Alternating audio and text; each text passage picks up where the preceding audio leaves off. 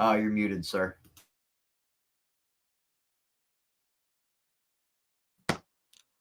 I apologize.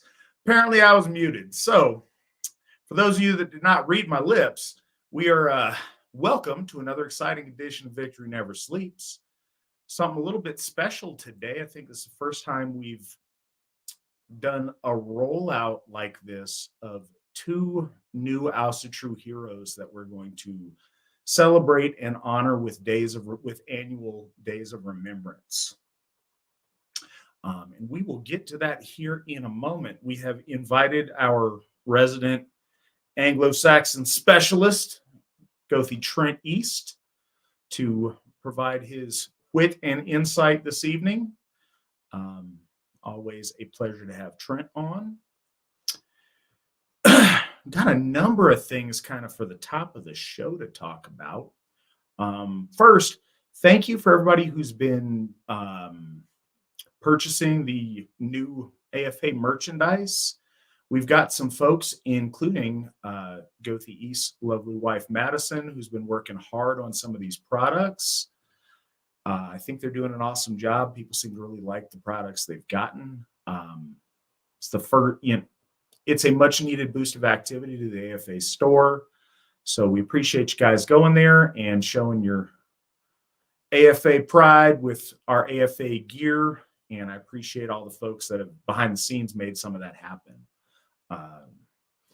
As featured on screen right now, if you want to wear my displeased countenance upon your person, you can get limited edition I'll Share Your Gothic Disapproval merchandise. It's a limited run, so people are enjoying them, getting a laugh at my expense, and raising some money for a really good cause on it. So please feel free to go over there and get them while supplies last. Also, we're dropping some new merch on you tonight. We've got a line of Odenshof merchandise representing the Odenshof red and white. And that is a really accurate drawing of the Hof itself there on the front cover. Or I'm sorry, on the back of the shirt. Yeah, go by, get stuff. It's not just shirts. Because of the way that we're running it with the store, you can get a lot of different items. And we're dropping another kind of special one with its own special little link here.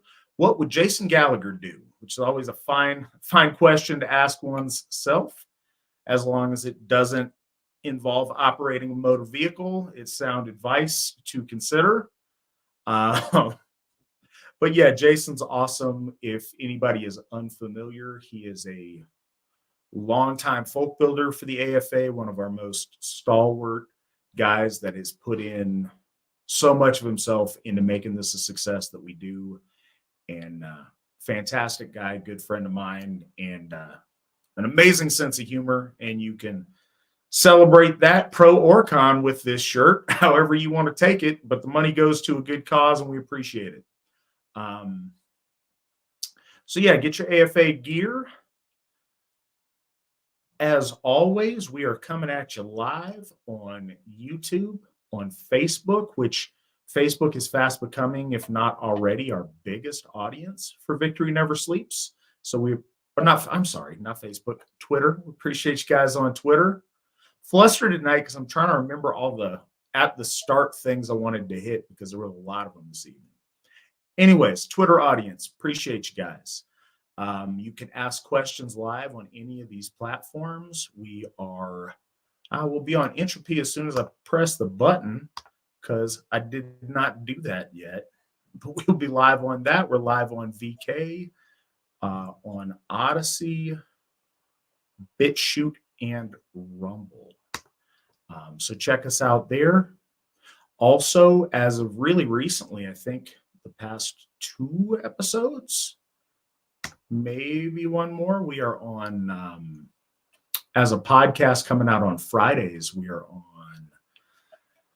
Spotify, iHeartRadio, Amazon Music, and Apple Podcasts. So you can get us all these different locations so you can kind of consume this in whatever way is most convenient for you and how you like to get your podcasts.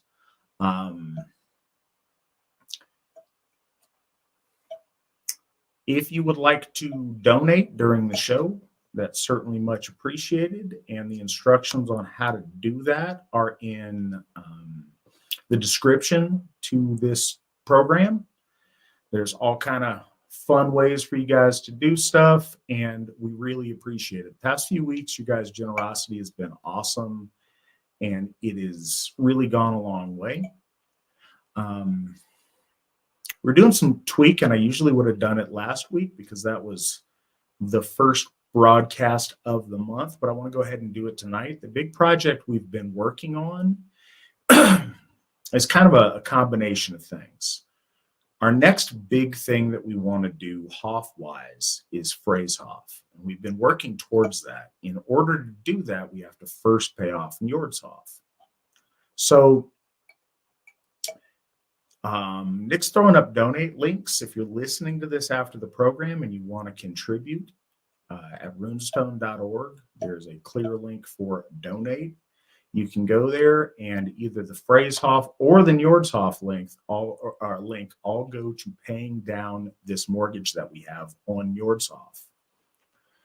I ran the percentage numbers a while ago. It's over 70% we have paid off. The initial amount we had to that the Hoff cost was $245,000 even, and we now are under $90,000 that we still owe. We're $89,439.35. So that's awesome. That's huge progress. It's less than 2 years worth of progress, and we're already well over 70, I think we're like 72% or something paid off.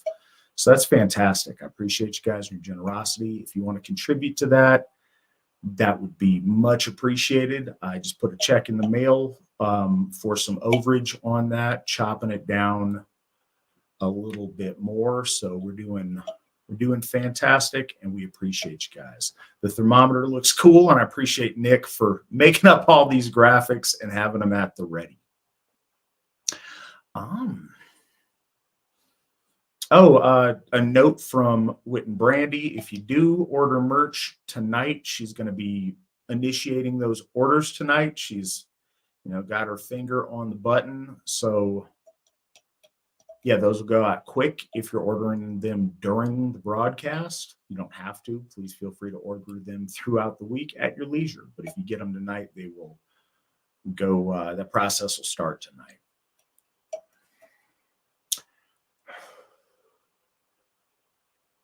Trying to think if there was other stuff. Oh, sure. We should talk about our next 2 upcoming events, national level events, that is. We've got Midsummer. It's our biggest event of the year at Odenshoff in Brownsville, California. If you haven't been there, you should come check it out. If you have been there, you should come and revisit it. I would look forward to sharing Midsummer with all of you guys if you can make it. It's likely to be our biggest event of the year. It's not a promise. One of the other ones could blow it out of the water, but it usually is the biggest one of the year, and it's really nice. It's at our first Hoff. It's a Hoff that we will. This is the 8th Midsummer at that Hoff, at Odenshoff. That's 8 years worth of our might, of our energy, of our sacrality that we've poured into our first real sacred space here in the United States. People who go there frequently remark that when they go there for the first time, visitors or people, Asatru or otherwise, that, it's really, they can feel it. They can feel the energy there. It's a really special place, and I would love to share that with you guys. So think about doing it if you can. The following month in July, we are going to have Sigerbloat at Sigerheim. It's going to be awesome. It's going to be hot, but it's going to be nice. We're looking forward to it. It is a beautiful, beautiful piece of land. It's a very special place. There's a lot of things we're going to be doing in the future there.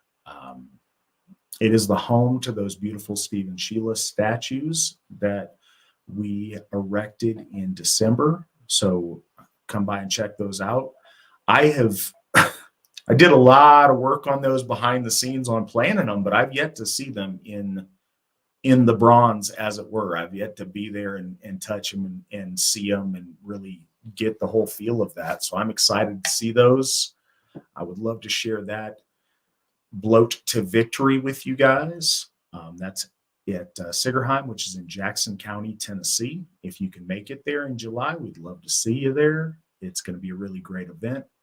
Certainly was last year. This is the second annual Sigger Bloat, and we'll have many more to come in future years.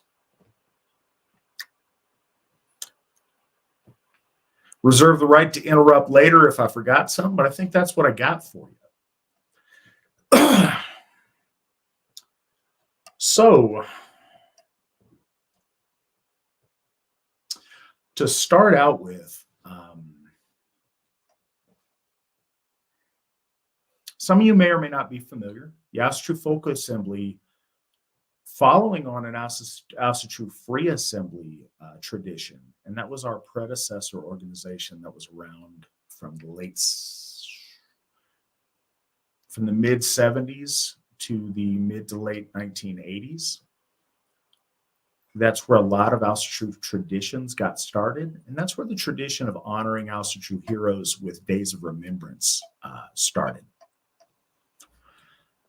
We have added to that over the years, here and there, as we've discovered individuals that are worthy of that recognition and celebration, and as we've kind of pondered and learned and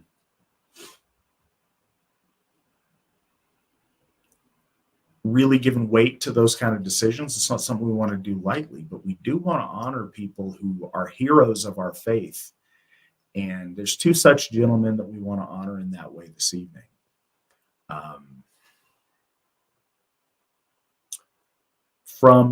They're often overlooked and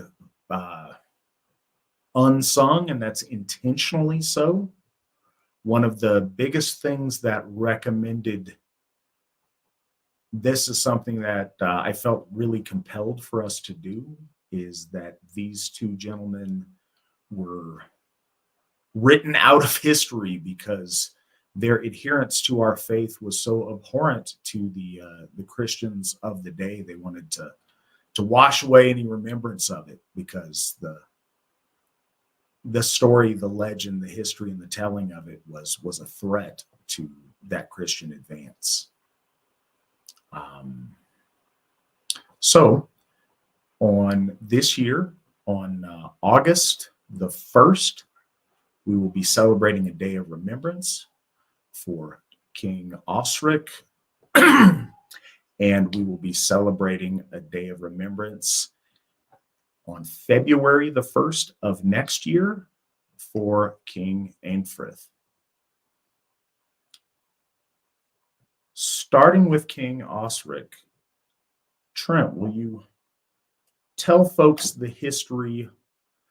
Actually, before we do that, and I would like you to start with Osric, but can you give people a little bit of background, folks that might not be familiar with the time period? Tell folks, what year and what era we're talking about, and kind of set the scene, if you will. Yeah, absolutely. So this is the mid 6th century, it's the mid 500s, and the Kingdom of Northumbria in Saxon England. That's the northernmost. It's like the area of Yorkshire and lowland parts of Scotland, essentially, is in its ascendancy. The King Edwin of Northumbria had united the two kingdoms that it's comprised of, which is Bernicia and Dara, and he converted to Christianity, which upset a lot of people, as it should. And he was killed in battle by King Penda of Mercia and a Celtic Christian king of somewhere in Wales named Cadwallon. And in the wake of his defeat, the two kingdoms that comprise Northumbria, Dara and Bernicia, split apart, and one was taken by his cousin, King Eanfrith, took Bernicia, and his son, King Osric, took Dara. And at that point, they both renounced Christianity, even though they had been baptized into it. And that's where we're at. And what year was this? What year was that battle? The battle was 533, I believe. Maybe it was 633. 633. All right. So it's century then. So we have Trent on tonight because he is very proud of his English heritage. He is kind of our resident authority on Anglo-Saxon things. And tonight we wanted to talk about two Anglo-Saxon kings. Their reign was incredibly short.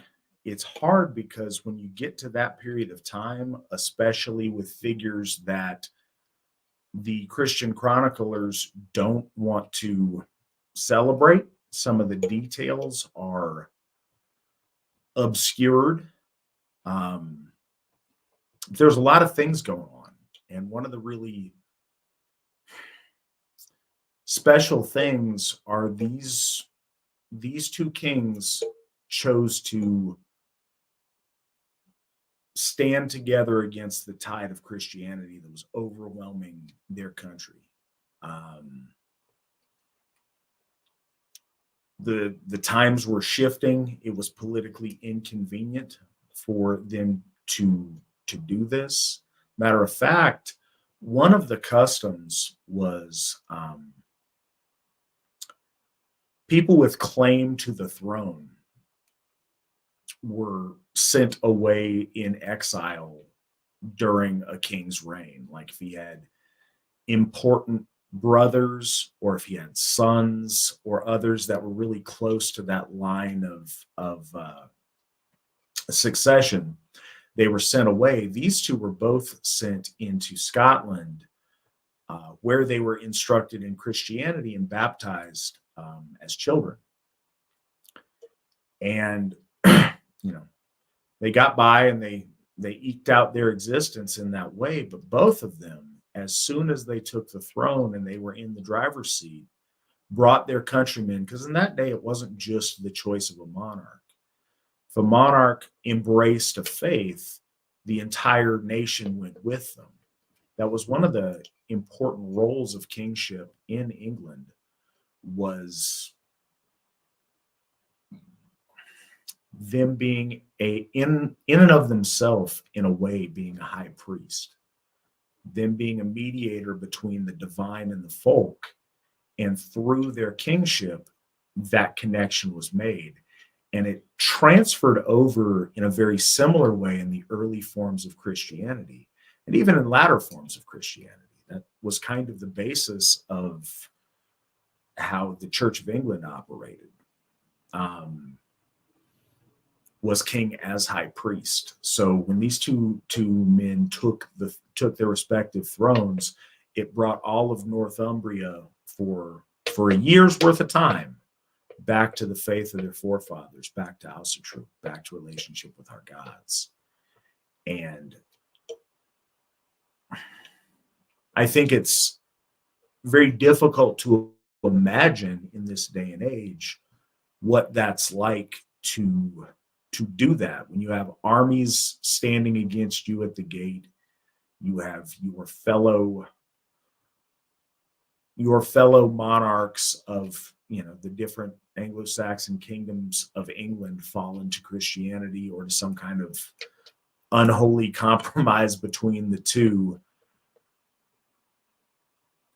And your predecessors have already converted your homeland, but you come back from exile, you take the throne, and you try to fix things and bring things back before our gods and stand against all odds to do what's right for your folk and your countrymen and bring them back in troth with the Aesir. And short-lived, it was just about a year. There's no really good dates on when both of these two gentlemen were killed. And it was interesting because the savagery on display wasn't by the so-called heathen barbarians. The savagery that was on display was by this Welsh Christian who was, raping, pillaging, and slaughtering across the countryside and bringing the kingdom to ruin. Yeah, you found an interesting note. Can you kind of tell about both of these men's demise, Trent?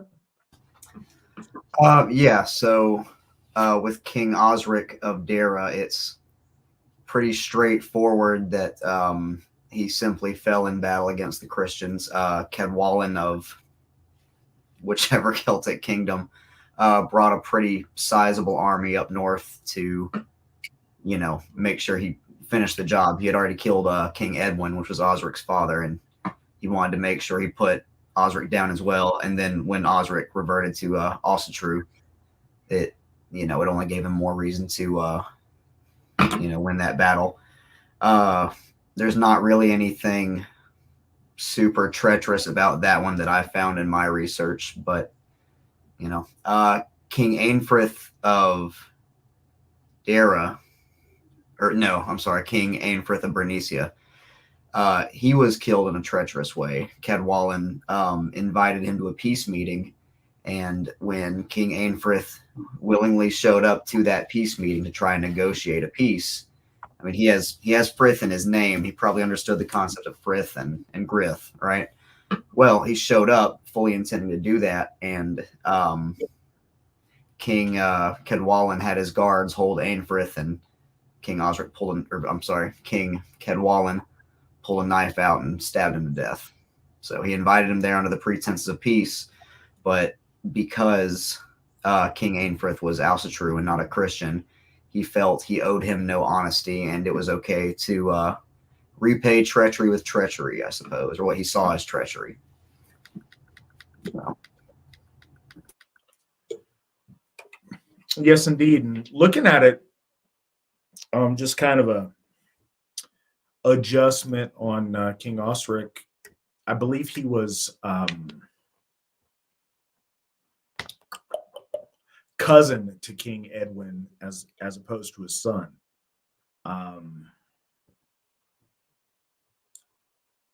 But yeah, both these folks had a very short moment in the sun. And what they did was, what most of the chroniclers, the Christian chroniclers, took the tradition of was extending their Christian successor Oswald's reign by a year. So they would reckon the time by the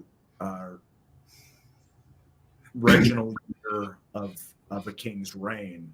So in such and such a year of the reign of King Oswald. Well, they added an extra year at the beginning to kind of try to erase this period from history. But that is a wrong that I wanted to undo here tonight to the best of my ability and going forward, so that we celebrate the courage to stand with a kinsman against the entire weight of history that's coming down upon you for what's right and for troth to our gods. And, in many ways, it wasn't just a religious conflict, but that was heavily factored in. And that was a big part of the culture of the time and the way these people were treated by history. These are two kings and two in their time for their kingdoms, the high priest of the Aesir to their folk. And both of them stood strong, brought their people back to our gods, reestablish that troth, even for a short window. I've mentioned our gods exist in mythic time, and the way we reckon time is really different. That counts. Even small moments of time stand out and count in the memory of our gods. They're not, washed away by history in the same way that modern people tend to reckon history. I think it's really important when we look at historical folks that we do our best to empathize with their situation. They existed, they were real, they were like you and I. They had the same brain capacity, the same physiology, the same tendency to fear or to comfort or to weakness or to going along with the crowd as anyone else. They had the same emotions that you and I have, but they both made a choice to define themselves by their troth to the Aesir, and at great personal risk, and in a way, great personal cost. I think that's really important for us to remember that, because it's easy to look at folks in history as if they're part of a movie or something that's not real. No, these were flesh and blood people like you and I. They just chose to be heroes. So yeah, I want to celebrate them, and that's kind of what we're doing tonight. We're happy to answer any and all questions you guys might have about either of these two heroes of Asatru, or about anything else you want to talk about. To start with, we've got, as always, Ronald Blake doing some donating. Gave $30 to South Africa. Thank you very much. We'll make sure that goes to help our folk over there. And bought us a coffee. We appreciate that. And also $30 towards the Baldershoff Fund. Baldershoff needs work on their steeple situation, so that $30 is much appreciated. Taking a second to look over at the chat. Trent, do you have anything else that you'd like to add about these two men, or about that time, or about that situation? Yeah, I guess I can add some more kind of historical context with how these events were recorded. It was recorded by a Christian monk. His name would have been pronounced Beda, but that's like saying Tacitus, and I'm not going to do it. The Venerable Bede, because that's how it's spelled, was a Northumbrian monk himself, writing after the time of Osric and Eanfrith, of course. But that in itself is the biggest reason why nothing about their reigns were recorded. However, it's worth noting that both Osric and Eanfrith, when they, rejected Christianity and re-embraced the Aesir, there were no riots, there was no instability or anything from their people. However, when Edwin, their predecessor, who had become the first Northumbrian Christian king, accepted Christianity, there was unrest, there were riots and rebellions and things like that. But Bede's not going to emphasize that in an ecclesiastical history of the English people. So, suppose that's important too. And he's the guy. If you try to read about any Anglo-Saxon history, the venerable Beda, or whatever, the venerable Bede is the guy. He is the chronicle source for the stuff, and it is an ecclesiastical history, and he is very much under the sway of the White Christ.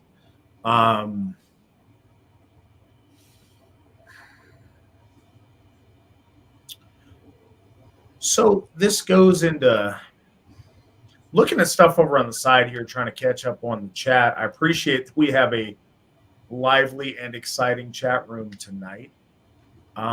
There's a few questions coming in, and I think the first one is kind of interesting. And I'll let you take the first swing at it, and then I want to go for it as well. Owl of Omens asks, what are your thoughts on a Angliss, I think is how you'd pronounce it, revival? It's English. There's no H in there. Language works. But fanciful as folks' language, or at least as an ecclesiastical language. Yeah. What do you think about that? The English thing sounds cool in theory, but it's I'm trying to think of a different word to use, but Spawn used it once in a context that made sense. Let me use it, so forgive me. English, using it in any context really is kind of just masturbatory. It Keeping it classy. Yeah, I gotta.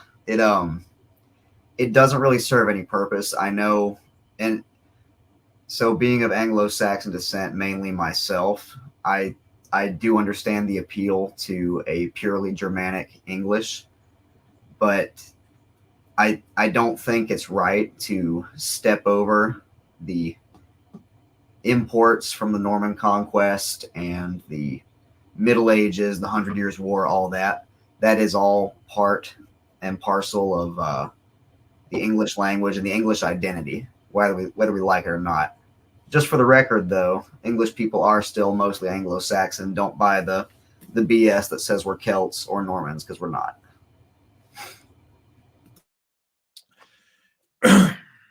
So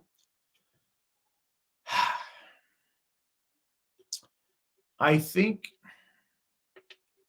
I first heard about this as a thing probably 10 years ago or so, of the let's remove French words out of our vocabulary. Let's remove Latin words. Let's remove any Greek-based words. Let's keep it all like Anglo-Saxon, Germanic words. And it's cool and it's kind of fun. And I get the idea at the outset as far as, keeping it local and folk custom. And I think that's neat. And I think I would have much more of an argument for it if we lived in England, but we don't. And I say we. Hopefully we have lots of Englishmen listening to this. And if you guys want to do that, by all means, please do. And that's exciting. And I celebrate you. I am wearing the yellow and red, repping the Northumbrian colors. But it's a little bit different in the United States. One of the things, our folk dispersed widely as Aryan people, as Indo-European people. I'm using the air quotes, but you can't see it on this screen, so it's kind of silly, but I'm bringing it in with the air quotes.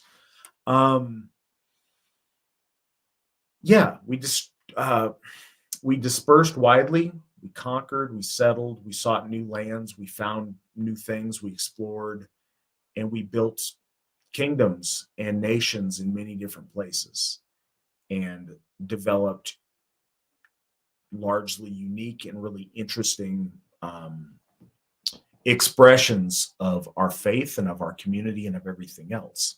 One of the things about Asatru in the 20th century and now in the 21st is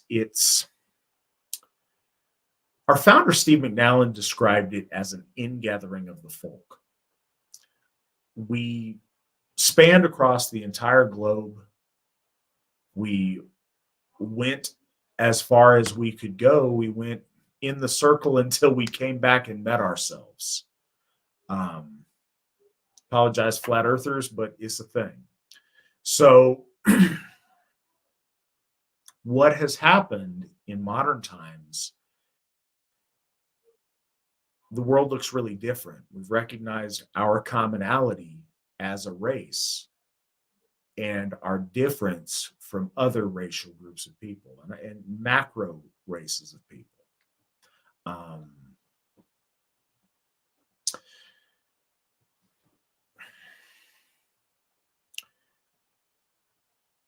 Because most of us in the United States come from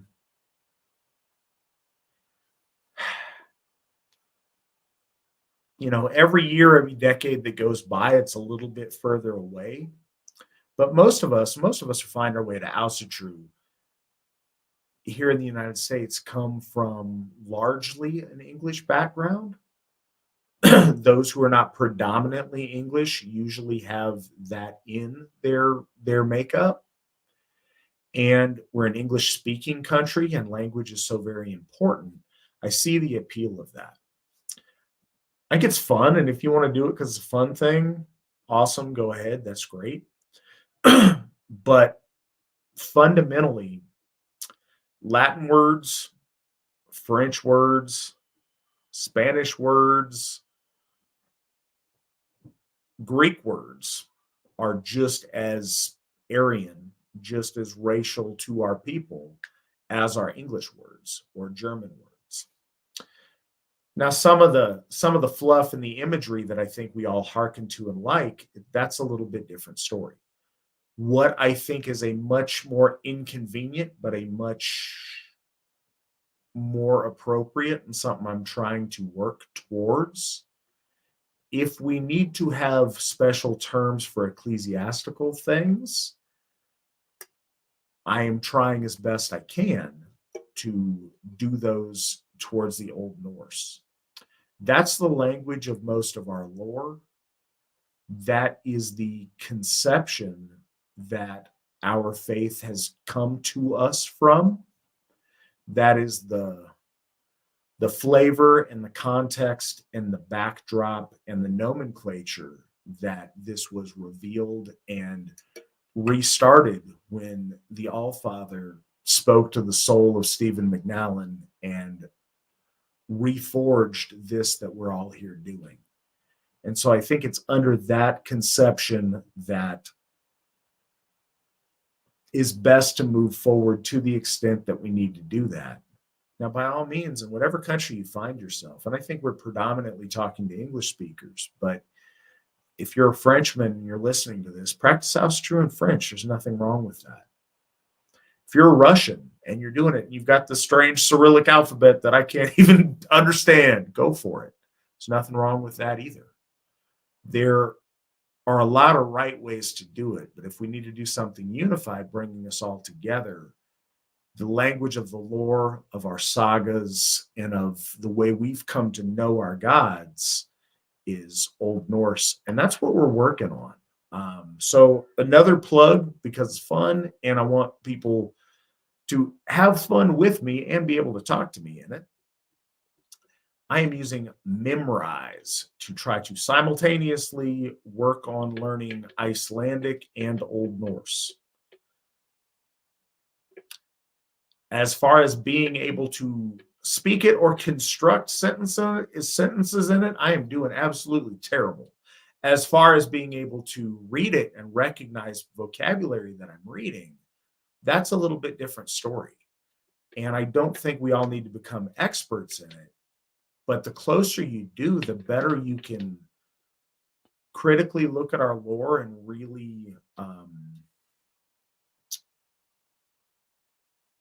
really get the full dimension of it with the nomenclature and the naming and the implications of some of the vocabulary.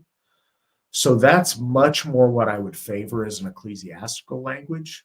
As a fun folk thing, if you and your buddies want to do the English thing, that's awesome and cool, and there's nothing wrong with that. But Asatru wide, we're trying to do something that is uniting our folk globally.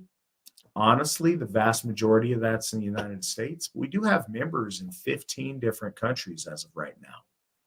So by all means, do it in your local language where you're at. And if we all need to come together on an ecclesiastical language, I think Old Norse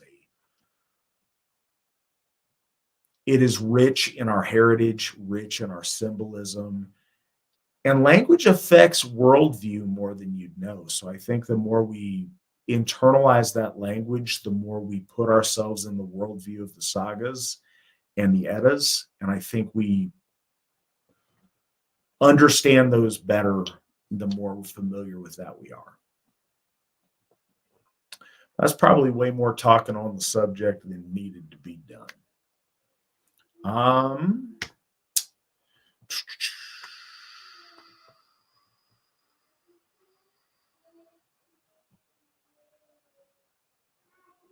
All right, cool. So on the side, while I've been yapping at you, Rob donated $100 to the payoff of Njordshof, and Mike Cosgrove donated $50 towards the payoff of Njordshof. That's awesome. Thank you so much, guys. I think that is enough to get me at the next. Don't ask me how he's figured it out, but Law Speaker's got the payment schedule figured out to where we need to, if we're going to pay overage, pay it in chunks. That should get us to our next chunk. So I'm probably sending another check in the mail tomorrow. Thanks, guys. We appreciate it. Our next question up is from Jay Barmore. I have a legitimate question. What are your thoughts on hell worship, considering in today's time, we won't die in battle, most likely. We will end up in old age or sick. Trent, go ahead and take a swing at this. What are your thoughts? Yeah, this is a topic I've spoken about a few times. It's an important one. So hell is, of course, one of Loki's children who we don't worship or venerate in any form. And while hell is not antagonistic, I suppose, and she is still one of Loki's children. And the biggest reason that we don't worship her or venerate her name in a circle, for example, at Bloat or Sumbul or like Welcoming the Gods, if you've been to a national event, is because when we do those things, we're inviting the Aesir or whoever we call out to, be it an ancestor or a hero or whatever, to sort of join us in that moment. And in a big AFA circle full of, healthy men and women and children and pregnant ladies, you wouldn't invite death to sit at your table. You can honor her sort of privately, I suppose, if that's what you're feeling like doing, but you wouldn't give her a place at the table, to quote a friend of mine from Odenshof. Yeah, this is interesting, and I think that, as I've said so many times on the program,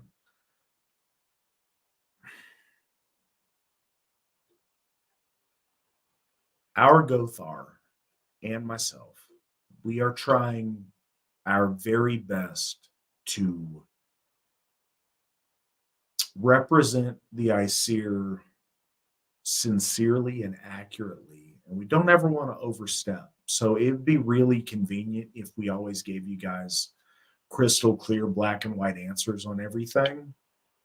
That would work best for us, but it wouldn't be the right thing to do when that's not something that is crystal clear. There is a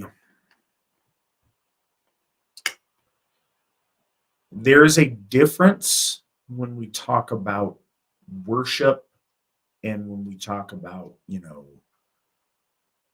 respect and giving honor and giving a nod to versus giving devotion to. And it may seem like semantics, but there's kind of there's a fine line there. Hell is not one of the Aesir. She exists. She serves a function. We have no reason to think that she is evil or terrible. In our lore, she's very reasonable. When the Aesir wanted to bargain for the life of Balder, she was very reasonable with that. The story of the Hell Ride and visiting and seeing Balder being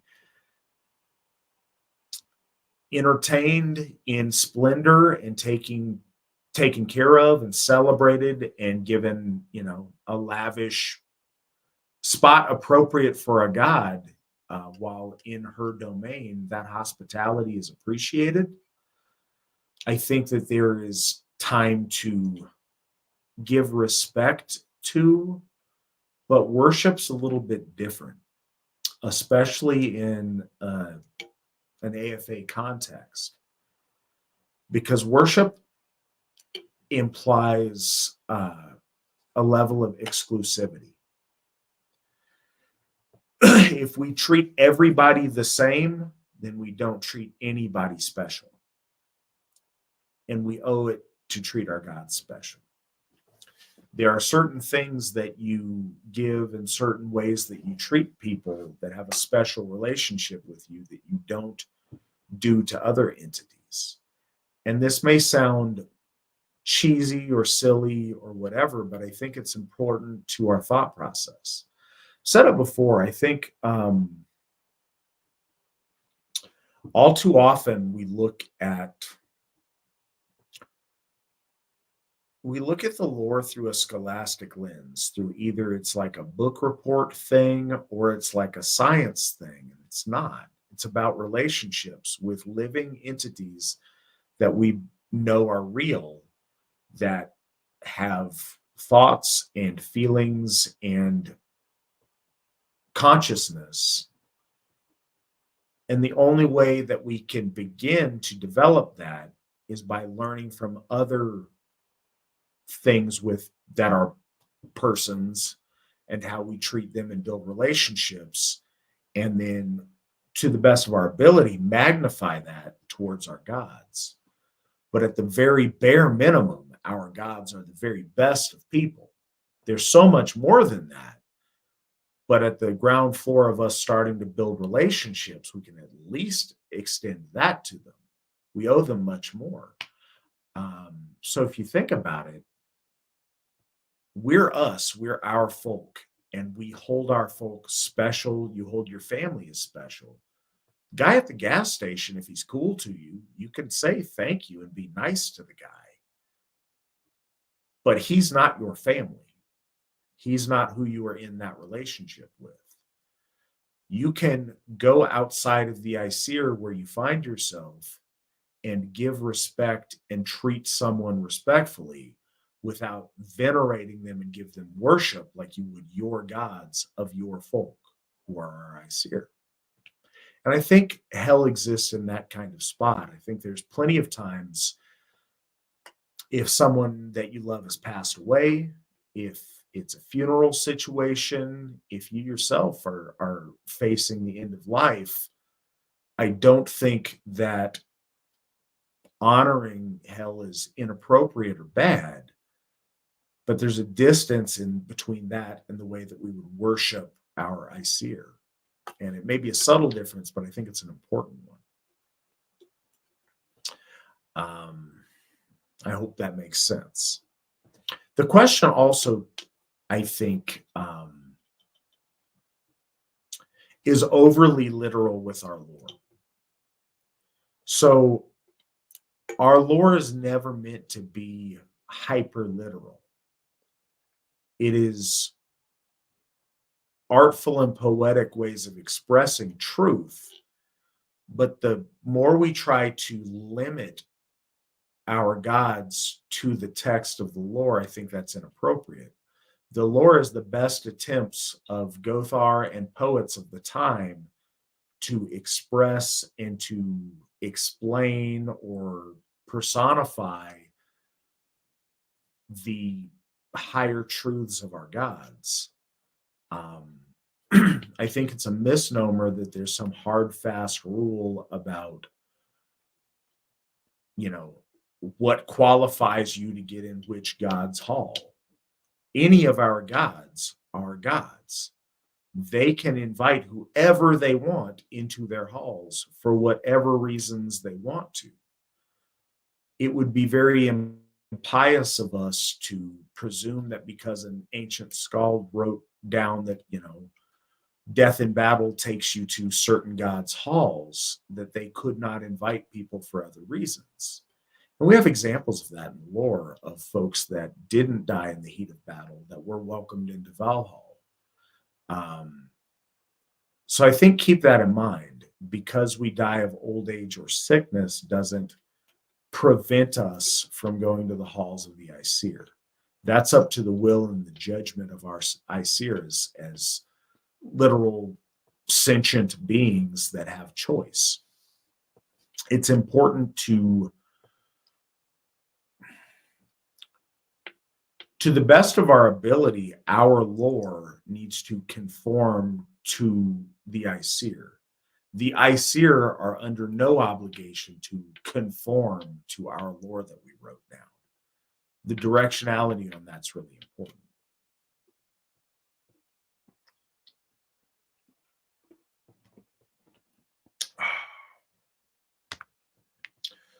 All right, so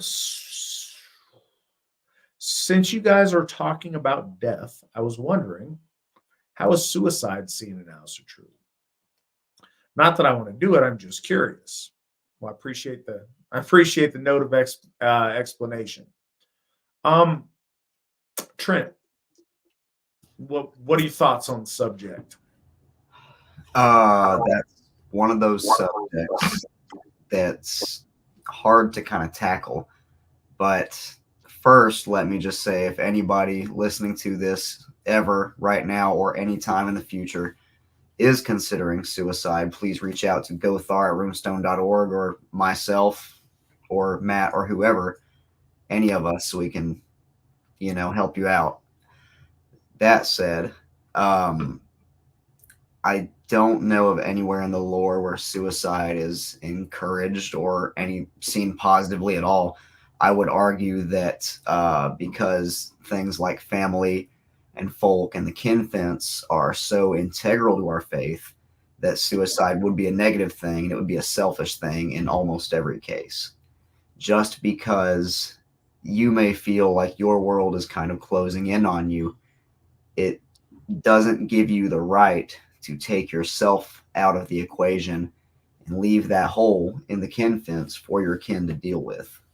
That's my view on it, and I think that's at least close to the AFA's view on it. All right, so before we do that, Sarah bought us 4 coffees. Thank you, Sarah. We appreciate it. And Monk donated $100 to Sigerheim. Thank you very much, Monk. We'll make sure that goes to good use, and we very much appreciate it.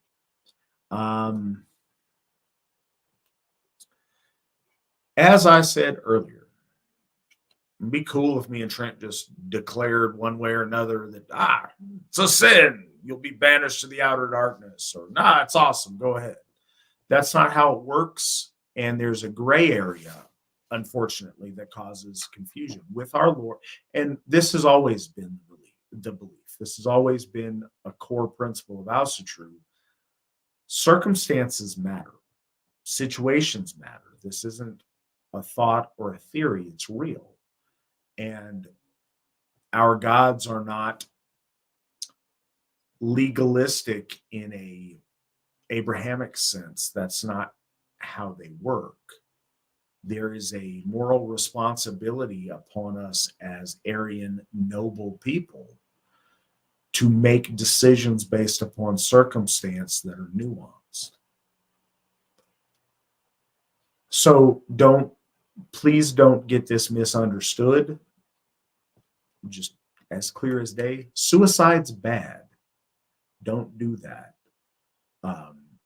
It's silly, but I don't mean that silly at all. As of now, suicide is the leading cause of death in the Asatru Folk Assembly. We have a lot of people who are greatly affected mentally by the circumstances of the world that we live in. There is a lot of things in this world that will depress you and bring you down. And as we've seen, especially if you are a heterosexual white man who is traditionally minded, if you have the strength and the folks there to help you see, there's also beautiful opportunities that we have that we're sharing together as the Asatru Folk Assembly. And I'll get to the meat of the question, but I'm trying to get to the most important parts first. And I want to say this: if you find yourself, if you are hearing this broadcast, if you're in the AFA or not, no matter who you are, and I really mean this, and I don't mean this about everything, and I wouldn't say it about everything. On this, literally, no matter who you are, if you are hearing this and you are in a place where that's something you're thinking about, there's no rush. You're contemplating a permanent decision. I'd ask as a favor, please reach out to one of our Gothar and give us an opportunity to talk to you. You can do whatever you're going to do, but we would really like a chance to talk to you about it before you decide on that. I wish I could have had that conversation with a number of people who we've lost who have made that choice. Maybe it could have been different. I'd like to think it could have. We don't have any belief that suicide means some kind of eternal damnation.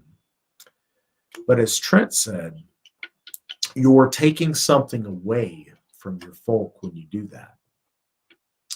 The Have 'em All talks about that a lot. And if I had thought while I read this question, I would have texted my wife. Mandy is, don't tell nobody, but Mandy is my secret source on Have 'em All thumping. If I need to get like a particular Have 'em All verse, she's really good at that. But it talks extensively about how, the lame can ride a horse, about how, the deaf can do stuff and the blind can. It talks about a number of infirmities and how there's still things those people can do to help their folk.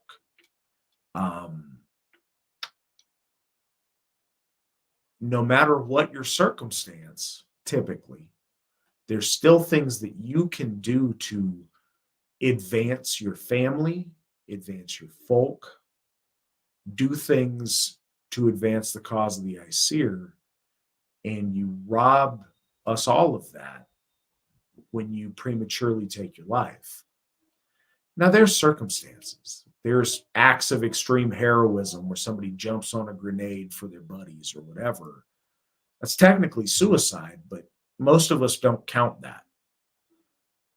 There's I can't think of an example in the lore of that per se, but there's a practice that I read for the first time in Metaphysics of War by Julius Evola of something that Roman generals would do called the devotio. That's probably not how they pronounce it in Latin, but a general as a final, if they needed to turn the tides of battle and they were losing, as a final offering to Mars, they would charge headlong into the enemy and offer themselves up as a sacrifice for victory. Like, there's circumstances to where there's something to be said for it, but for the vast majority of us, no. That's and so here, when the question's asked, we don't want to say anything at all that would encourage people to do that. Because as we said before, there's always opportunities. Every day provides opportunities. Opportunities to advance our folk, your family, and the cause of the Aesir. But we're also speaking to those who have loved ones who've already made that choice. And I don't think that choice is an automatic, something terrible in the afterlife. We also believe in the idea of posthumous ascension. And we believe that there is life after this physical life in Midgard. where hopefully some of these things can be worked out and there's still opportunities to advance and to become more. And we believe that strongly. So, if you have a loved one that chose that path, don't forget about them. Don't forget to honor them. Don't forget to tell stories of them and speak of them.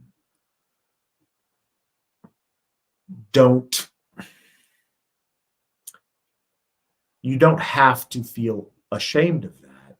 You can still celebrate them, and your celebration of them raises their status beyond the veil. But I mean this. Anybody out there who hears this or sees this at any time, if you're at that point where that's something you're thinking about, please contact any of our Gothar, or please contact me. Matt Flavel at runestone.org, or you can give me a call, 907-350-8252. Please do that before you make that choice. There's no rush, and it is something you can't take back.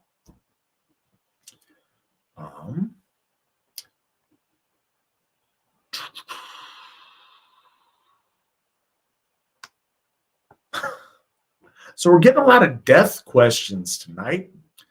Didn't intend to take the conversation into something grim, but we will go wherever you guys want to take us. Wolf Throne asks, what are your thoughts on the Greek Hades being the same being as the Norse Hell? Both underworlds are named after the death deity, and both underworlds have a place for the damned. In Hades, it's Tartarus. In Hell, it is Nastron. I thought it was an interesting correlation. Trent, what are your thoughts?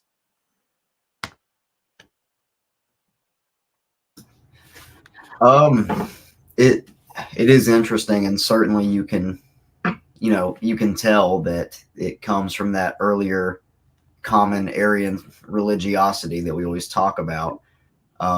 Somewhere in our past, our ancestors would have, those two places would have been one place, and they are one place, in my opinion, and they would have been known by one name.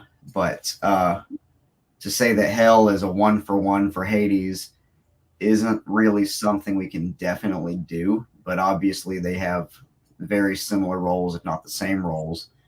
Nastron and Tartarus, I think, is probably a safe one for one, bet there. It's and it's something Spawn talks about on here a lot, I think, is just that with the different Aryan faiths, it's just because of language drift and culture drift and things like that, we're never really going to be able to put all the puzzle pieces together of the different faiths and make them all perfectly fit like a lot of other online pagans like to do. That being said, there's definitely something there, and they are very similar, and they're similar because they are the same thing in some ways, even if some of the names are different or whatever. But yeah, it's the same, but it's not a one for one. That's pretty much my final answer. What Trent said. No, it's so okay. So it's very nuanced.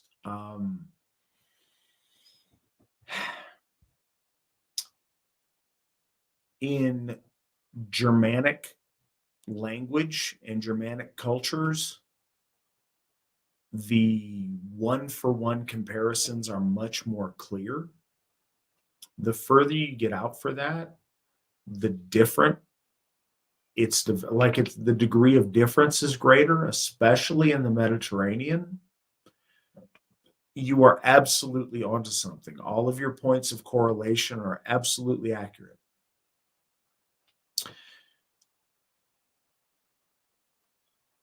The road to hell is guarded by Garm. The underworld is guarded by Cerberus, both hounds. Cerberus got that tripartite that Swan likes to talk about. No, yes, they are absolutely calling upon the same root and the same truth. What that looks like may differ. The the particulars of the deity that occupies that spot, again, our lore gives us the best image that we have of that person and of that place. That would be described to a Greek in 400 BC very differently than it would be described to a Norseman in 800 AD. The truth is the same. The particularities are going to differ a little bit over time. And we'll know how close those hit the mark when we're on the other side. But yes, those things are very similar, and that's not by happenstance. It's because they come from the same root. I'm just trying to make sure I'm catching any of the things over in the side chat. Jay, I will definitely be reaching out to you. I'd like to talk to you more about whatever circumstance and see what's what and explain more clearly if I can.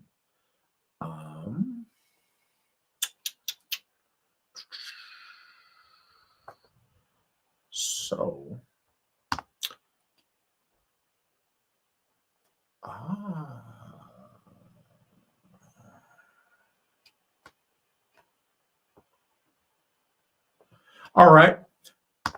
So, guys, it's 7 o'clock. It's only been 1 hour. Where are my questions? We need questions. We need questions about Anglo-Saxon England. We need questions about Kings Eanfrith and Osric. And we want to answer any and all questions you might have about literally anything. But I'm going to do a longer show than 1 hour, and I don't want to have to, freestyle for you guys. So let's get some questions going here. I know we've got some out there. What do we got? Excellent.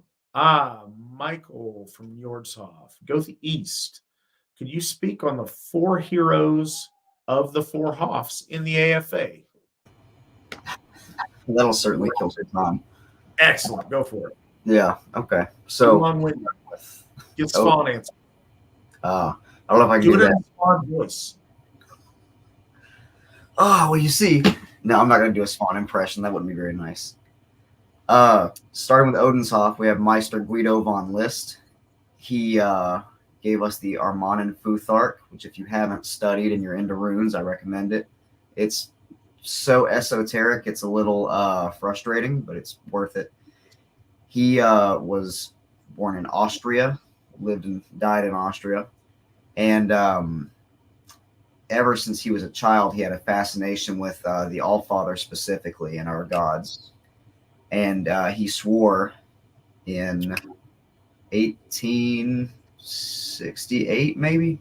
I forget the exact year, but he swore to build a temple to Wotan or Odin as a kid. And his father, who was with him at the time, sort of laughed it off. And of course, Meister von List did not build a temple to Odin himself, but he is honored at a temple to Odin, the first one in at least 1,000 years. For Thorshof, we have Alexander Rudd Mills, who was Australian. He founded the Anglican Church of Odin, I believe it was called. Anglican being a word for the Anglo-Saxons, so kind of fitting this episode. He was imprisoned for a while during World War II because he rejected Christianity and tried to explore our ethnic faith in the correct way, the folkish way. And, people weren't a fan of that in Australia, which has always been kind of a left-leaning place in that regard. For Baldershof, we have the folk mother, Elsie Christensen. She's one of the heroes I've studied up on, not as much, I guess, because she's not some fantastical 1,000 of years ago, Norwegian wizard. But she was born in Denmark, and at the end of her life, she lived in Crystal River, Florida, which is not too far at all from Jordshof. We actually have some members living in that town. She brought Asatru, or Odinism as she called it, kind of back to the forefront around the same time as founder McNallen, and they were in contact at times. I wouldn't say they were close friends or anything, but they were in contact at times and working towards the same mission. Even if founder McNallen had a bit more success with it. Elsie Christensen did bring a lot of people home to Asatru. We have members today who knew her or read her writings at the time that she was alive. So she left a profound impact on our folk. For Njordshof, the real best Hoff, I don't say bestest Hoff, I say best Hoff because I'm a grown man, by the way. Shots fired. For Njordshof, we have the aforementioned Norwegian wizard, Raud the Strong. He was called a bloat priest, which is a Gothi. And he was known for remaining Asatru during the time of Olaf Tryggvason, who is the villain in at least half of our heroes' stories. Olaf tried many things to get Raud to convert to Christianity, even promising to be his best friend, because I guess Olaf thought Raud was a 6-year-old. And Raud turned everything down, the promise of best friendship, as well as fabulous cash and prizes and all this and that. At one point, Olaf tried to engage Raud in battle on the sea, and Raud allegedly cast some sort of spell or magic on the sails on his ship and managed to sail away through a windstorm of some kind, if I'm recalling it correctly. Eventually, though, he was captured by Olaf Tryggvason, who slowly and brutally tortured him to death. And through all of that, Raud did not accept Christianity. He did the right thing. He stood his ground, even though it cost him his life here in Midgard.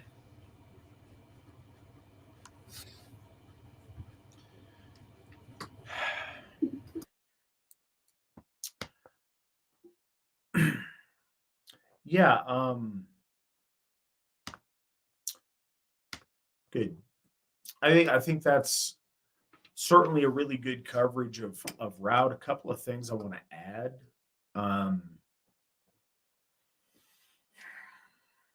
So Raud is one of the he's been on the list since the list was made, as far as I know. A whole lot of our Asatru heroes came from, in the very early days of modern Asatru, a reading of, I would say most of them came directly from the Heimskringla, which is the sagas of the kings of Norway. And so that's where a lot of their stories come to us from.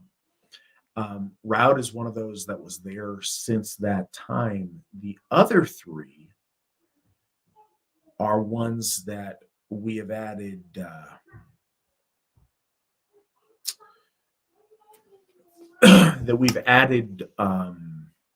during my time as Osric Gothi, and it was really important for me that we add some of our more contemporary heroes of Asatru.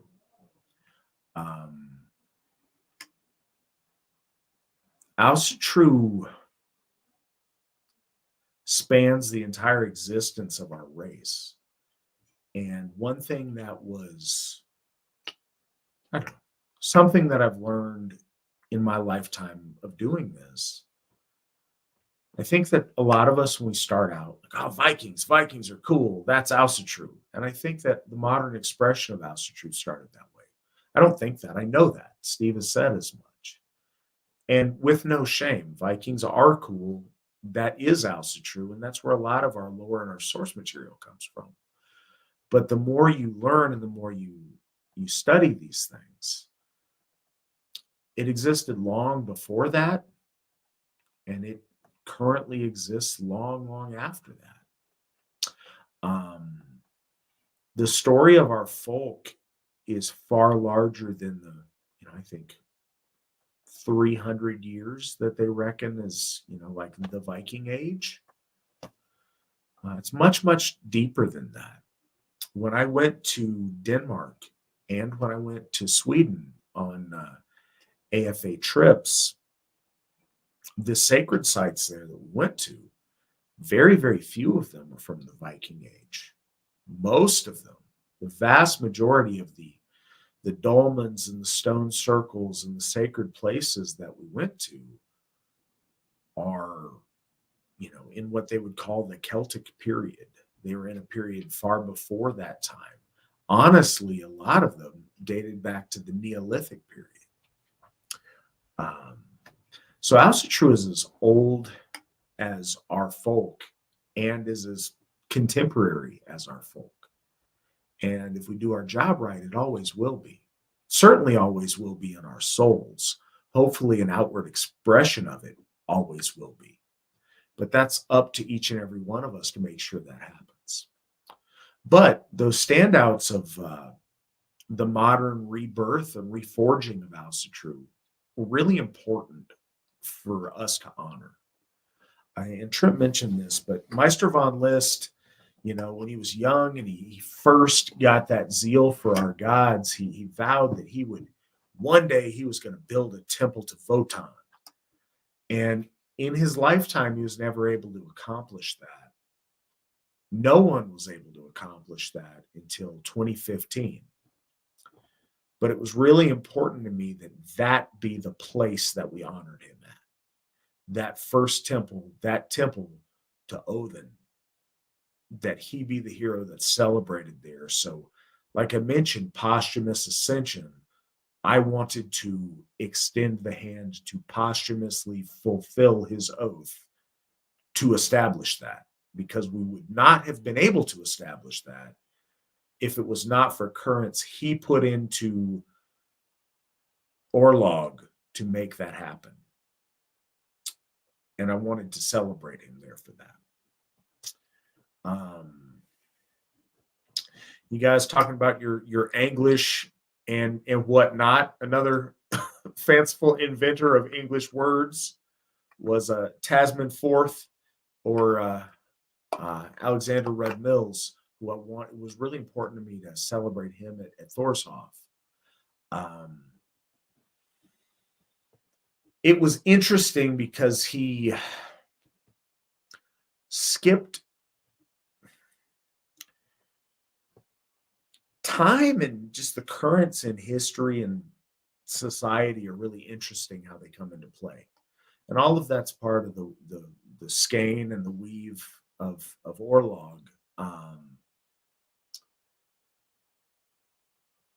In Alexander Rudd Mills's day, he was able to, in a completely modern way, with well-dressed, noble, successful, good-looking white people, do a version of this that we do. And he skipped through the whole phase of the LARP thing and the Viking dress-up thing, or the black metal t-shirt, skinhead tattoos on your face thing. He skipped all of those phases that modern Asatru in the United States. And if you're listening to this, it's not an insult to anybody that came from there, or that's maybe where they're at currently.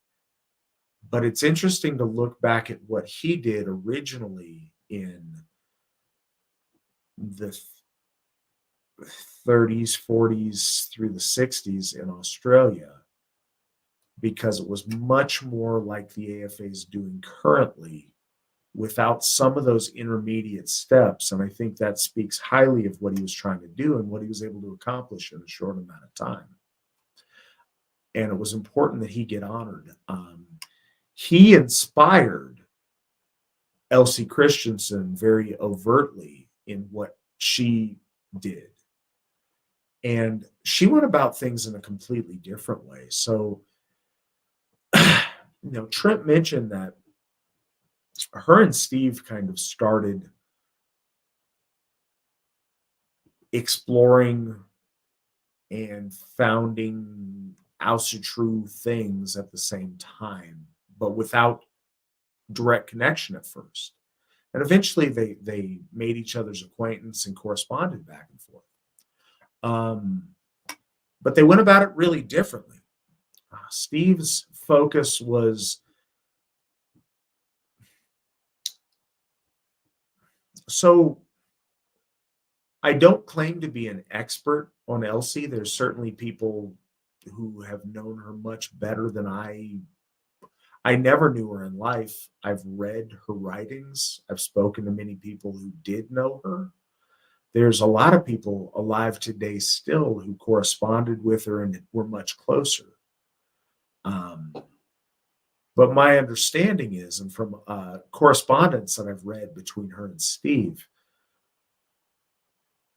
she knew that the spiritual aspects of Asatru were very important, but she wasn't,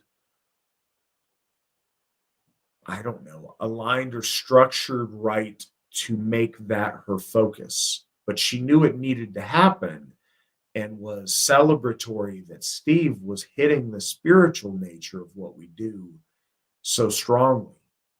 Whereas she was, dealing with wayward men, she was very active in prison ministry, dealing with men whose, lives were often in shambles,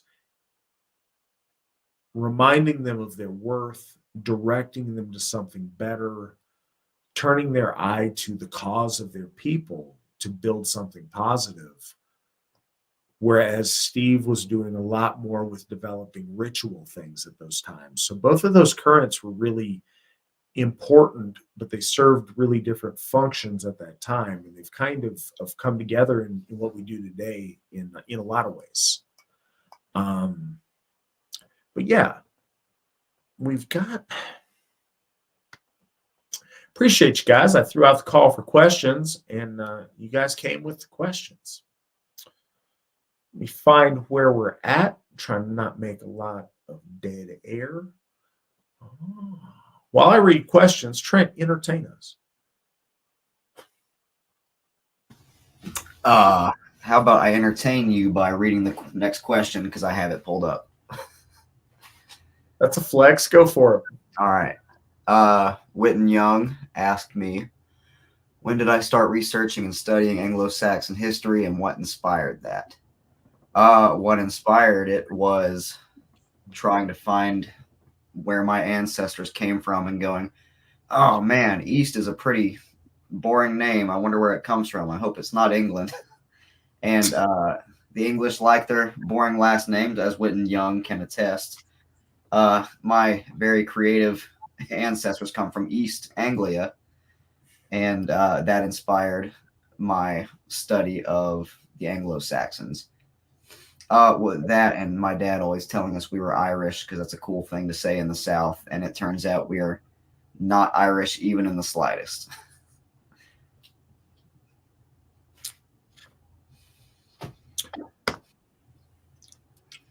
Barack Obama is also Irish.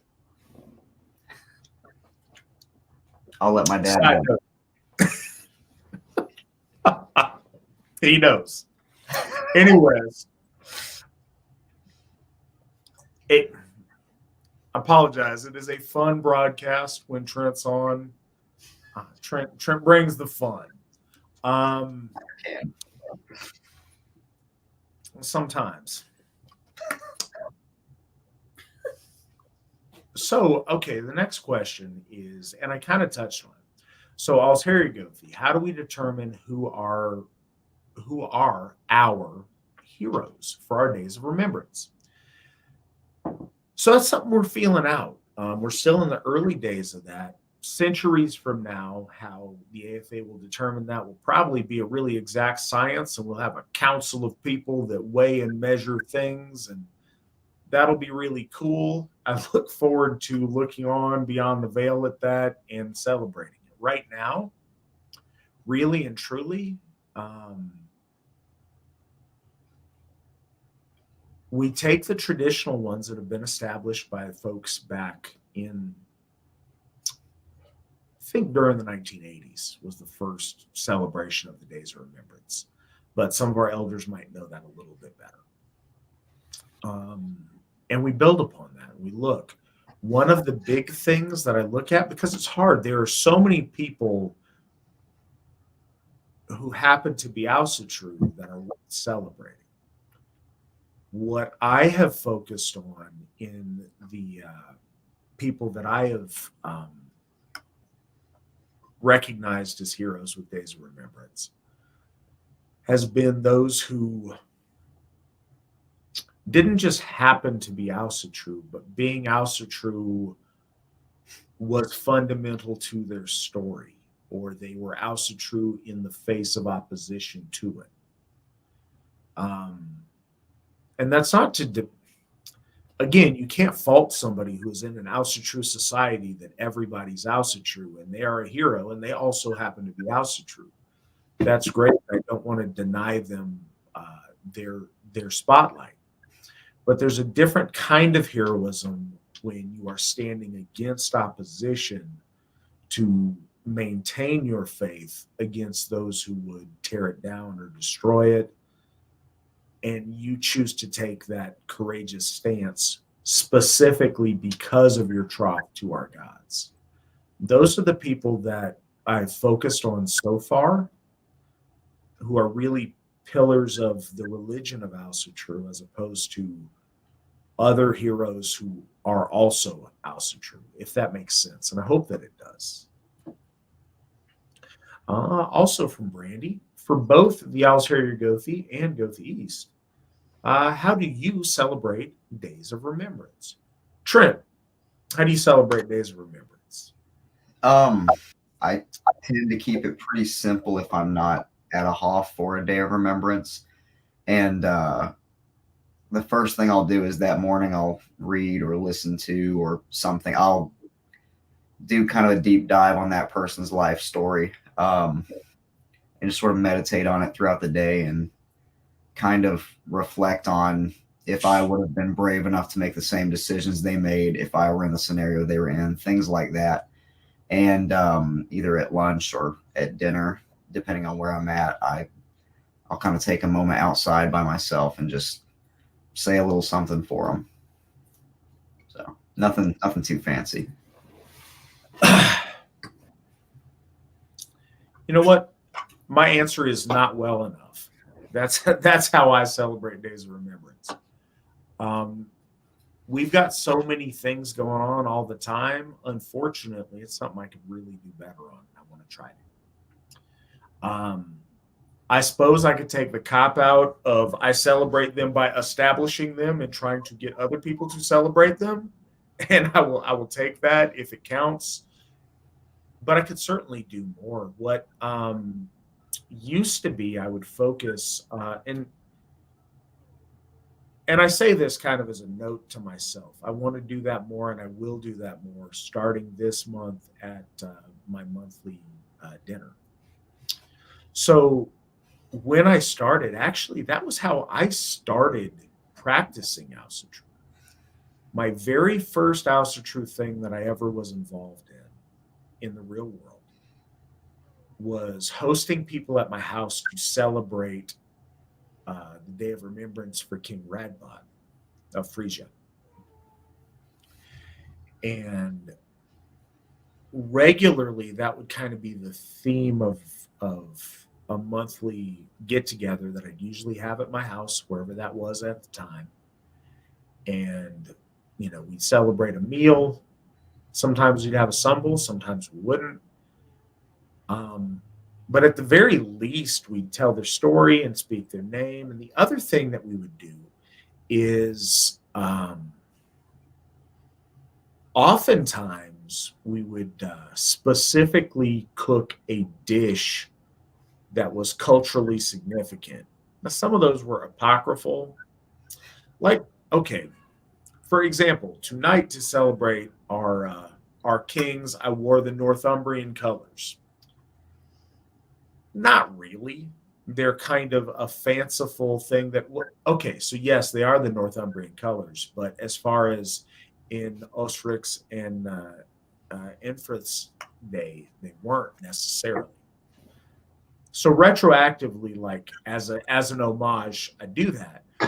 What we did for like to celebrate Radboud of Frisia. Frisia, for those that might not know, is in modern Holland or the Netherlands, and so we would try to find a dish from there. So that's where I came about my banana and sauerkraut dish. That's awesome, and you really need to try it. Also, we did snert, which is like a split pea soup that's really good. Call it a soup, not really. It's thicker than that, but it's really awesome. But yeah, we cook like an ethnically relevant dish to the culture that the hero was from. And I think those are really cool things to do, and need to do more of that. But that's what I got on it.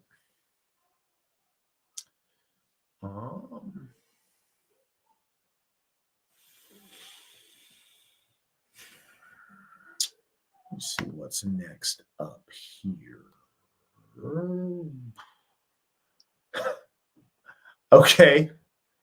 William of Normandy, great English king or greatest English king, asks Gothi Rob Stam. Trent, what are your thoughts? Don't use his other nomenclature, because I don't think that's fair and not a proper way to celebrate that monarch. No, as much as I am Saxon through and through, obviously I have some Norman blood, and I am proud of William the Conqueror's drive and ambition and things like that, even if Harold Godwinson should have remained king. But weird goes ever as it shall, right? Yeah, great king. Certainly not the greatest king. The greatest English king was Henry V, by far. Notable, probable homosexual Timothy Chalamet portrayed him excellently in the movie The King, which is on Netflix. Highly, highly recommend. Again, probable homosexual. Now, not William, but the actor, correct? All of the above. No, the actor. Oh.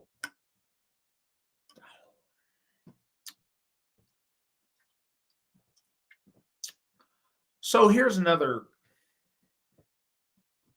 random side point, but something I thought about that is I suppose relevant to how I celebrate days of remembrance. You guys may notice in the way that I list them or talk about them, and I don't always do it perfectly.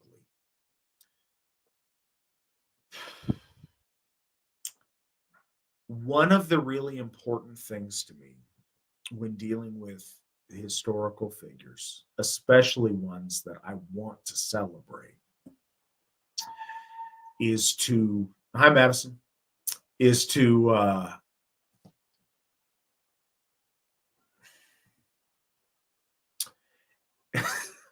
acknowledge their station in life. And this is, I guess this is a long aside, but I'll do it anyway. It always,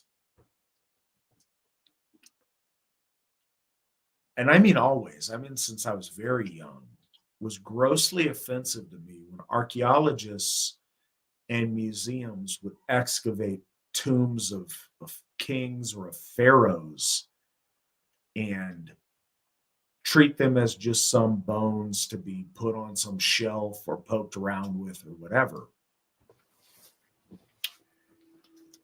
In the case of pharaohs, these were literal gods amongst men that ruled tens of, perhaps hundreds of thousands of people that revered and worshiped them and built these elaborate tombs to celebrate them and honor them after their death.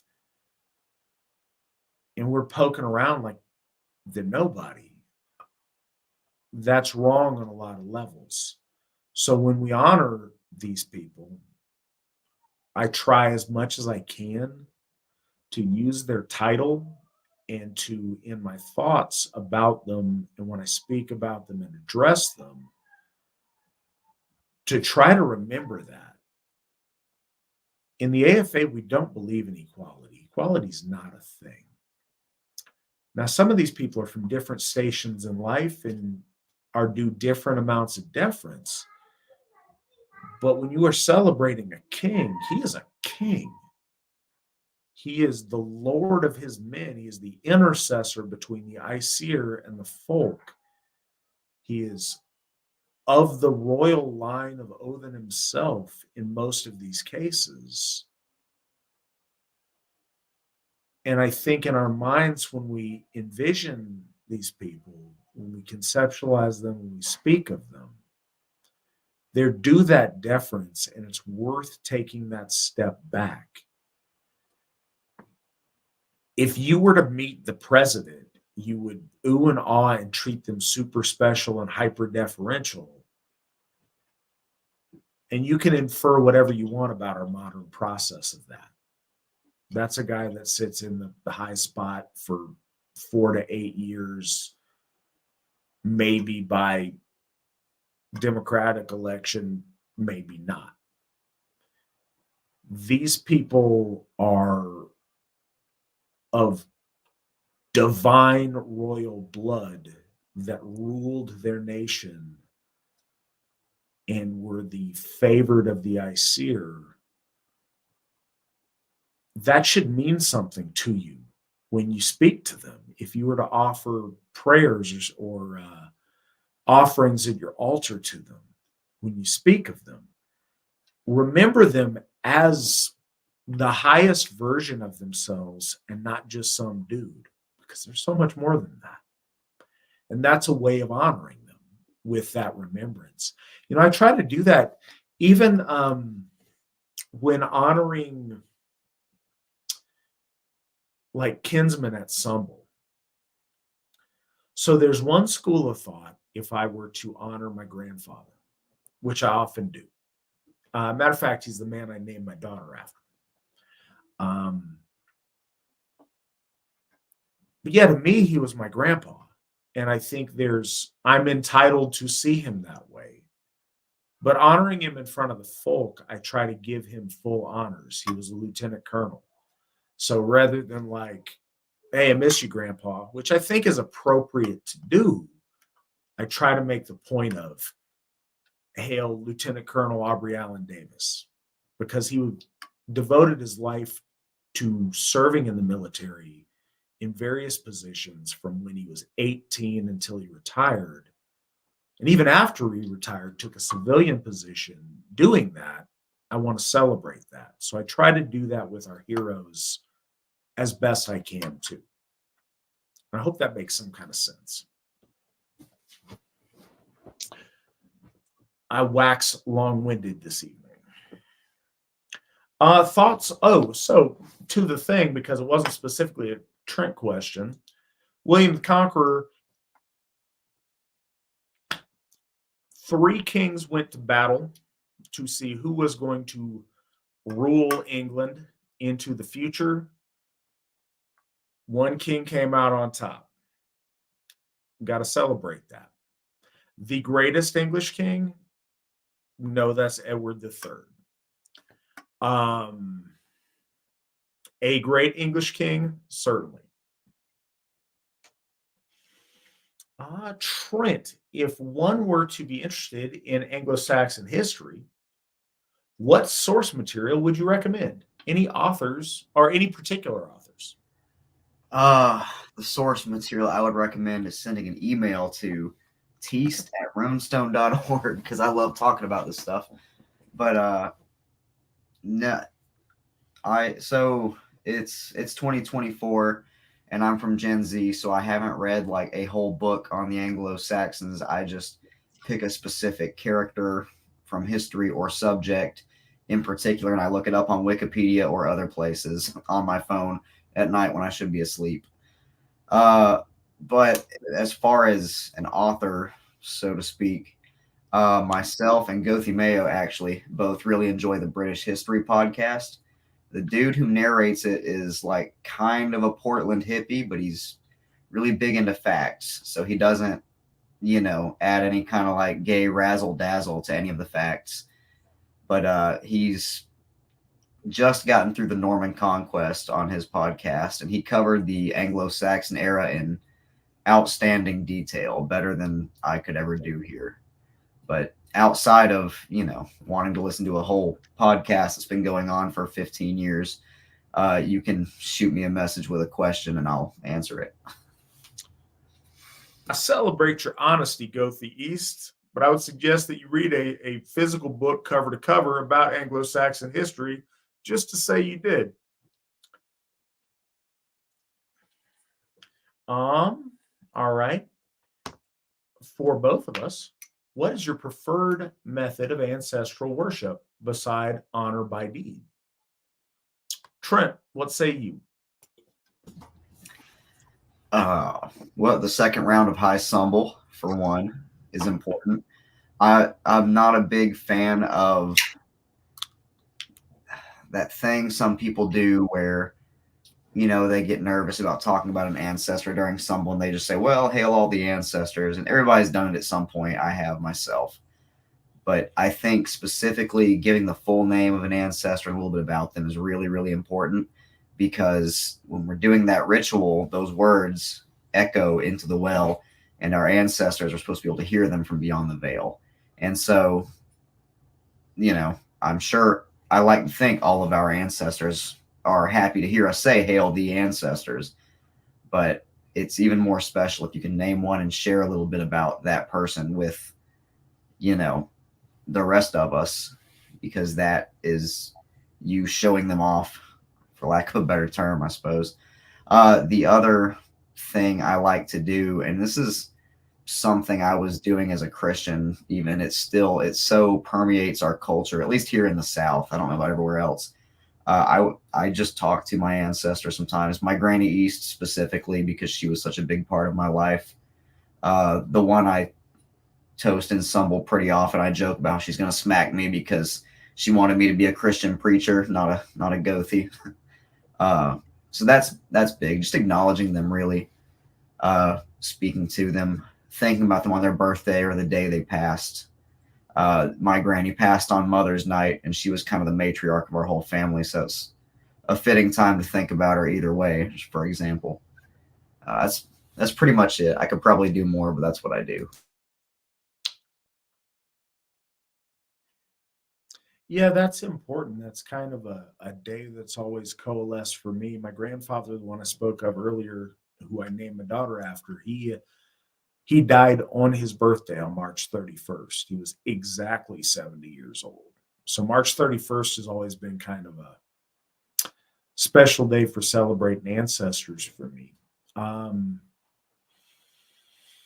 Everything Trent said, I think it's really important to tell stories, especially if you first tell stories to anybody who can hear them.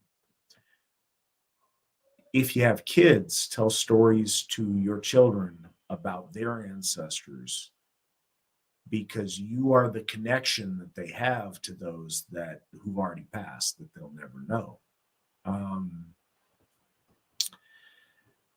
So yeah, keeping their names alive, telling stories. One of the things I mentioned, kind of my roots in doing Asatru stuff, is having people over and, hospitality, having people over for a meal. That was always something that in our family, my grandmother was the one who did that for holidays or whatever else. So when I do that, I often honor her, and I've got a really cool picture. It's one of those, there's probably a technical term for this, but those pictures from like the 40s ish, where they're like recolored. So they're almost like a black and white image that retroactively is colored somehow. I don't know what the term is. Anyway, it's a cool picture, and I have it up in my kitchen. So when I'm preparing those meals for, the I'll hear your Gothic dinners at my house, I can kind of look to her and, I don't know, have a moment there. So that's something that I do. I've also, and I happen to, this may not always be the case because I don't know what our situation on Sigerheim is going to look like, but I've got that staircase situation in my house to where I have a two-story house, and I've got one of those, anyways, got a staircase. So along the staircase, I have pictures of my ancestors, and, I try to acknowledge them in some way when I go up and down the stairs and point them out to my daughter Aubrey as we see them. Hey, who's that? Oh, that's your great grandmother so and so. That's have something to say that way. So little things like that. Sometimes at a special time, if I want to, I will honor them with a special food or a special drink that they like. And as stupid and cheesy as it may sound, my grandpa and I spent a lot of time when I was a little kid. Any of you who's ever been to Anchorage, Alaska might know this. There's a place called Arctic Valley that's like a road up this mountainside where you get a really cool view over Anchorage, and it's a neat spot. So we would just go up there. We'd get Whoppers, and we'd go eat Whoppers up there and just sit and look over the city and talk about life and whatever a grandfather talks to his grandson about. And so sometimes I will it sounds cheesy, but sometimes I'll as a way of honoring my grandfather, I will do that with a Whopper. In my case, I will usually do it with a double Whopper. Or stuff like my mom. My mom was obsessed with Diet Coke. I don't know why, but that was like she lived and she was fueled on Diet Coke for some reason. So even something cheesy like that, it just connects. It's something to connect over. It was really, really special. I interred my mom's ashes at Sigerheim, and it was really special to be there at winter nights because the way that Githya Erickson arranged the circle when we were doing our ceremony,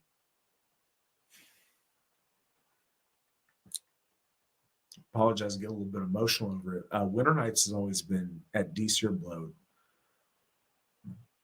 the most powerful thing to me. But anyways, in this one last year, she arranged it to where my mom's grave, like her headstone, was in the circle. So I could stand in the circle with my mom when we did the Diesierblod. And that was really special. So that meant a lot.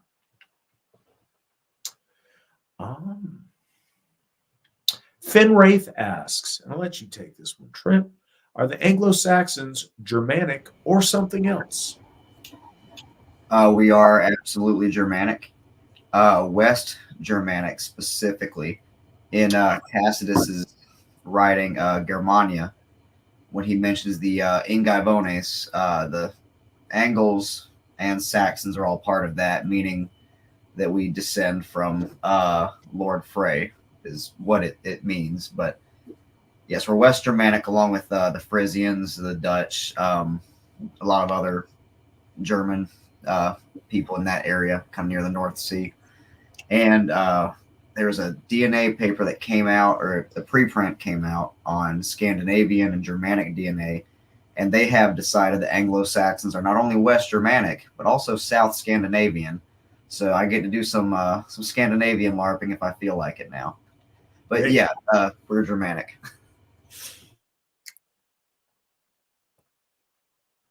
Yeah, and I think so. I think Finn Wraith probably already knows this, but there may be some listening to the podcast that don't know that. And Trent, you can explain, why are they called the Anglo-Saxons, and where does that come from? It's kind of nuanced question at the end there, but they're called the Anglo-Saxons because the two biggest tribes that came from Germany, Denmark area to Britannia after the fallback of the Western Roman Empire were the Angles and the Saxons. The Angles came from southern Denmark. The Saxons came from northern Germany and also southern Denmark. They the term Anglo-Saxon specifically was decided on because Saxons were the more plentiful of the two tribes in England once it had been established. But during the Viking invasions, Alfred the Great and his successors wanted to sort of solidify the ethnic and cultural identity of the English people. And so Anglo-Saxon was picked because it was saying so Saxon had pagan connotations, whereas Angle had Christian connotations because it sounds like angel. Not joking, that's really why. And so yeah, I think it was Pope Gregory that came up with that. But Anglo-Saxon was chosen because Alfred, a West Saxon, was claiming dominion over the other Saxon lands as well as the ones that were said to be inhabited by Angles, like Northumbria. And so he came up with the term Anglo-Saxon. So it was acknowledging his Asatru forebears and that heritage and his descent from the god Odin, but still saying, hey, we're Christians, as opposed to the raiding Danish Vikings, which, by the way, are genetically the exact same thing as Anglo-Saxons, for anybody that wants to do some Scandinavian LARPing.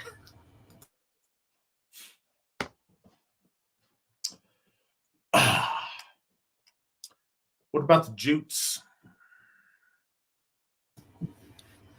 The Jutes are just further north Angles. At the end of the day, really, all of those groups are just Danes. They're different kinds of Danes. So, boring answer, but a factual one.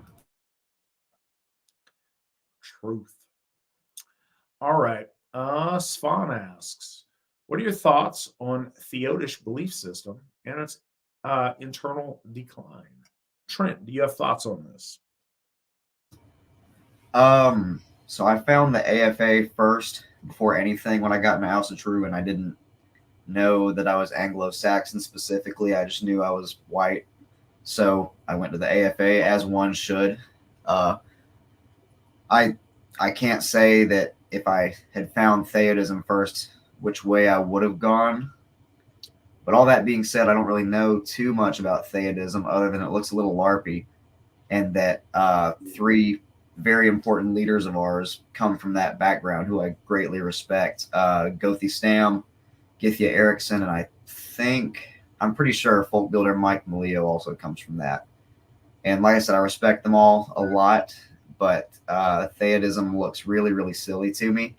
The Phrygian cap thing is like a long-running meme at this point.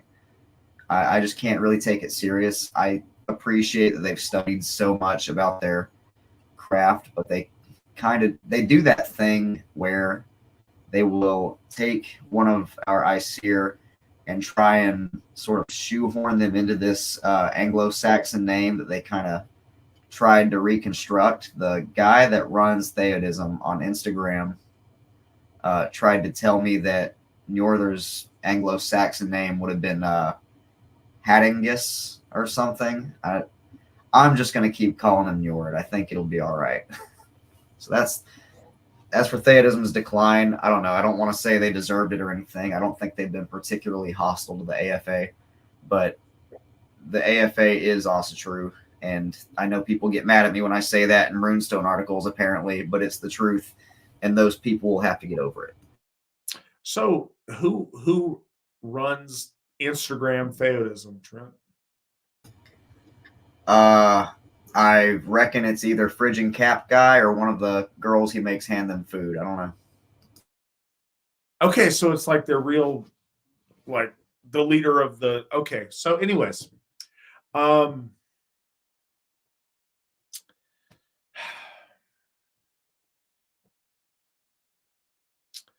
pulling it together. On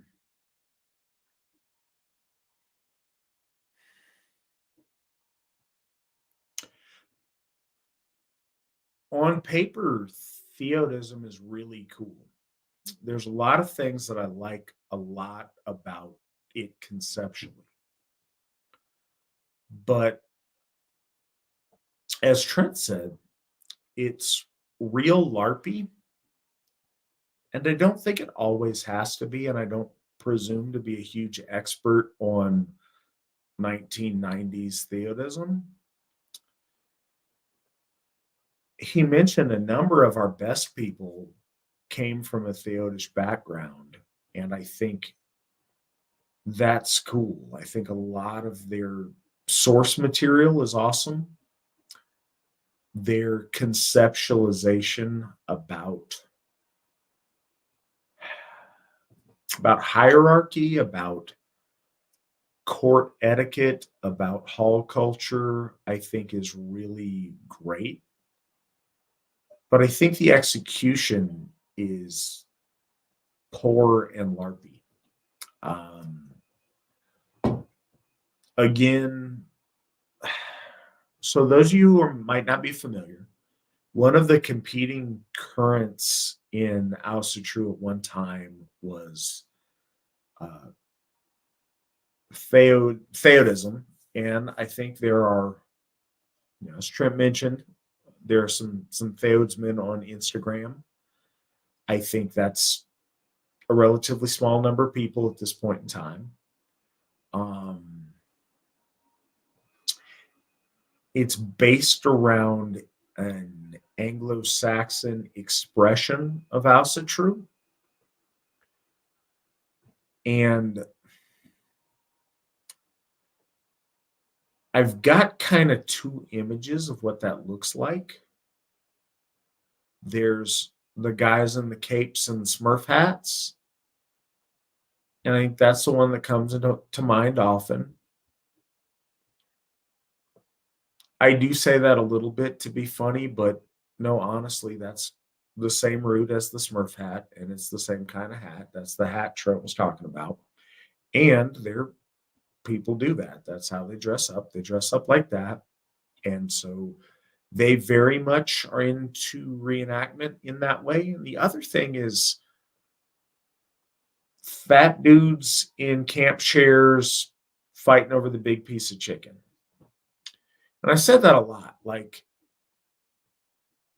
there is an obsession there with demanding to be treated as royalty, but royalty without a kingdom. Your kingdom is like 5 fat dudes, and maybe they're Wiccan chicks that are with them or not. Again, not all of them. The guy that I think is currently Papa Smurf is not a fat guy. But it's form over function, I guess, in a lot of ways. I think a lot of their ideas are really cool, but it's like, let's LARP that we're offended over slight grievances and treating me with my regal position. Like, you moved the wrong way in handing me my piece of rotisserie chicken or whatever, instead of, well, no, and I say this because I was talking to one of our former theodsmen about this. I get that. I get the hierarchy. I get wanting to have nobility. I get wanting to be a king. I get ambition. I don't fault any of those things. Do you want to be a king because you want to wear a crown and get the choice, like you need the chicken breast? Or do you want to be a king because you command armies and men in a kingdom? And it's like, nah, I just want people to treat me deferentially and give me the choice, cuts a rotisserie chicken, or I get to finish off the Mountain Dew. And it's not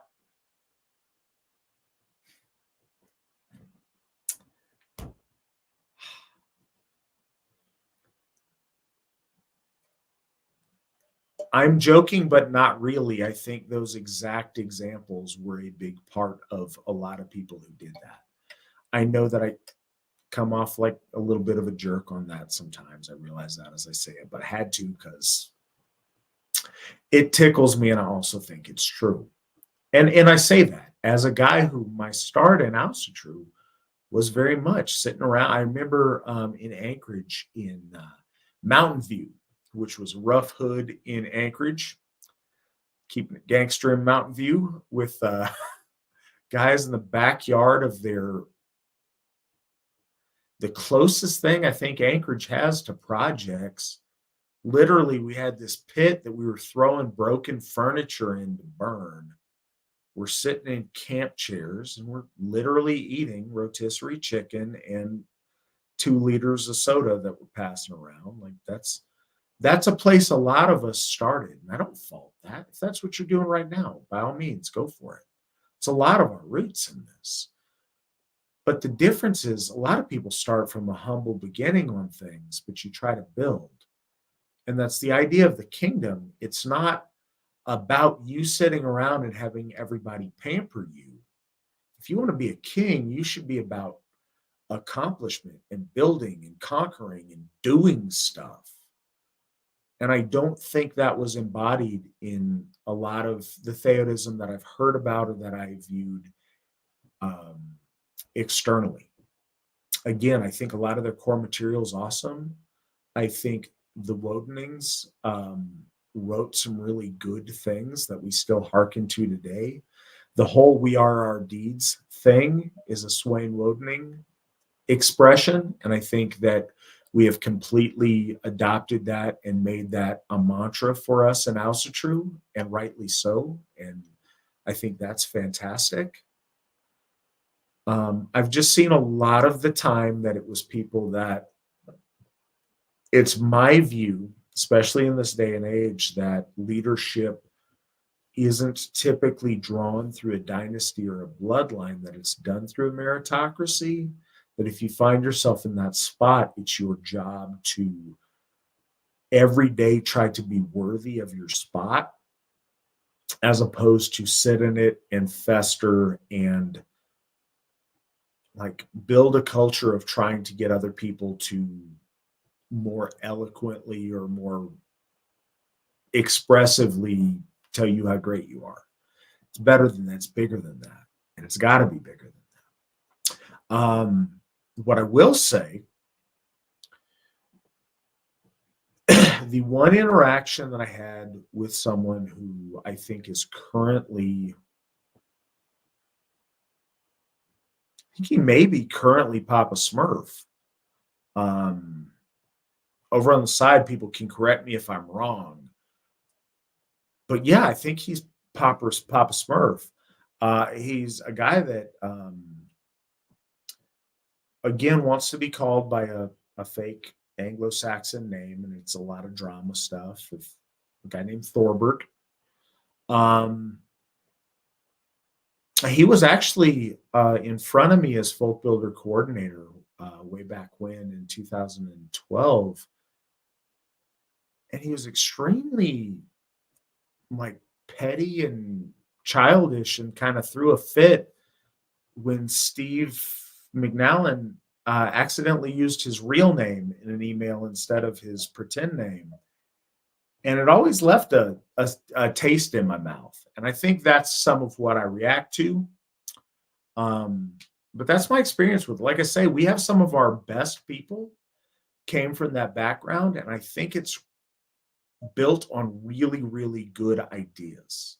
I just think the execution as it was didn't live up to those ideas. But I think there's a lot of really cool things within those ideas.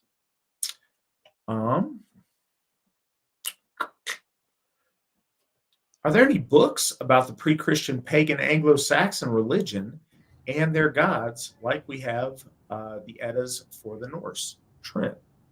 The short answer is no.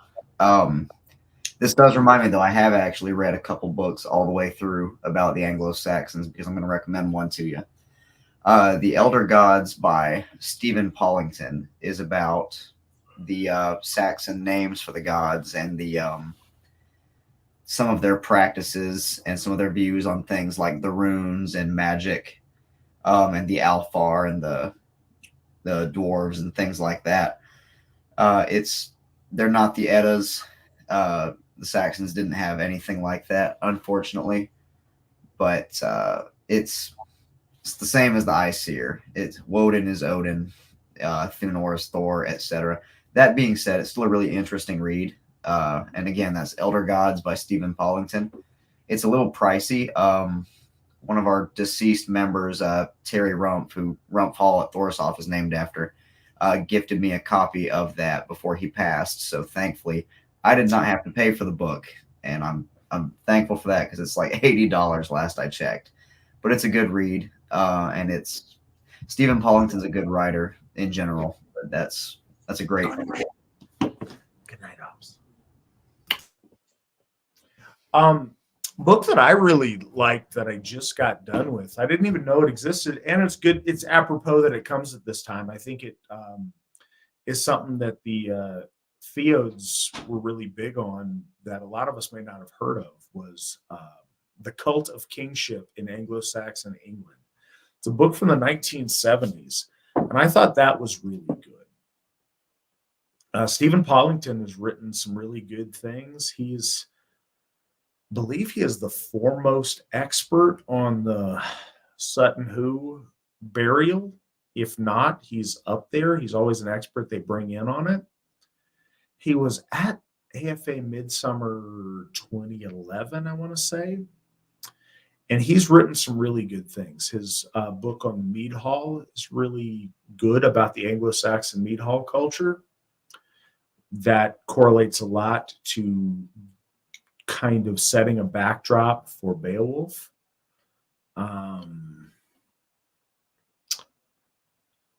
He also wrote a book, The English Warrior, that I read that's really interesting. Talks a little bit about some of the animal cults of the early English warriors and war bands and how that relates to continental Asatru practice. So I would recommend his stuff. It is a little bit pricey.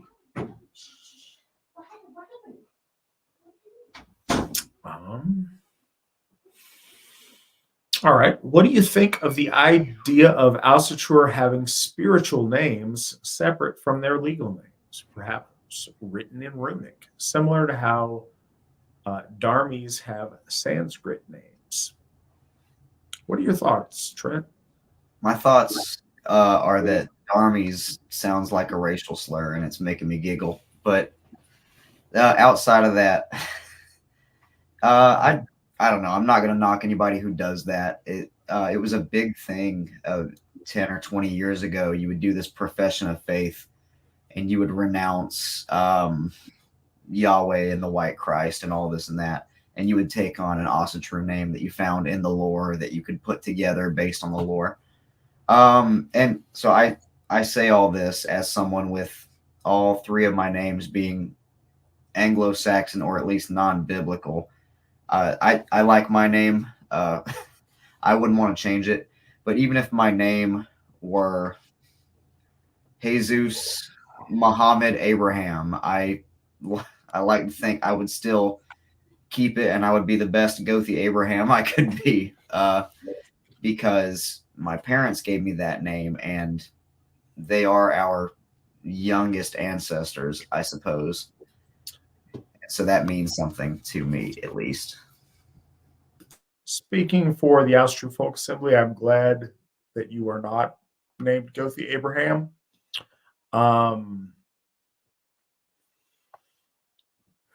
So I will not knock anybody who has a spiritual name who is over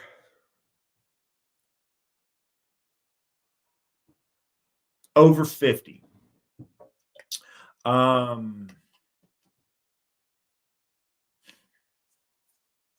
As Trent said, there was a phase in modern Asatru where that was a thing. And all right, When one of ours, okay, so I'm on here with Trent, who is one of my closest friends. And so, I'm on with Trent. I'm drinking some 9.9% beer hug Walmart beers, and I'm getting a little loose, having fun. But this is very serious, and I don't want to be disrespectful more so than necessary.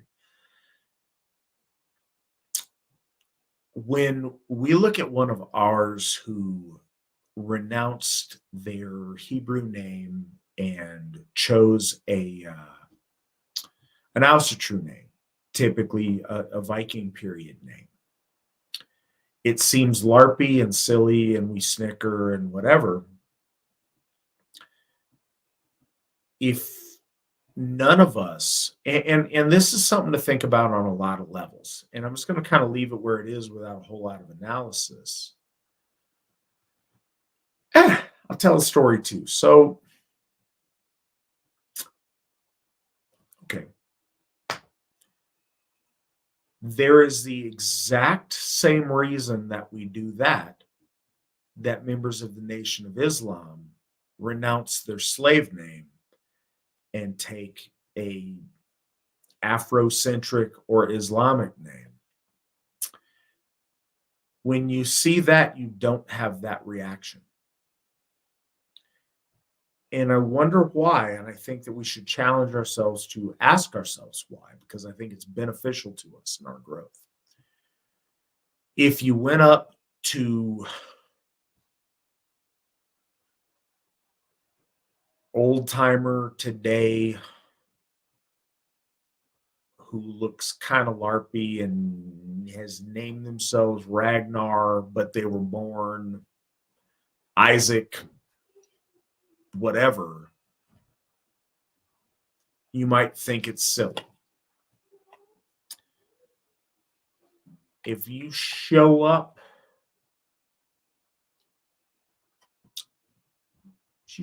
anywhere and you see a tall, fit, swole-looking black dude dressed in a suit and a bow tie, and he calls himself, Malik Shabazz, I don't think you're going to see him as LARPy. I don't think you're going to say anything except for yes, sir. And we should think of why that is. Some of that's how seriously we take ourselves or how seriously we don't. But the root is exactly the same. And it's worth thinking about. If that's legitimate for them, it's legitimate for us. And if they don't do that, similar reasons that we might not do that. Because both are attempts to cast off the monoculture of Christianity to embrace what we feel is our ethnic heritage. Now, I think that's a little bit misguided. I think that Islam is not the native faith of sub-Saharan African people. I think that that's a paganism based on their own tribal gods. But that's up to them to determine their destinies on it. But it's the same principle applies, and it's worth thinking about. I thought about that before, and not necessarily taking on some kind of Viking LARPy name, but my name's Matthew. It's absolutely a biblical name. I'm literally named after the Apostle Matthew, the writer of the gospel, of one of the four gospels. My name means a gift from Jehovah. I wish that weren't the case. My father's name is Gerald. His father's name was Gerald. His father's name was Harold. Really wish I was Gerald III, but that was not to be. But I get it. But as Trent said, and I really do agree with this, no, my mom and dad gave me a name, and I respect that. And this is who I am. One thing that I was taught by, so far, the only AFA Gothi that has died in office, Gothi David James. And I met him, I got to meet him twice. And first time I met him, he's a very old man at that point and in ill health, but he gave a presentation on our ancestral naming practices. And what he mentioned that you can do if you wanted to name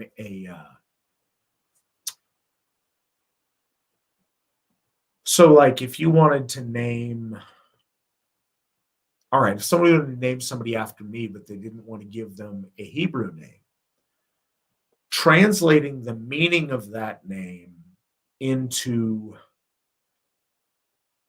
one of our native languages would be an approximation. So if you wanted to name somebody after someone named Matthew, maybe instead of gift from God, it would be, gift from Odin or gift from Tyr. Again, my my Old Norse fails me, but I'm working on it on the memorize. But you would come up with what that is, and that would be a way of carrying on that naming tradition. Now, I was lucky, I thought, and this is something that comes into mind. It is very traditional for our folk to name our children after someone we have respect for in our family line. And sometimes that's challenging if you got a lot of ancestors that have biblical names. A number of reasons that I wanted to name my daughter Aubrey, but one of the really good ones was it's a Germanic / Celtic name that means, elf ruler. And it oscillates generationally on whether it's popular for girls or boys. It's a strange name that way. But at least it goes back to one of our languages. So I was, excited to do that. But that's my thoughts on it. Don't look down on it. And I'm thinking a lot of people who do that, if you're going to do that, you've got to own it. So I would say this: if you want me to take you seriously and you want to take your, claim your Viking name and cast off your slave name or whatever, get it legally changed. And that's legit. You've invested, you've made it real. If you're Ivar on the weekends and you go to work and you're Steve, then you're Steve. If you're Ivar on the weekends and you pay the money and you go to the courthouse and you're Ivar all the time, then I'll call you Ivar with a straight face. It's about owning it and making it a real thing and not just a pretend thing on the weekends. And there's, I'm thinking of it, and off the top of my head, I know 2 people right now that have done that and have taken an Asatru name because that was the custom way back when, have been, first of all, involved with our faith for decades to where that was the culture when they got involved and have maintained it. And I respect that. And I don't even consider them by whatever their birth name was. Like, it's odd when I see that in print somewhere because they are that to me, because they've made it a real thing and not just a silly thing they do when they dress up.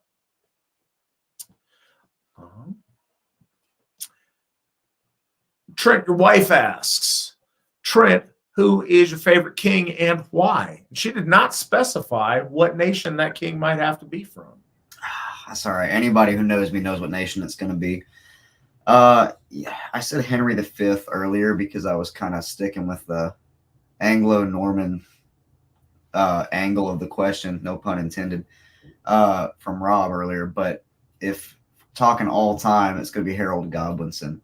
And I say that because you can kind of read about how when Edward the Confessor, as he was passing away, he had promised the throne to 3 or 4 different people because he sucked. One of which was King William I.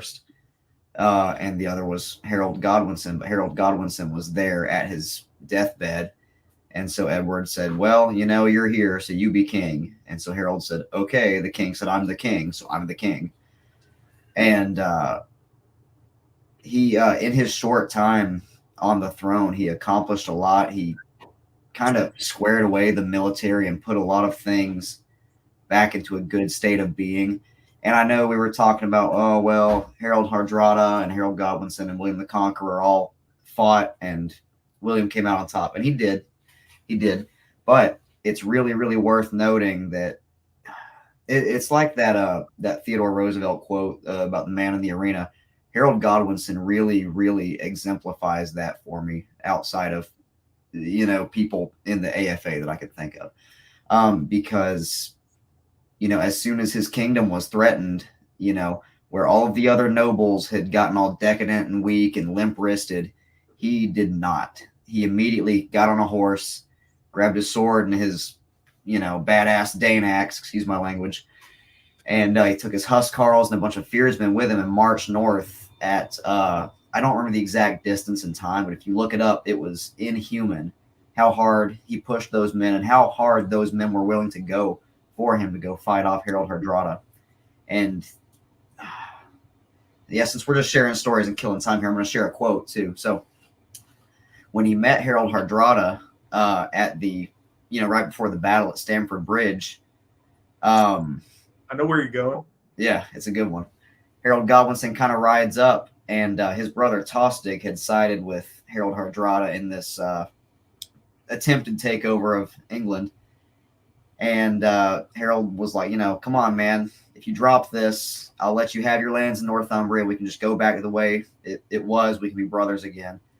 And he said, well, what about my friend Harold Hardrada? And Harold Godwinson's demeanor changed. And he said he can have 6 feet of English soil, or however much it takes to bury him because he's a tall fella, and rode off. And Harold Hardrada was like, whoa, that guy's awesome. Who was that? And Tostig had to be like, oh, it's my big brother. So, and they handily defeated Harold Hardrada. I respect him a lot too, about as much as I do William the Conqueror. But no, Harold Godwinson, I think about him, I almost tear up a little. He's one of my historical heroes. And yeah, he lost to William, but he was fighting on 2 fronts. That's not entirely fair.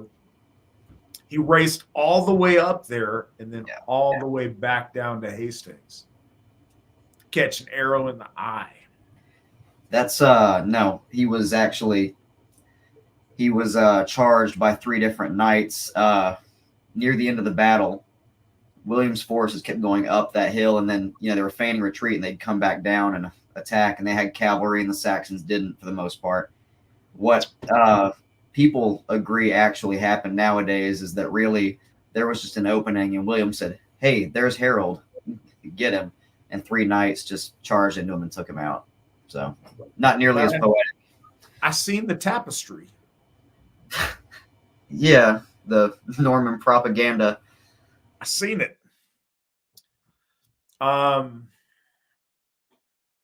Okay.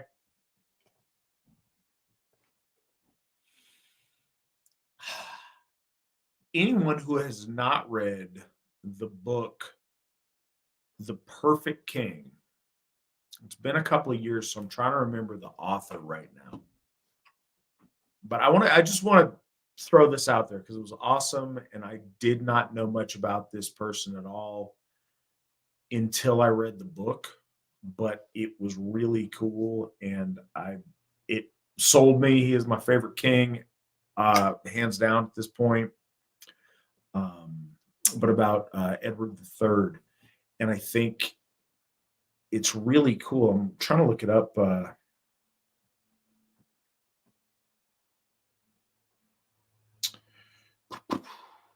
Because and I know that Trent, you kids these days, as you said, you just look up stuff on Wikipedia and you don't read books.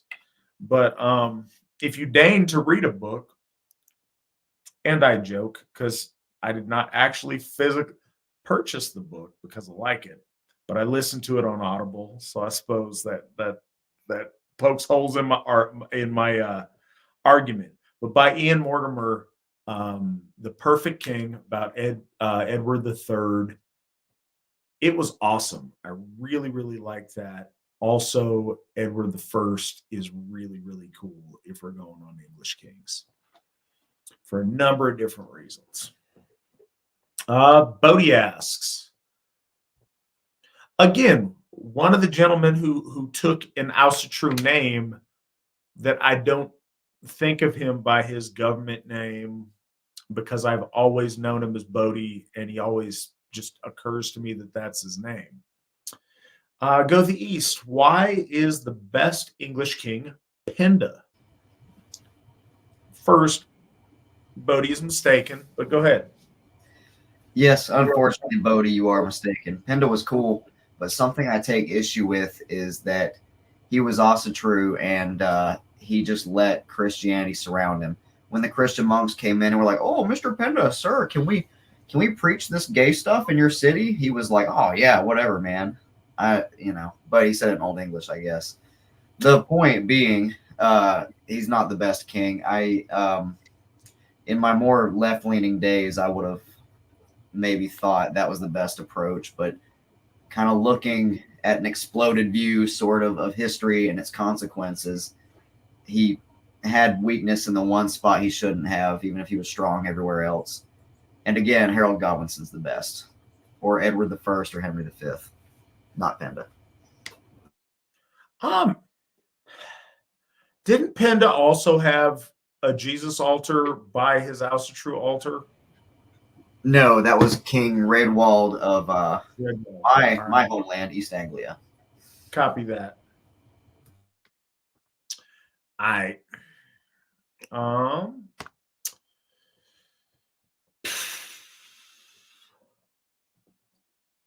okay, from Michael from Nordhoff. Ever heard of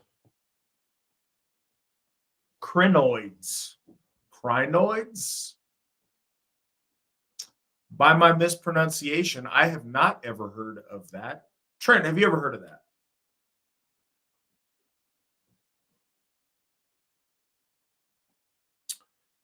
Look at Trent's confounded face.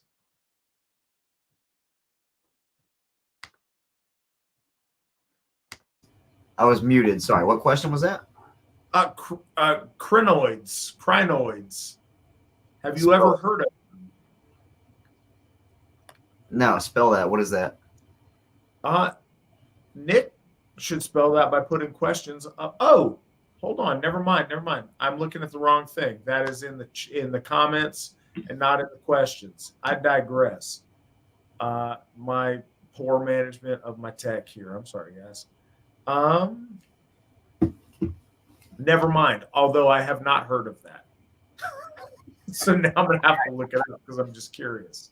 So also, as weird would have it, also from Michael from Nordhoff, all's here you go. What colors are best considered appropriate for May Day celebrations? I'm purchasing my outfit this week, and I'm in need of inspiration.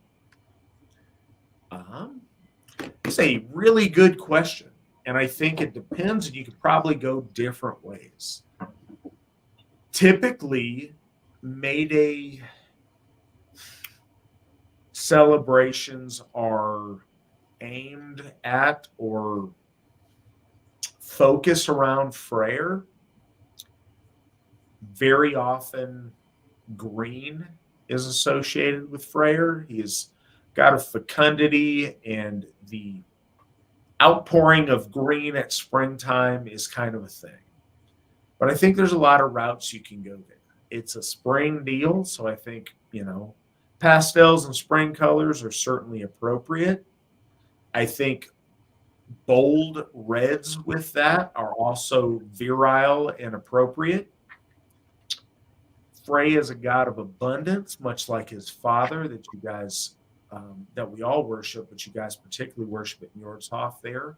I think gold is always an appropriate color. I think green and gold works, but if that's too clashy with, the Hoff's green and gold there at Nordhoff,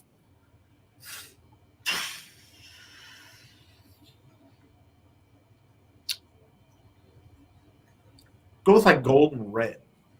That's just my suggestion. I think there's a lot of right ways you can go there, but I think male virility, the maypole is obviously a phallic symbol, and so I think that idea of fecundity, abundance, male virility factoring into what you wear would be cool. I think especially if you're wearing something pastel, if you're wearing like a pastel green and you pop it with like a bold red tie, I think that's a good way to go. I'm gonna go with that as a recommendation. Matter of fact, if I was attending it with you, that's what I would wear.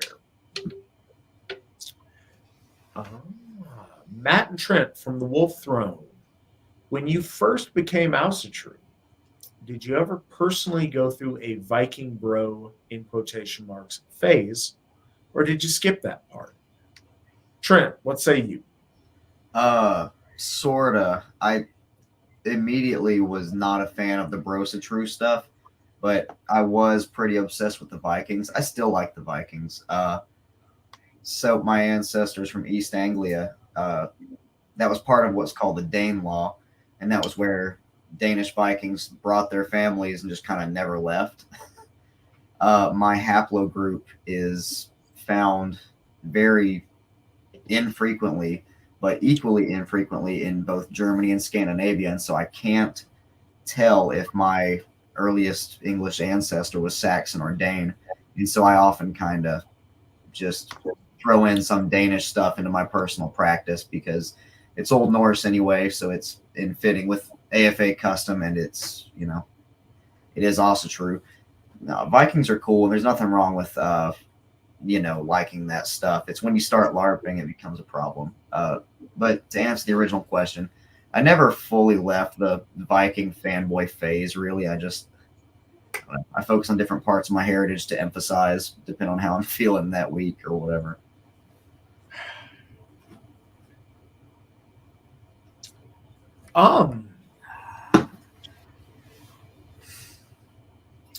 Yeah, I suppose, but I don't know. I don't know how hard that goes. Like I've seen that, when the dudes get the Ragnar haircut and Oh yeah, go through a whole thing or play dress up or a lot of different stuff. When I found out, and some of it has to do with age. When I came home to Asatru, trying to math here, I apologize. It's about 20. A little bit. I mean, I think at that time, certainly Vikings and, barbarians, for lack of a better term, were at kind of the forefront of some of my thoughts then. I think I focused a lot on idealizing that time in history as if that was like the real Asatru was, the Viking Age or something.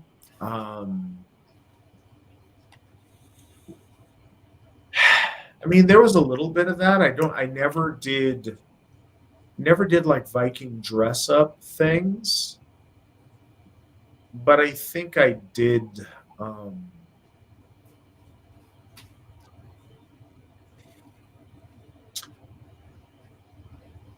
It's subtle, so I don't know how to say it in a way that's really digestible here. Yeah, my conception was much more limited. I had more blinders on historically as to what that period looked like. At that time in my life, I think I emphasized more of a warrior focus than a holistic community focus. But then I was a single guy and I was alone. That was the same time that I was evolving from being like a nerd in high school, but not even really, because nerds had like nerd friends and nerd like goth chick girlfriends or whatever. Now I was just a loser. I think saying a nerd is giving myself more credit. I had two dudes that were my friends, and I'd never been on a date. I had no idea how to interact with women. I was a mess coming out of high school. So I took on a whole bunch of things. One of them was rejecting the incel-ness of and effeteness of Christianity. Another was looking at how I idealized myself, the guys that were like role models to me intellectually, and the difference between them and myself. So I had all these big, larger than life 80s action hero role models like Arnold, and it's sad what's become of him, like Stallone, like Hulk Hogan, and these people. And I was this like frail nothing, sat in my house, not participating in life. So I went out there, a couple of things around this time, 2021, when I first got involved. I started going to the gym. I started working out, doing what I could to get in shape, do something with myself. I fought at Thursday night at the fights on a dare so I could see what that was like to be a man in a fight. That taught me a lot about myself. It was around that time that I started trying to get involved with bouncing, and I picked the roughest place, threw myself in there, was going to bounce there. I tried to radically evolve who I was into who I wanted to be. And part of that, I think, was embracing a little bit of that Viking mentality a little bit. But I don't think it ever got silly. But again, like a lot of young people, I was headstrong. I remember one of my first AFA interactions was on whatever message board or email group or whatever we were doing. I got in an argument with Sheila McNallen about something stupid. I think it was about a Charles Lindbergh quote. And again, I got all out of my place and like I'm going to argue with Sheila about something, and it was really stupid. And I'm glad that she either doesn't remember that or didn't hold it against me. But yeah, I never really got into the dress up thing or the Viking LARP thing hard. That was never really something that I did in reality, whereas I think mentally I probably placed more prominence on that than I should have.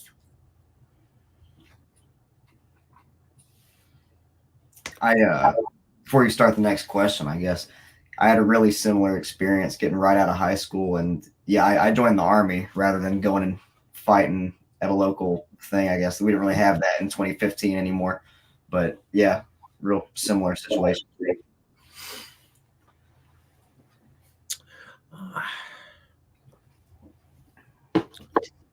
All right. So the next question I'm kind of confused by. From Braun Locke, why do we not explore the genetic side of things anymore? Trent, why don't we explore the genetic side of things anymore? I don't know what you mean by we, but I can take a stab at why. Because, well, the AFA is Pan-Aryan, of course, and we are Pan-Aryan because all white people are white people. And so for a lot of us, that's good enough. And I'm fine with that. I get why they feel that way. It is good enough. But who's they? Yeah, they or we, I don't know. But that's just my guess at what you're talking about is, nobody, I guess some people don't talk enough about genetics for your liking. I don't know. I could talk about genetics all day, every day, as long as it's Northwestern and Northeastern, maybe European, as long as you stick within like a certain space at least. So yeah, I don't quite understand the question, but I hope that helps answer it. So seeing a little bit of this is Braun Locke.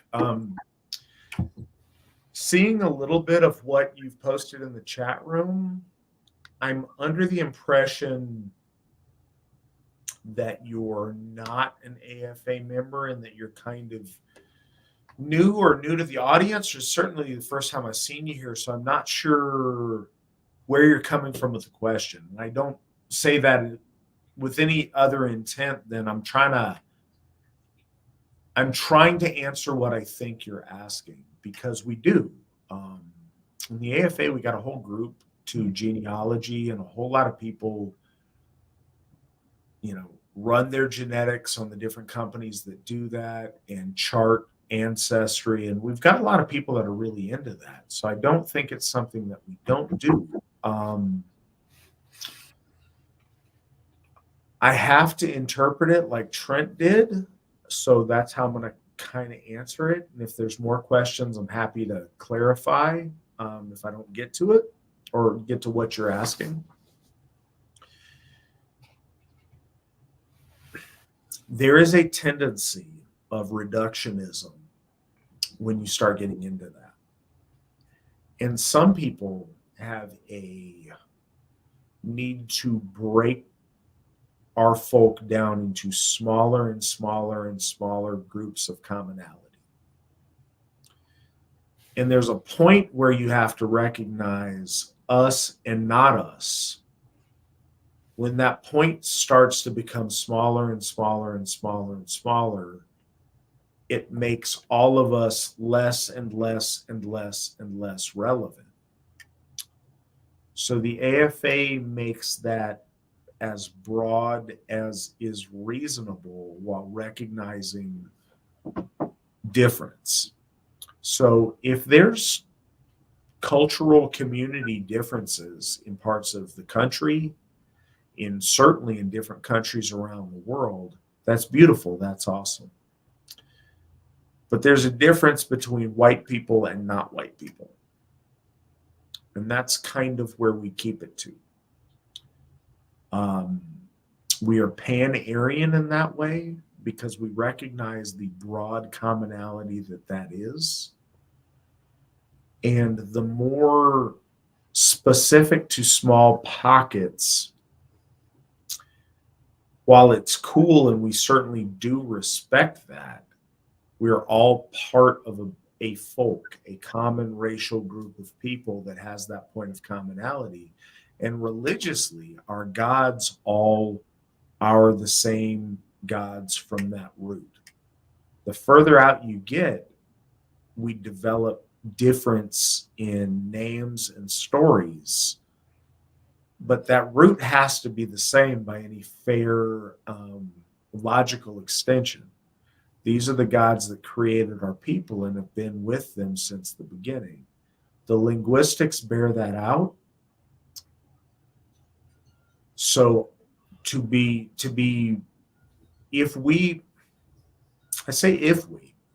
since we know that our gods are real and exist, then we have to track them realistically, historically. And that doesn't mean that every time we change language or location, a new batch of gods is spawned. That's not logical and it doesn't make sense. The gods of our folk have been the gods of our folk since our folk existed. We may know them by different names. We may know different stories to help us relate to them, depending on where we developed or were isolated into, or a particular relationship that our ancestors built with the gods due to their circumstance or their time. But the gods themselves haven't changed. Our understanding of them has evolved in different ways in different places. I hope that addresses what you're asking. And if not, like I said, I'm happy to answer more questions if there needs to be clarification. Owl of Omens asks, are all the heroes martyrs in a way? Why is it important to honor them? Trent, what are your thoughts? I wouldn't say that they're all martyrs. A lot of them are, of course, thanks to Olaf Tryggvason, as I mentioned earlier. Why is it important to honor them? Because we are our deeds, right? And the greater the deed, the more it deserves to be honored, I think. And, if you were going to honor your aunts. Like I mentioned, my Granny East. I honor her just for being a silly Southern Baptist woman who was really nice to her goofy little great grandson. And obviously, Raoul the Strong dying for the ice here is a greater deed than just being a really nice granny. But that's why he's a hero, and she's not, if that makes sense. These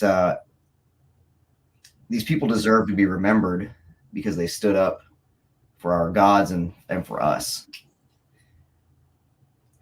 I don't really have like a super poetic way to answer that. No, that's fine. And Hammer and Vajra is all up in our comments.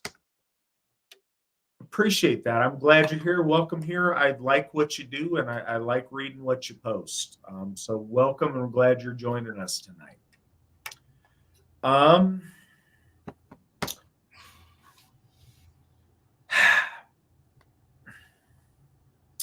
So I'm trying to think. No.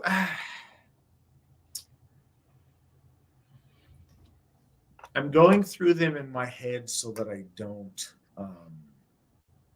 No, they weren't all martyred. I think there is a way to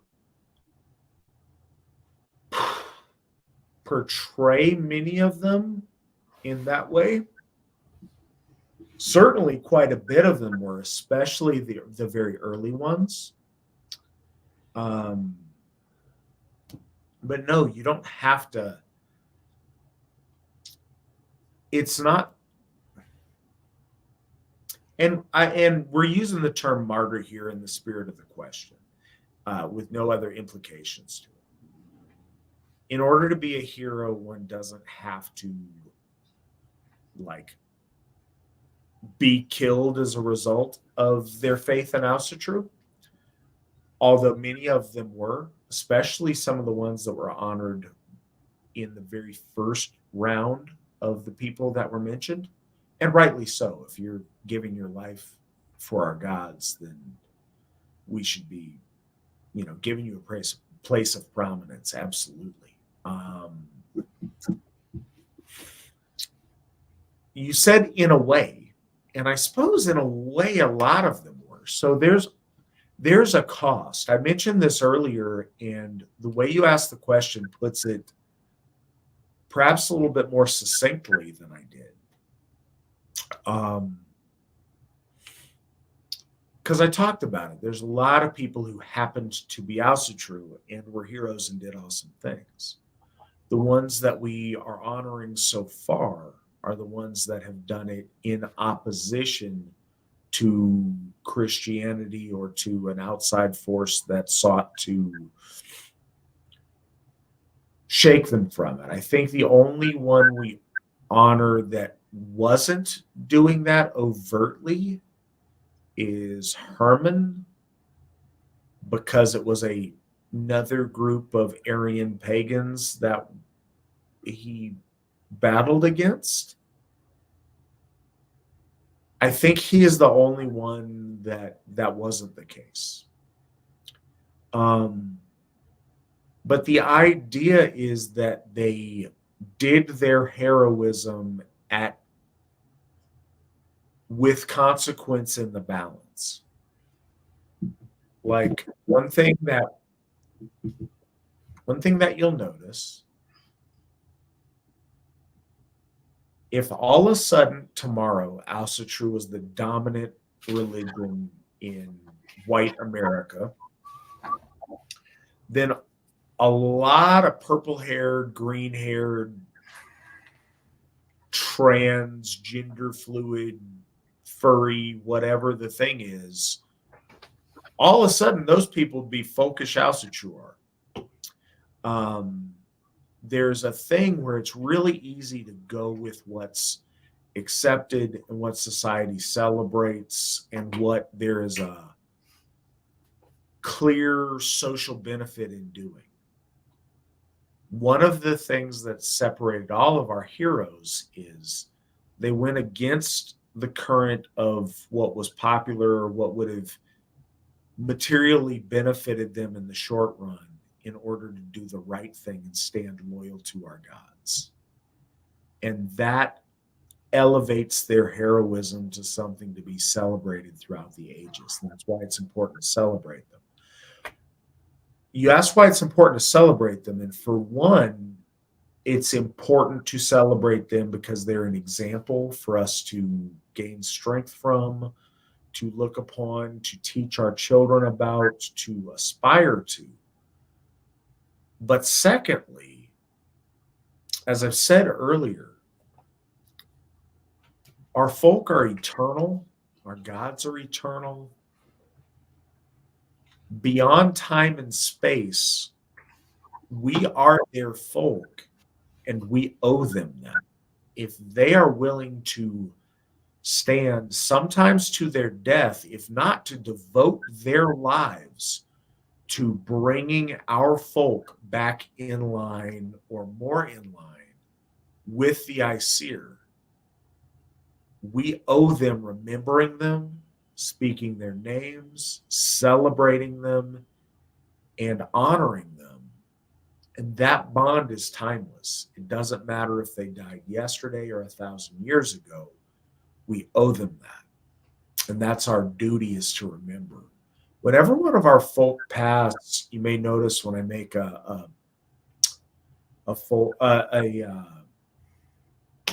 I acknowledge an AFA member that dies.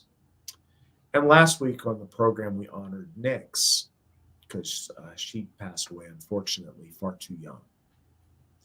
I always mention that the folk remember, because it's our job as the living to remember and to speak of those who've passed. So to the best of our ability, we keep their name alive in Midgard. And I think that that's really important on a fundamental level. And I think that rings true, and I think we all know it, even though some of us, we could all do better at it.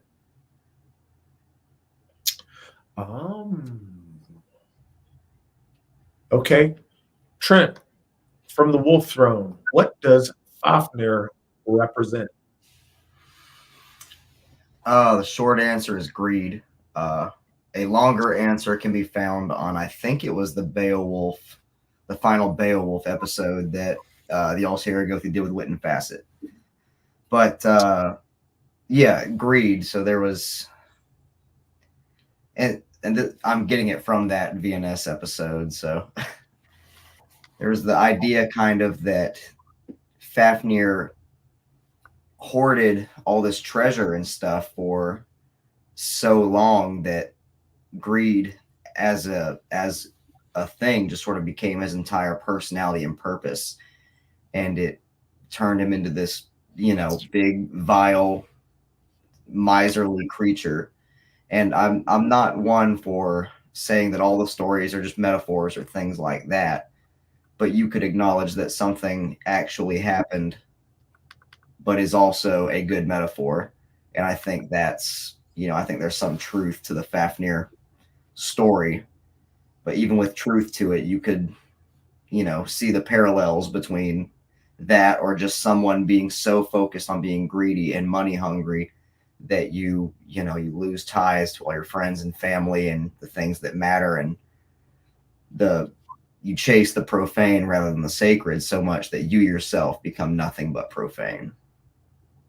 But again, greed is the short answer. All right, so what Trent said, and not joking, not tongue-in-cheek this time. He really did.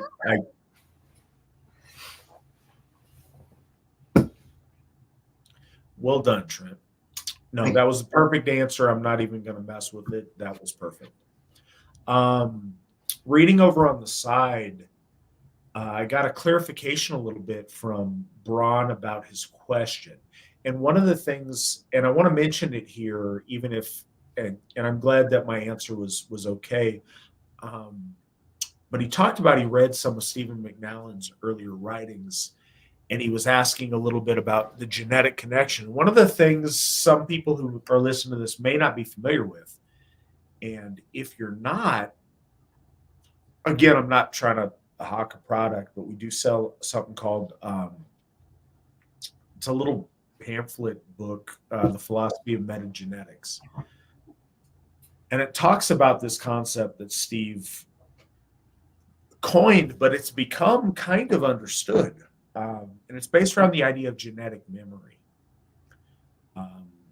So one of the fundamentals in Asatru is metagenetics. And it's the idea that like on a fundamental genetic level, we are connected with our ancestors and with our gods. And that even in a vacuum, if nothing else, and I believe this really strongly, we rely heavily on our lore. We are very blessed that we have it.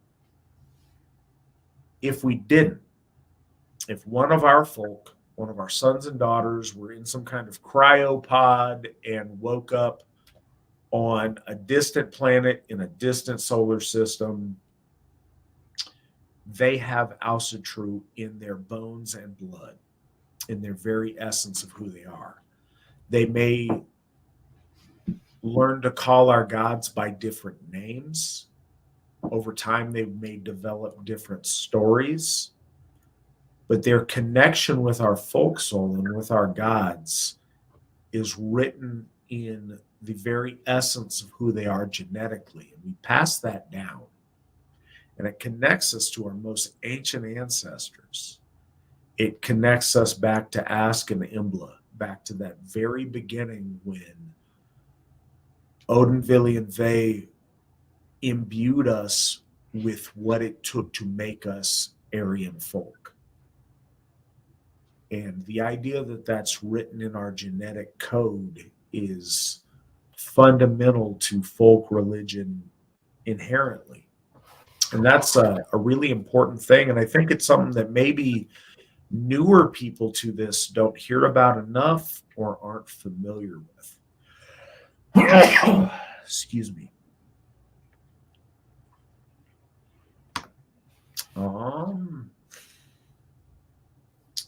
How did you guys celebrate May Day? Trent? So I'm sure you mean specifically how does the AF, well, maybe you mean how did we specifically celebrate May Day? How did Trent East personally celebrate May Day? So May Day, actual May Day, May the 1st is my wedding anniversary. So it was a work day too, though. So I went to work first. Probably did AFA stuff on my phone at work while I was supposed to be working. Came home, and I did a bloat to kind of all of the Aesir and just named them and thanked them one by one for the various things and thanked them for continuing to give us those things. I don't know if everybody else, every time you do bloat, you ask for something every time. And I'm certainly not against prayer in that way. But sometimes I just am doing well enough. I don't have anything to ask for. And so I just thank the Aesir for things they've already done and will likely continue to do. And then I just do a bloat like that. So I did that, and something cool that happened too. I guess I'll go ahead and share. The last one I thanked was Lord Frey, because it is May Day. And, I thanked him for the good green earth and the rains that keep it fertile. And as I said that, out of nowhere, there was a rain shower, like right where I was standing and just in my little area. And it stopped as soon as I poured out the last of the gifts in the mead bowl. So that was really, really cool. I'm a skeptic with pretty much everything but Asatru. And I consider that a sign that my bloat was at least witnessed to some degree. So that was neat. As far as what the Hoffs are going to do for May Day, at Njordshof, we're going to have a bloat to Frey, led by folk builder Mike Joyner, who is a Gothi student. And after that, we'll go outside and dance around the maypole, just like you see in all the old-timey pictures. And part of the reason we do that is because, like the Altair Gothi mentioned, it's clearly a phallic symbol. It represents fertility. But while I'm explaining the Holy Tide, I guess, I've talked a lot in person at events or on calls or whatever that some of you members may have been on about how the Holy Tides are seasonal. And midsummer and midwinter or Yule are the biggest two, right? They're the highest high and lowest low, respectively, as far as temperature and attitude, kind of. Well, midsummer is next month in June, where I don't want to call it a celebration altogether necessarily. We do ask, Balder for gifts and whatnot, but it is the height of summer to our ancestors. It was the best time of year. Everything was going good. The dark times the winter wouldn't be in for a few months, etc. So May Day is right before that. So we get a little jovial with it, and we celebrate by dancing around the maypole. And it looks really silly, but it's a lot of fun. Yeah. So Trent did better than I did. I have yet to celebrate May Day. One of the things, because we have the tremendous good fortune of having Hoffs now, I'm going to be celebrating May Day I'm looking at the calendar here, but usually we do it on the third weekend. So on the 18th is when I'm going to be celebrating May Day. That's when we're going to celebrate it at Odenshof, which is my closest Hof. And I am looking forward to that. It is one of the most just fun celebrating times for our folk. I've always had a really good time with it. Sometimes people get in their head really complex on how to do it, and how to do the little dance, and how to weave the right thing around the maypole with the ribbons. And honestly, it's just fun to get out there with your folk, to dance around the pole, to weave in and out with the ribbons, to see the ritual that you're all engaged in, making a really cool pattern in this woven ribbon around the maypole. It's a really fun time. Some of the most, I was going to say that. So I mentioned earlier that winter nights in the DC bloat are some of the most deeply moving rituals I've been part of. Dancing around the maypole is some of the most fun that I've had, just genuinely celebrating fun and summer and our folk being together and all of those things. And I think that's really a special time. So I'm looking forward to that. The ladies cut and prepared ribbons for it at Walpurgisnacht last month, and we're going to celebrate that then. Why not on May 1st, you may ask? Well, because it's hard to get a time all together where everybody can do stuff. And so for a long time in Asatru, Hexennacht and May Day were kind of, you either did one or you did the other, and you either had a late April event or an early May event.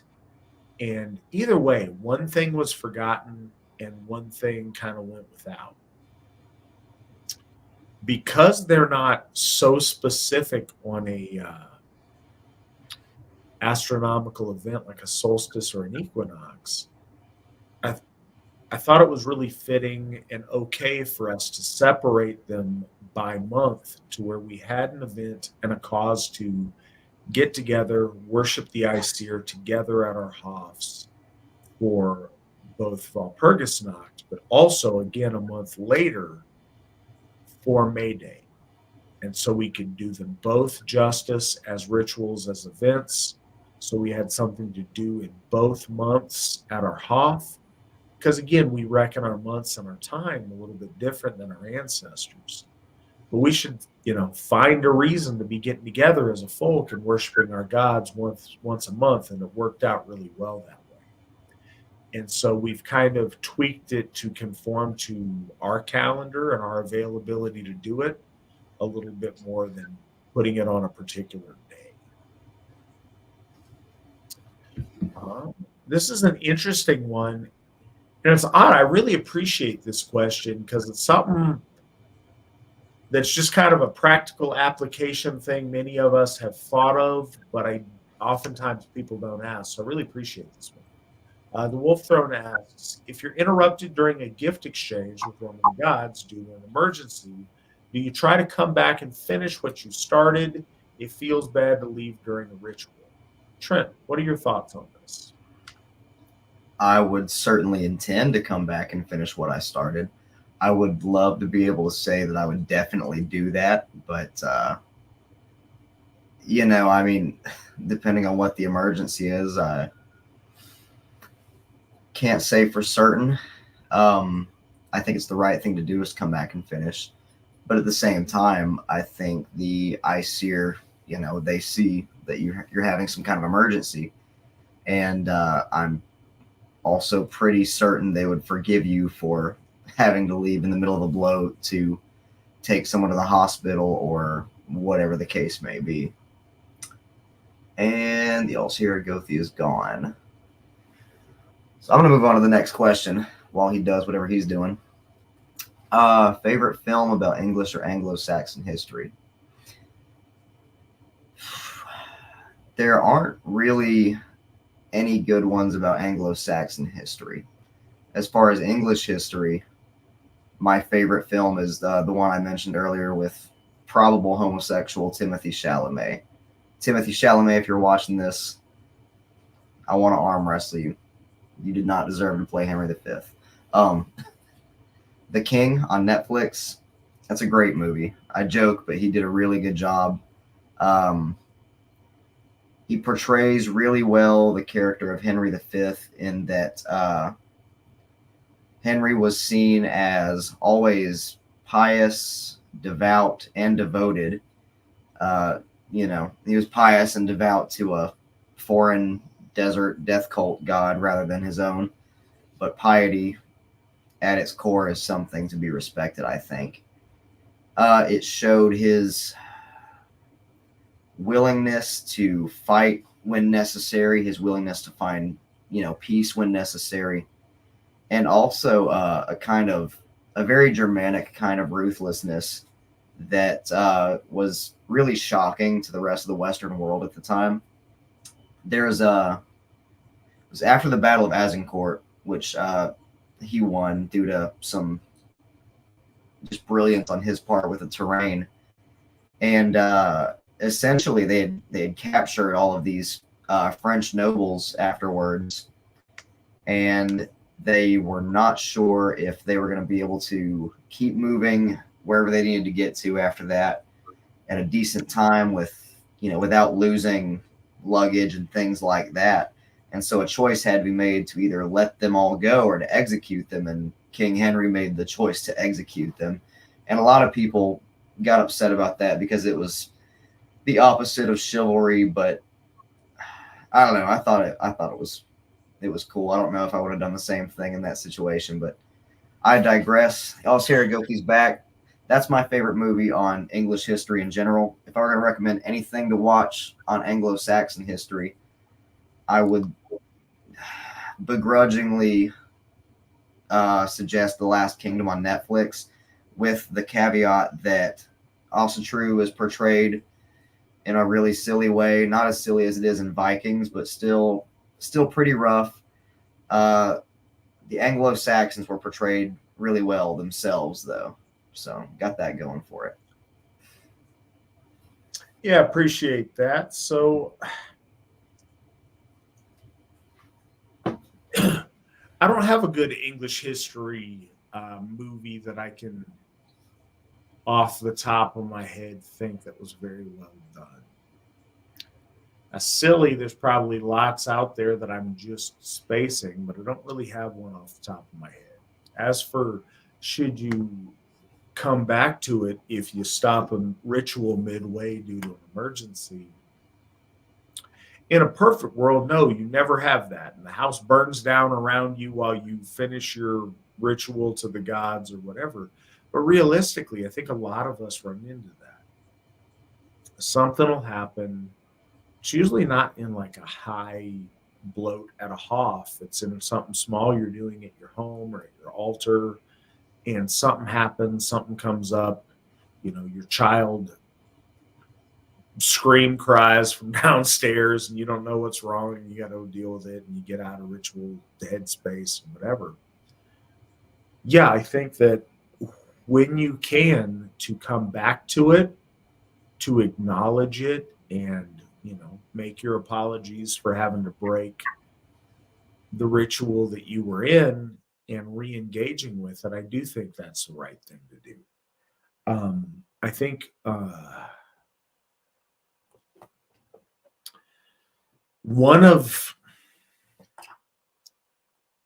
we can't always fix things, and we can't always make the world perfect. We can't always have that. But at least what we can do is acknowledge when something, we wanted it to be different and it wasn't, and we can try to make it right. And I think that's fundamental. I don't think that's some huge slight necessarily, but the act of, and again, I've mentioned this before, Asatru is about relationships, not about science or about legalism. If I was on a phone call with you and I had to hang up abruptly because of an emergency, when I was done, if I called you back and said, hey, I'm really sorry, something happened with my family, I had to run, but where were we, and going back into it, that would mean something to you. Obviously, the gods are much, much bigger than that, but I do think that's the root of where it starts. And I think at the very least, acknowledging, hey, this happened, I wish it didn't. Anyways, back where I was, I want to finish this out. I apologize for the interruption, and then carrying on. I think that's the right way to do it if you can. And even if you forget, I think coming back to it later, I think that acknowledgement and the finishing of it to move forward is important where you can.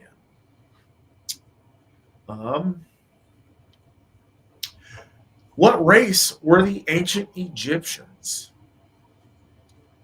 I believe they were Anunnaki is the race that they were. I don't keep that as a soundbite. That's a really interesting question, because when you say ancient Egyptians, that spans thousands of years.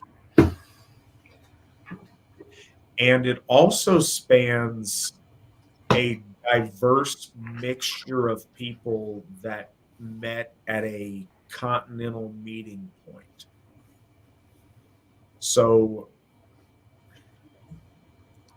what race were the pharaohs, or what race were the guys building stuff? I don't think that in North Africa race is as simple as that, because it's in a melting pot, to use a modern term, of racial groups. You have Aryans and Europeans that intermixed with that. You absolutely have the Semitic races.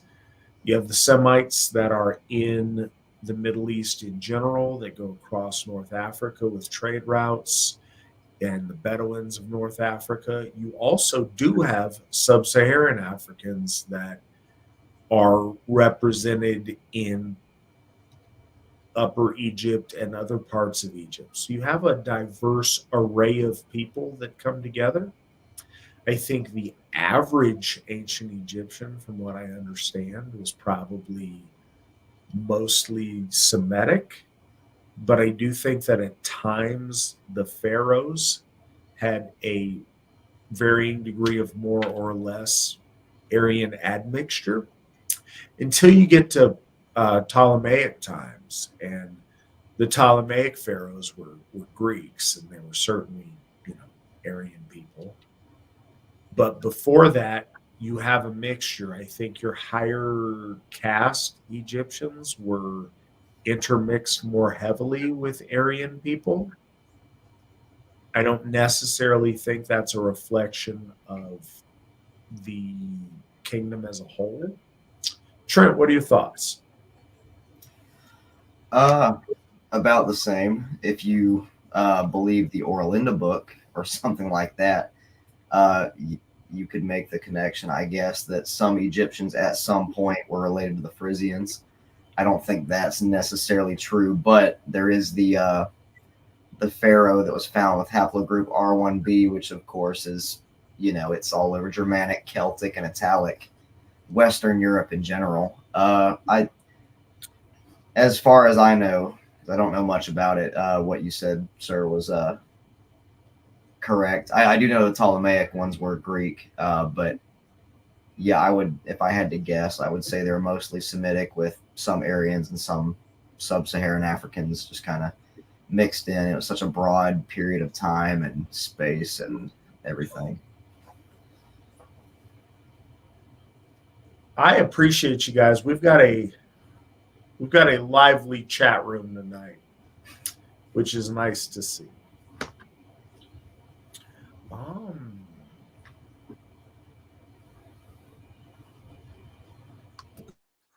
All right, so here is a. Do you think it is safe to say that Loki doesn't have real power in the world since he is currently bound? Trent, what do you say?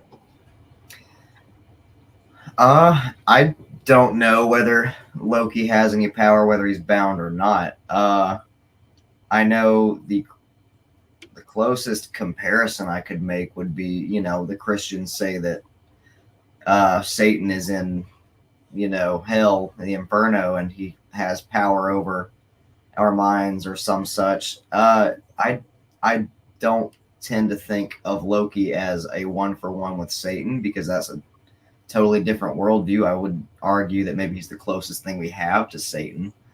But I don't think he has power outside of what the lore says. We know he'll break free of his bonds and lead a ship against the Aesir.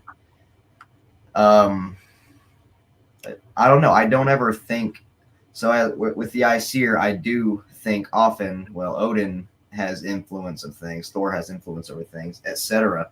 I never see some awful thing happen, or I've never been through an awful thing and thought, this was Loki that did this. It's always just chance or the consequences of my own actions, typically. That's just me, though. I don't really see Loki as having power at all outside of the things he's already done and will do, if that makes sense. So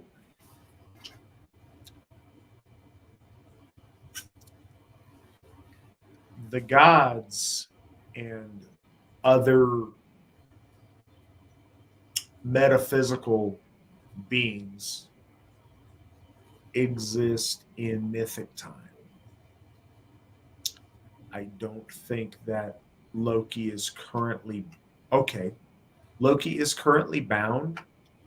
He is also pre-bound. He is also post-bound. He is all three, and he is that simultaneously. And is that confusing? Absolutely.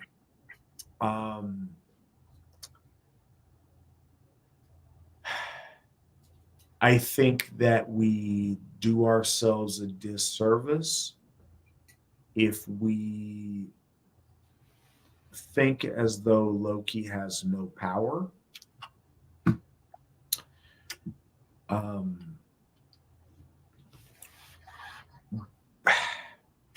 I'm trying to look for a word here, because I don't count Loki amongst the gods. He is certainly not an Aesir. The Jotnar are not gods, but they are big spiritual forces, for lack of a better term.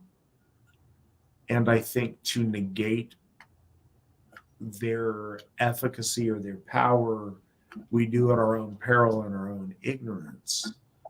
But also, I think we're trapped in a system to where we look at things as Jehovah or Satan, and then our equivalencies to both.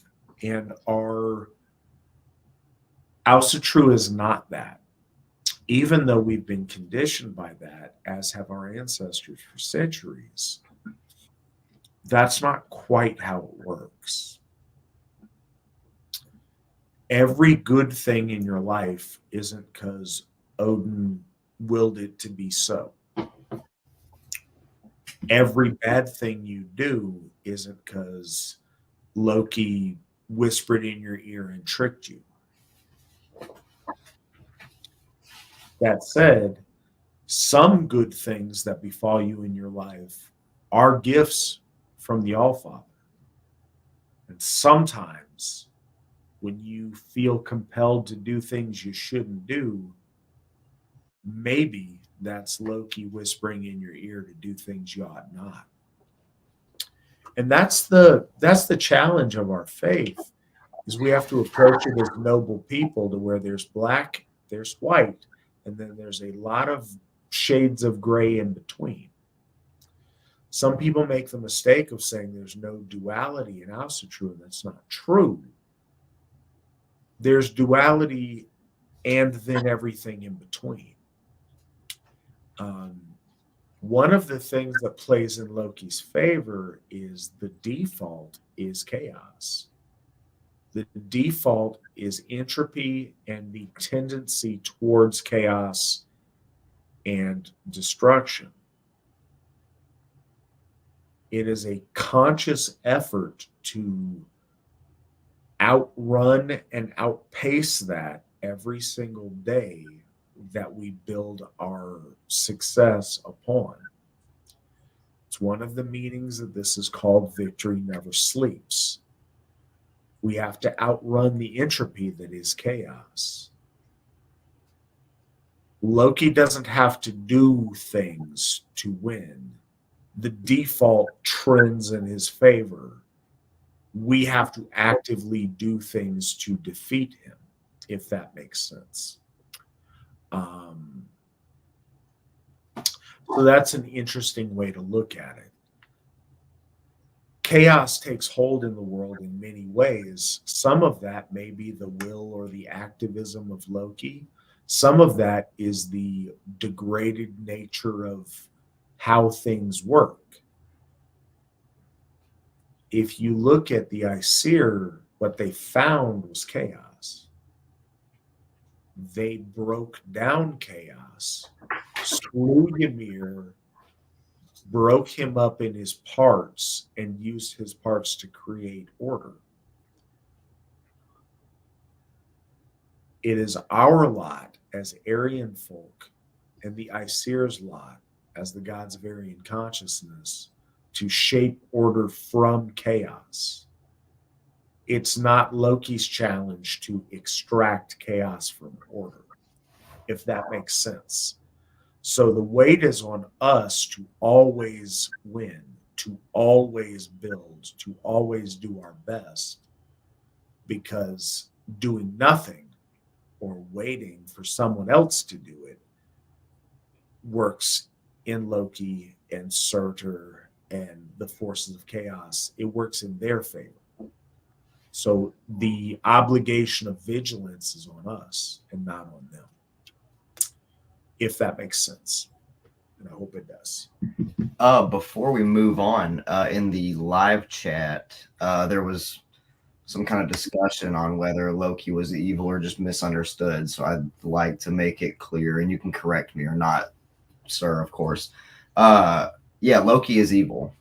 He caused the death of Balder and then made sure that Balder stayed in hell when Allmother Frigga was working to meet Hell's requirements to have Balder brought back.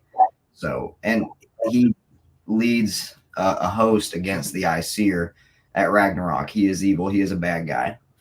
I know we there's this thing in Asatru where we say, oh, there's no black and white. It's everything is a gray area. Or that's how I was taught about Asatru initially, and that's just not true. There are lots of gray areas. There are lots of false dichotomies in life. Loki Loki's a pretty easy one to nail down. He's evil. So All right, so Hammer first. Chris Lucat donated $115 to VNS. Thank you, Chris. We appreciate it a lot. Also, Kevin T bought us 3 coffees. Love the AFA and everything you guys stand for. Hail. Appreciate that, Kevin. I really hope you're a member. If you're not, you should consider joining us. But I really appreciate your donation. That's awesome. Hammer and Vajra, we'll answer your question next because you say you got to go and you're a bit of a celebrity. So we'll go ahead and hit that here in a second. As to Loki being evil or not, Loki's absolutely okay. So I think we go into a little bit of what that means to you, not to be too esoteric with it, but at some point it doesn't matter. So here's the thing with Asatru. A lot of people try to translate Asatru as belief in the Aesir. It means that, but sorta. It means that in modern Icelandic, but if you trace the roots of those words, true to the Aesir. True means true. We know what that means. It comes into English as true. It even sounds the same, even if it doesn't have the funny little dash above the U. It means loyal to. It means in troth with. We are loyal to the Aesir. Odin is the king of the Aesir. That means that Odin is my king. If Loki conspires to arrange the murder of the son of our king, he is on the other team. He is the bad guy and we are the good guy. Whether that counts as evil, whether that counts as whatever you want to call it, we are not morally objective. We are on a team. We are on Team Aesir. That's what Asatru means. He is on the other team. Therefore, he is my enemy. That's all there is. The enmity came through his deceitful action and murderous, chaotic intent.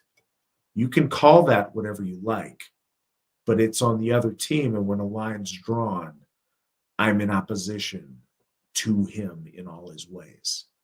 And I think that's the fundamental that counts, is our team or the other team. And we can rationalize in another way, but to make this real, that's what it is.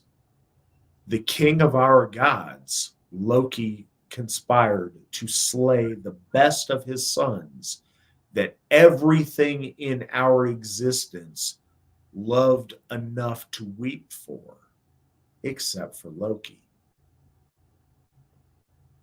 That illustrates it as clear as it needs to be. All of the relativism is, well, you need chaos in order to balance and this and that. Every hero is defined by their enemy, because without the enemy, they wouldn't get to do heroic stuff. Doesn't mean the enemy's not the bad guy. Good is defined by how it is different than evil, but we don't support evil. We oppose and we crush evil. That's our job if you're on the good team. Sounds simple, but it is that simple. It is self-deluding and masturbatory to conceive of it beyond that. Doesn't need to be. We're on Team Aesir, and Loki is clearly not. And so we are going to go to your question next. Hammer and Vajra asks, my inner circle of Hammer and Vajra members and I have been doing more in real life photos and rituals, the goal is to show living religion, though some will call it LARPing. Sometimes we have to just be about it. Doesn't mean show the most sacred of rituals, but at least some. Could the AFA show more rituals? I know the moot photos are nice, but some showing of rituals might be good as well. So this is something that we've talked about internally a lot. There is a long-standing taboo in the AFA about recording rituals and showing. I get that. We try to uphold that a little bit, but I think that you're right that showing some of the ritual is important. What we've tried to do as a compromise, and we can certainly show you pictures that do this, is like pictures during ritual. But as far as a recording of ritual, that's something that we don't do. What I would like to do is just the Gothar maybe together doing some like how-to rituals so folks get a sense of what we do and how we conduct an Asatru ritual. But there's a lot of photos taken during ritual. And if you're curious, you can reach out to me on the side and I can get you some of those that give you a little bit more of the feel of it, if that makes sense. But yeah, in real life is what counts. And I'm glad you guys are doing more of that. But yeah, and I hope that answers and gets to the meat of what you're asking on that. And I appreciate you joining us tonight. All right, next one is Freyr shown in a Phrygian hat. That's the Smurf hat. In a Smurf hat? When? It's At isn't okay. You said isn't Freyr shown in a Smurf hat? Yeah. I've never seen a picture of Freyr in a Smurf hat. Oh, okay. So I've got to read this. I'm sorry. It's more our culture than the top hat with mercury poison and Slim Shady sideways hat. What? I got what you're saying. It's because we were making fun of the Papa Smurf. Yeah, the Phrygian hat is closer to our culture than it's closer to our culture than the sideways Slim Shady hat or the I don't know about top hats. Top hats seem like our culture, but the Phrygian hat is definitely, yeah, it's a European thing, of course. But I mean, so is a Viking Age tunic or a Nordic Bronze Age thing with like the little silver disc on it. That doesn't necessarily mean you're not going to get made fun of for wearing those, because I am going to make fun of you for wearing those in some contexts. So, okay. All right. So I appreciate the question. And I don't think the question is without merit. It does make me chuckle. If we lived in Smurf hat times, I think wearing a Smurf hat would make sense. If we were in the little mushroom houses, I think a Smurf hat would also make sense. But then we don't wear shirts. We just wear the little Smurf pants. And joking aside, it locks it into a specific time and a specific place. I think that a felt Anglo-Saxon Smurf hat makes sense in that. And I'm not going to make fun of you if we're living in Smurf hat times. But why would we pretend that we're something we're not in order to worship? There's no sense that the hat in itself had a ceremonial purpose. It was the customary hat of the day. Typically, and this is a strange thing because as white people, we take off our hats when we do acts of worship in this day and age, typically, just because that's our custom culturally.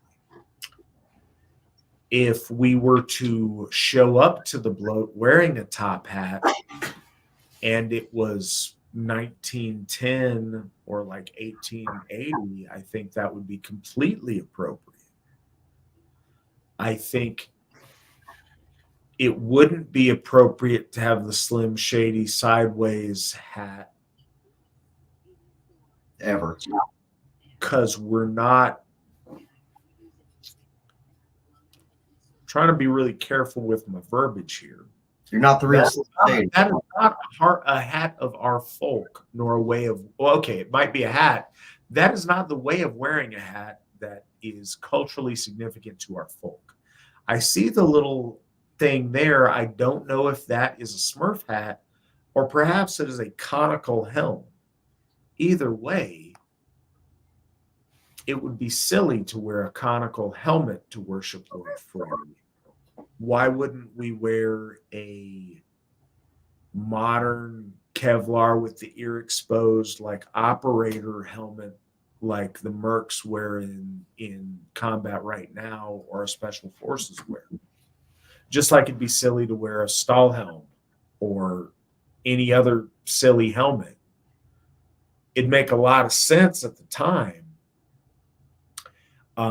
Yeah, if that's the little hat with a little ball on the top, cool. If we were in a Scandinavian country in medieval times, we could do that. The point that I'm trying to say is that Lord Freyr is my god as much as he is an ancient Scandinavian man's god, as much as he was a god to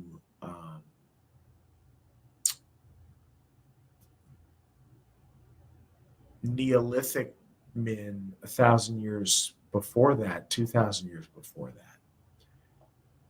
I wouldn't expect them to somehow retroactively dress like me to worship Lord Frey. Why would I do that? And I hope that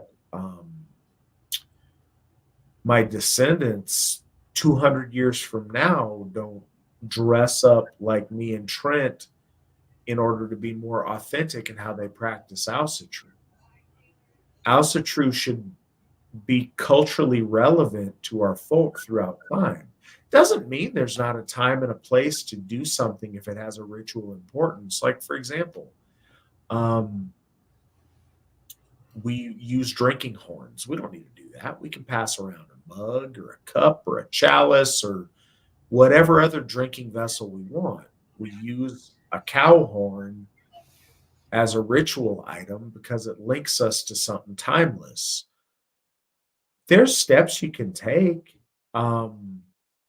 If everything else was on point, but when they did bloat, they put on the Smurf hats, I may chuckle, but it doesn't mean they're doing it wrong. What does mean they're doing it wrong is when your name is Travis and you call yourself Thorbert when you do bloat and you put on your little costume, but you don't let your coworkers and the other people who know you in life know what you do. That's LARPing, and that's silly, and it's disrespectful to our gods. If you are who you are and you just want to go throughout your life calling yourself, you, again, like I said, you go through the steps to legally change your name, and you want to go to the mall and whatever else you do in your Smurf hat. I say the mall, nobody goes to the mall anymore. But anyways, if you want to go do what you do in your garb and that's authentic to you and who you are, some of us may chuckle, but that doesn't mean you're doing it wrong. And I say that everything else aside, some things are funny and I will chuckle at them, but it doesn't mean that you're doing it wrong or there's one right way to do it. And I'll say this, at Asatru events, and it's been a long time. Remember one that we did, this has evolved over time. So I have been in bloat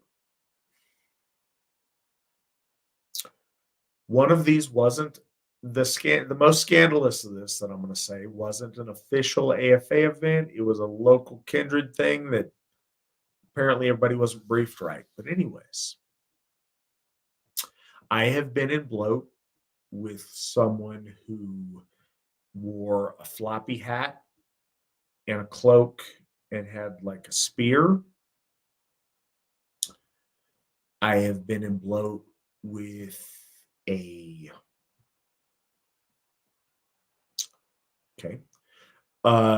morbidly obese dude with some shorts and a cutoff shirt, but he had like a big Viking shield. I have been in bloat with guys that had very period authentic, like felt and wool, like real deal, authentic reenactment Viking garb. Plastic Not as like, yeah, but not like silly stuff, like really legit stuff. I've been in bloat with two of those guys that were doing that very seriously and authentically. I've been in bloat with guys dressed up in like silly militia multicam stuff. I've been in bloat with a guy who was been in bloat with a guy who thought it was cool to be skyclad. He decided to strip down while we were in the circle preparing for the bloat.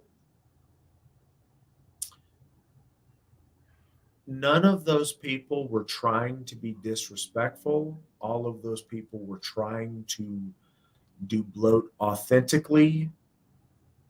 I did bloat with all of them, and I didn't say a cross word to any one of them. Nobody in the skyclad thing, if there were kids around or something, that's not cool and not appropriate.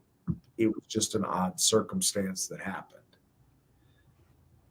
Everything else, the AFA doesn't try to make people dress a certain way. And if you want to show up wearing a Smurf hat, do that. And if you own it and you rock it, and one of us says something about the Smurf hat, and you laugh at us and do whatever, and it's all good.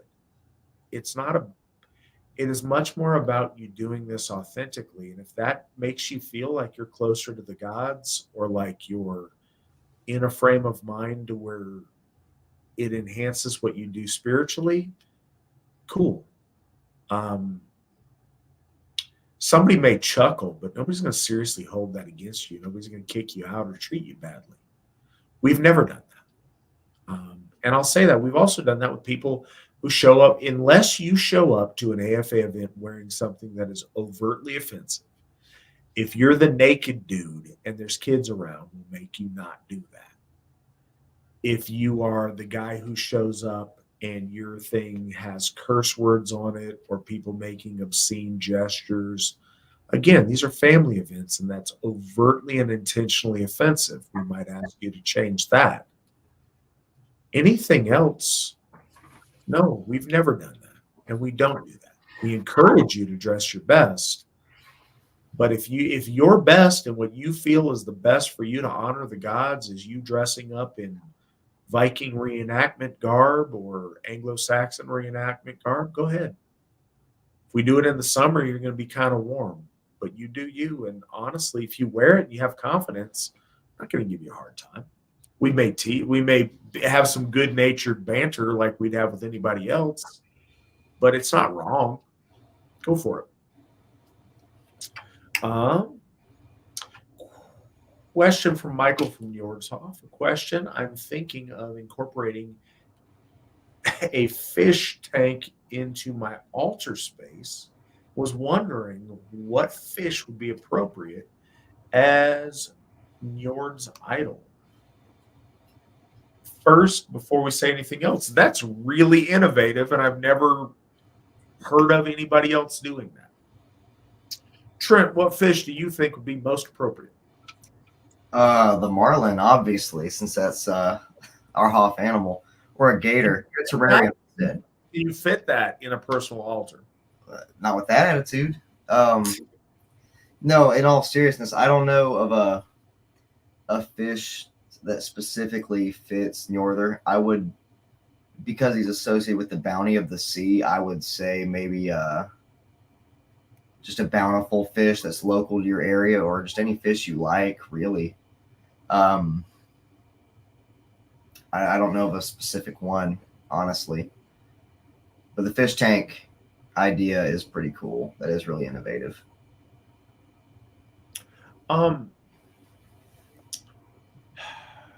So don't get caught in the weeds. I think that's a really cool idea. I think whatever fish you can get to live, awesome. Some fish are harder to keep alive than others. And I'm not joking. It sounds silly, but if you have an altar and your fish are always dying, that's probably not the best way you want to do it. So I wouldn't go crazy.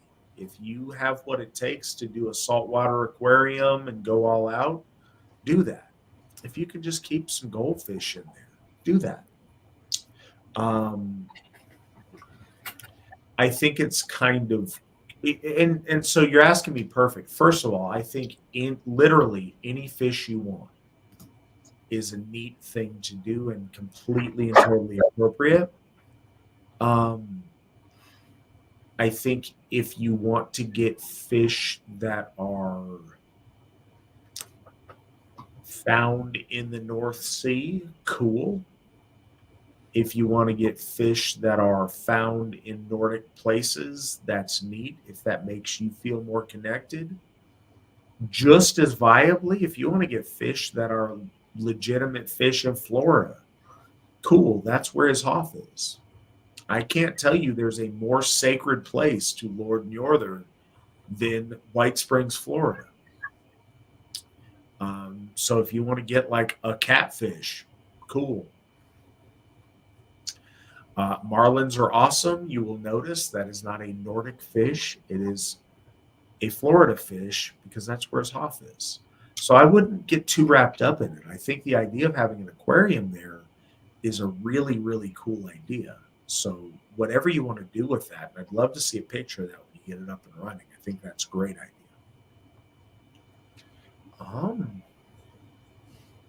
The next question from Raven.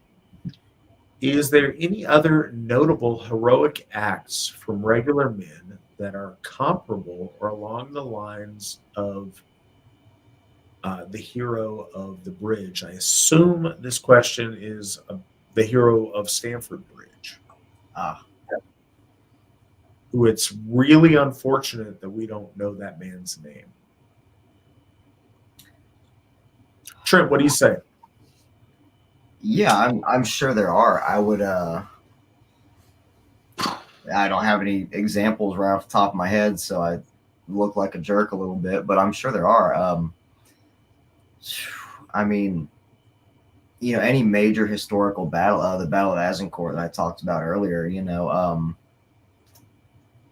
I can't remember the guy's actual name. In Shakespeare's play, his name was Flagstaff, but he volunteered to be one of the guys in full plate armor on the ground during the whole terrain situation I mentioned, that were essentially sacrificing themselves to the French cavalry so that later the more lightly armored infantry from the English side could come in and wipe out the French cavalry that would be stuck in the mud. So that guy, for an example, to kind of call back to that time. Another one that's cool, George Washington, a man of Anglo-Saxon descent, at least partially, keeping with tonight's theme.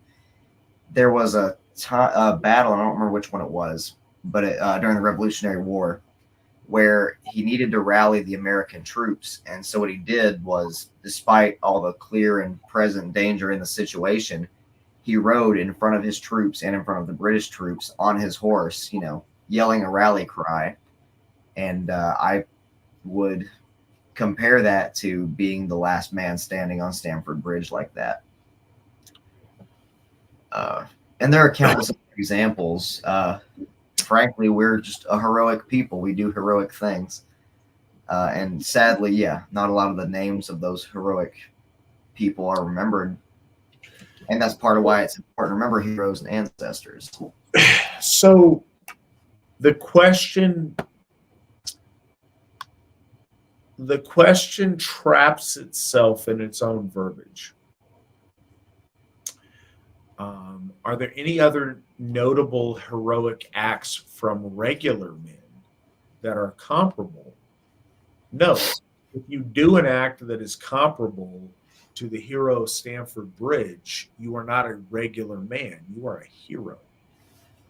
And so the question defeats itself. You can't have regular people don't do that. And this is important. This isn't just semantics. We believe in ascension. And that's part of our days of remembrance.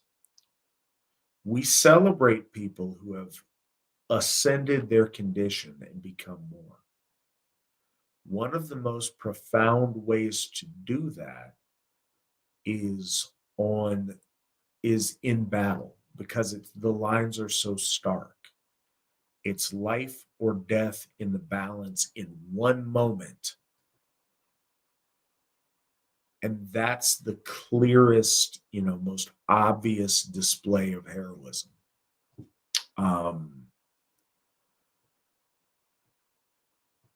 If you are a regular dude that does that, you are no longer a regular dude.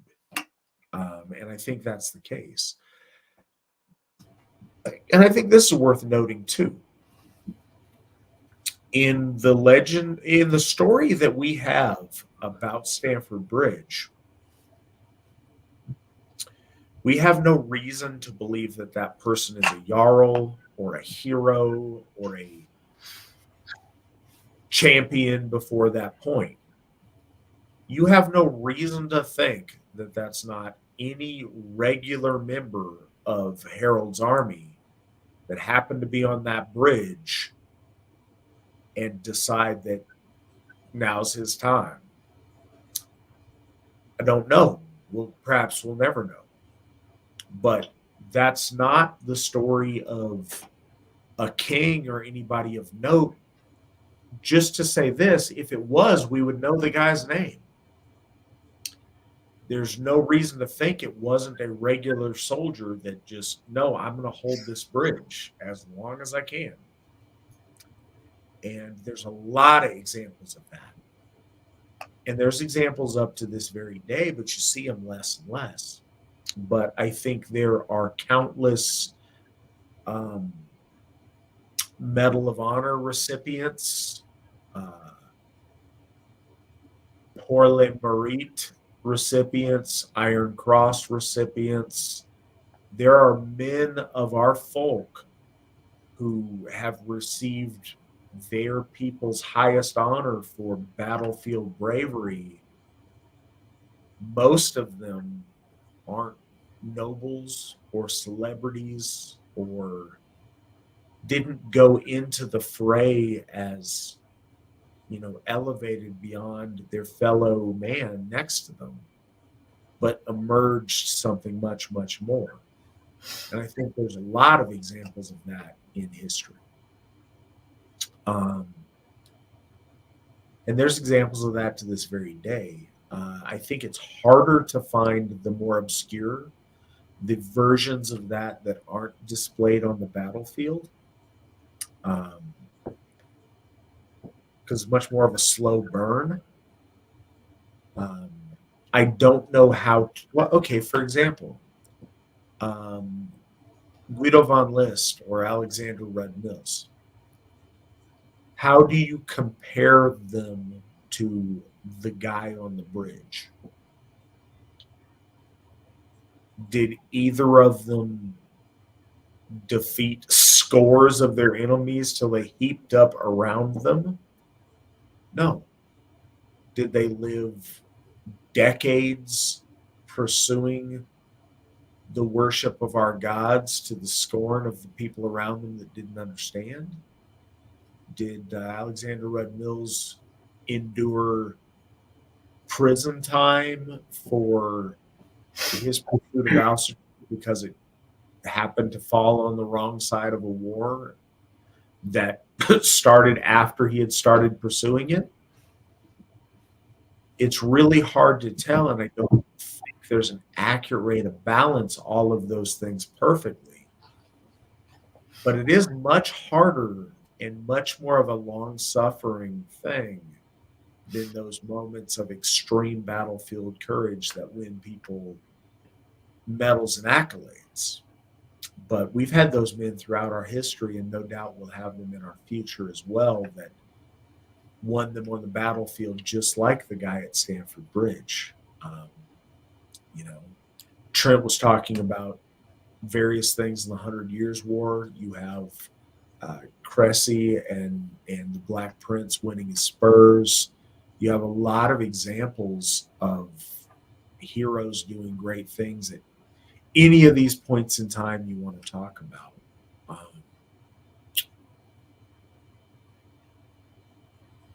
And again, like I said, the vast majority of the people that we celebrate in that way don't start out as elevated amongst their peers, but are elevated afterwards. For what that's worth. Anyways, I know some of these questions stack and get asked a long time before we answer them, and I appreciate you guys' patience. What is your favorite time in history, Trent? Right now, because I'm alive and my wife's alive and all my best friends are alive, and I get to be a Gothi. And we have 4 Hoffs working on 5. We have Sigerheim. I get to be on VNS. So right now is my favorite time. Other than that, the Nordic Bronze Age.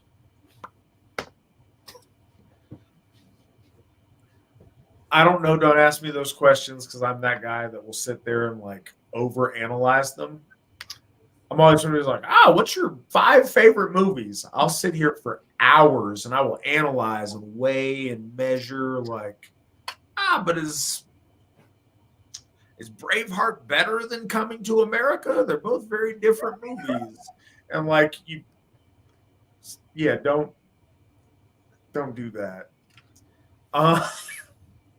There is a lot of periods of history that there's a lot of moments of time that are really, really cool to me at a distance. But I don't pretend that at the moment they will. Because here's the thing. Times that were heroic and exciting and awesome were also tragic and miserable if you weren't winning. So I don't know what counts as that. Realistically, and I know this sounds like a cop-out answer. I don't mean it that way. But I'm here. I get to be the Altair Gothi of the Asatru Folk Assembly. I'm doing something with my life that I believe is very meaningful and building a legacy that I think is very meaningful. We have Hoffs. We have Sigerheim. I'm able to build and continue building Asatru off of the tremendous efforts that the McNallans put in to get us where we are and those who came before them. I have access to the entire wealth of human knowledge at my fingertips. I've got air conditioning when it's hot. I've got heat when it's cold. I can eat any type of food I want when I'm hungry. It's not a matter of can I eat or not, can I feed my daughter or not. It's, hey, what do you want? I want some Mexican. I want some Chinese. Let's do both at my fingertips. We're tremendously blessed. Now, culturally, there's a lot that's lacking. So the one answer I'll do, Trent's like, yeah, right here and now, because we're doing awesome things. We got cool stuff, because we do. And shoot, I can get on a plane. I do travel across the continent many times throughout the year, and it takes me like 6 to 8 hours of inconvenience, and I'm in New York. I can do all of these things, and I wouldn't get that in previous ages. Another time, the American South before the Civil War, or during the early part of the Civil War, where you had a lot of modern convenience. You had a culture that was still something I can understand and immerse myself in and relate to very well. But you had a dignity and a nobility. You had those last vestiges of that very important European culture. It's very much like the little piece at the beginning of Gone with the Wind where it talks about, noble knights on their plantation with ladies, and you had that bit of nobility still there in an idyllic situation that was beautiful and special, and that contained so many of our values that are noble. And that was a period that's far enough back that we can consider it historic and marvel at it, but that is infinitely relatable and contains a lot of really beautiful things that we lost. Does the AFA have any members in South Africa? No, not as of today. We do on and off throughout time. One of the hardest things internationally, and South Africa, so a couple of notes on the South Africa thing. We get members there every so often, and I really hope that we can build something there. One thing, our people in large part are busy worried about don't get killed or raped or robbed to worry about being part of the AFA. They're worried about very primal concerns of getting things right. They have seen, people my age there, within their living memory, have seen their world go just completely turned upside down. So I think it's hard for them to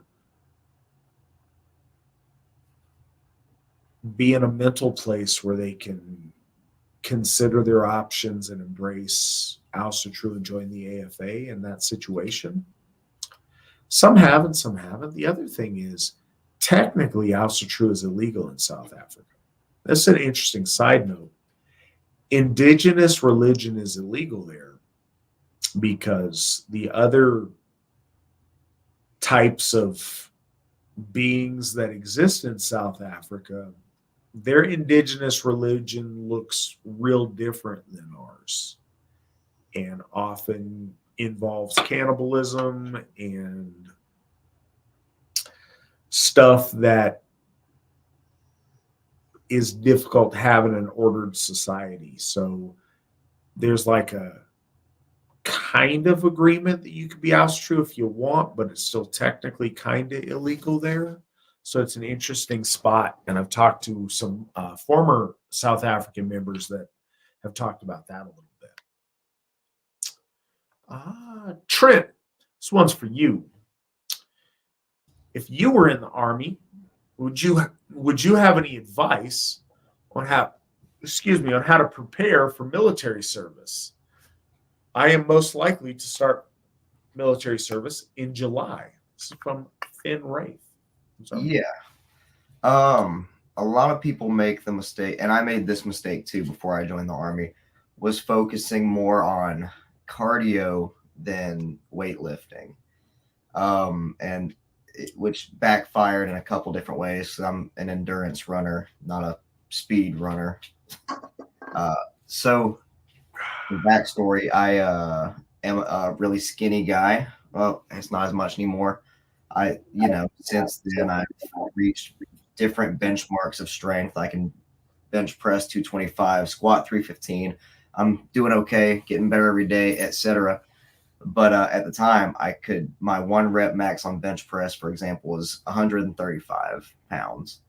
And so I got to boot camp, and I'm having to walk miles upon miles with 60 pounds on my back. And because I was the little guy, they made me carry it's a light machine gun, but it's called an M240 Bravo. And so not wait the point of it is not doing strength training before boot camp really messed me up, and it put me in a position that was even more difficult than it already would have been because of my size. Another thing I would recommend is learning to eat your meals faster. It sounds silly, but it's important. At least in the American military, they really emphasize eating your meals quickly because, if you're in the field, you only have a few minutes to eat before you got to get back, moving or pulling security or whatever it is. I wouldn't worry about taking any kind of firearms training before you get to whatever your boot camp is called. Just let them teach you from there, because a lot of civilian firearms training is just not really congruent with military firearms training. That's about all I got. All right. So take this one too. What are your guys' opinions on relations with Ermine folk? They're one of the relatively few groups that we have no kind of frith with. The stuff with them kind of blew up right before I started folk building, so I wasn't super in the know about everything at the time. But the guy leading it, or who was leading at the time, Mike Sagenario, did try to get me to jump ship with the AFA and join them. So that's flattering, I guess. They had some sort of issue with the way we do donations, and they wanted to take a look at all of our financial stuff from what I understand. And we told them no, we're not doing that. And so they thought that meant that we were federal agents and also a drug cartel and also not actually folkish or some such. And I've run into Mike Sagenario online one time since then, and he accused us of being feds again. And I directly said, hey, Mike, you and I know each other. Let's talk about this. And he would not respond directly to me.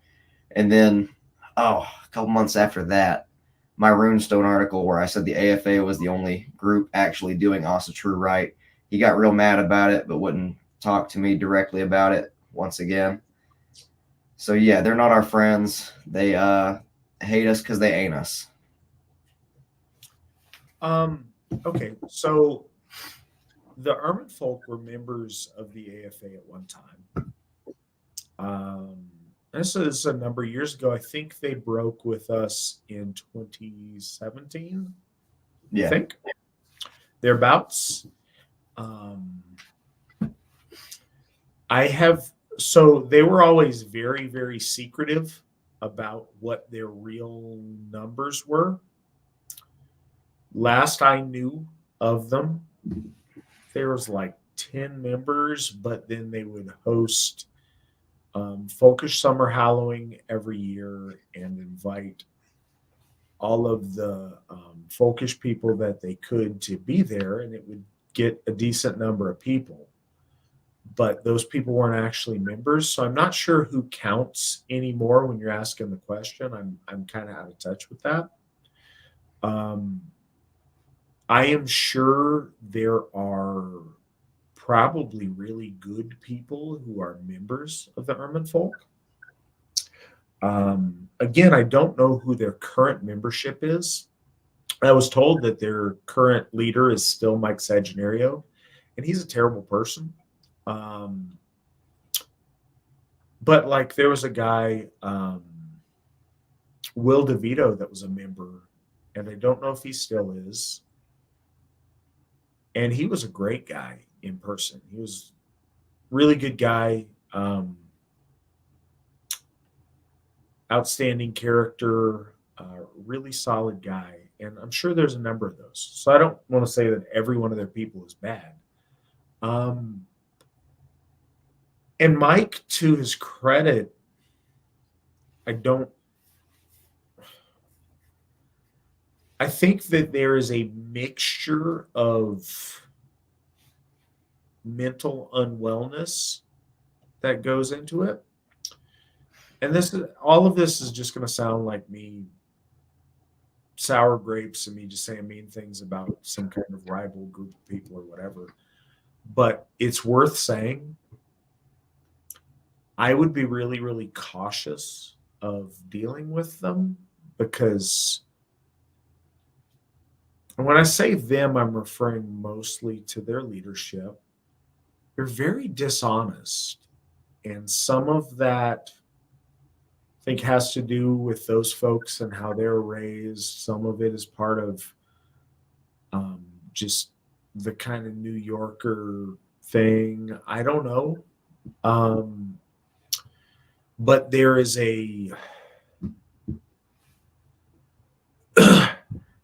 cynicism and an inherent distrust and like a lusting after conspiracy and nonsense. There's almost like a anti-Occam's razor thing that goes on in their groupthink. It's like, rather than the most obvious solution that makes sense, no, what's really true is the most convoluted thing that makes no sense.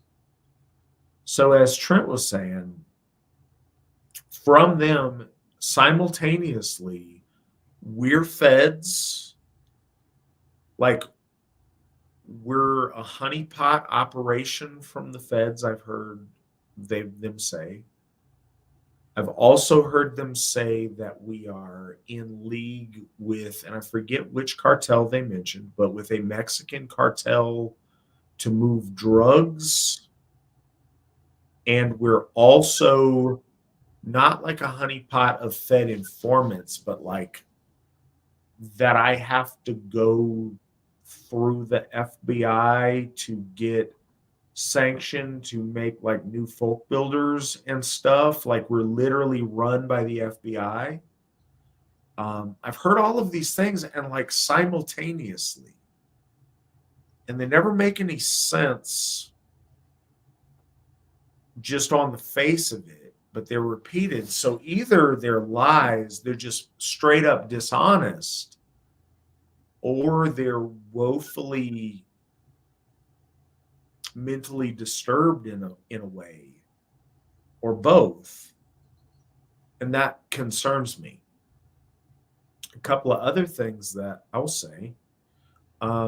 There is so we talk about Viking LARP or other kind of LARP, but there's like a parliamentarian, like the most shady, just greasy democracy LARP there, to where like Mike doesn't want to be the actual leader. He's just the spokesperson, but he's not really the president. But they have, like, he goes through all this little silly political machinations instead of just like, hey guys, I'm the king of the Ermin folk. He goes through some other silliness. We'd interact with people. A lot of people he'd have at his events, he hated them and thought they were terrible. But they were there and they would buy things from him, and the economics were his goal, not so much Asatru itself. I don't think that he's not folkish. I have no idea what they do the last 7 years. Maybe it's a lot better. I don't know. They used to make really cool stuff. I'll say this about Mike. He was really good at being able to like make stuff, and he could reverse engineer something. If he saw something that was awesome and you're like, hey, can you make something like this? He would get the tools and get the stuff and figure it all out on how to do it. And he was really, really good at that and made really cool things. Matter of fact, he made my wedding ring. That was right around that time. There was just all this gamesmanship and politicking that was really, really toxic. At the end, they tried to call us out publicly and have this big expose on like our member database and our finances and stuff. But it was all stuff he made up. Like while we were having the conversation, the Nick will attest to this because I had to have him do some tech help. He could show you my desktop. I've got like, I'm not joking, I've got like 35 windows, like not windows, but tabs open in my Chrome right now. It's not recommended, but it's how I do regardless. So I'm literally in the database and in the accounts looking at the stuff while he's saying it. No, he's just making stuff up. It's just not true. And I posted at the time, like, no, this is the percentage of members we've gained. This is the percent. No, this is how many members we have. No, this is how much money's in the general fund. Like, he just made stuff up. And that dishonesty is really, really toxic. The other thing I'll say, just be cautious, and you can Google them on some stuff. I don't do this, and I feel greasy saying it, but I think that it's necessary. He says that we're feds, and he pushes that a lot, which is strange because we're not doing anything illegal. We're not encouraging anything illegal. We never, ever have. He is a convicted domestic terrorist in New York, and he has multiple weapons charges after that initial charge, and he's done zero amount of jail time. I don't know what that means. Again, I'm just saying that looks really suspicious to me and makes me uncomfortable. And it makes me uncomfortable that he is the first to call everyone else feds when his stuff really doesn't match up to my understanding of how things work. So I would just advise everybody to be really, really cautious.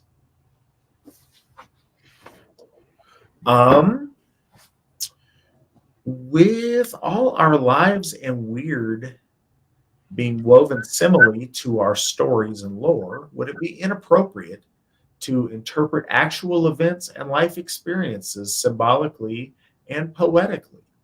What say you, Trent? No, I don't think that's inappropriate at all. I do that, like the day I got ordained was really important to me, and I'll always think of that as a milestone for myself.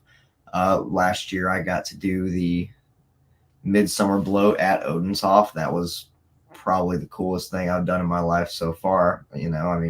That's certainly symbolic for me and poetic. It was like a testament to all the work I've put in and the skin I've got in the game and all that. So if I'm understanding you right, now, yeah, different good things I see as triumphs in my life, bad things I see as barriers or obstacles, or just a kind of a rock to stumble on in the path of that is my life. I wouldn't compare it to like our lore necessarily. I don't think me dealing with Antifa a few years ago is the same as like Thor fighting Jormungandr or anything silly like that. But yeah, I think it's perfectly fine to view those events in your life as important, because they are,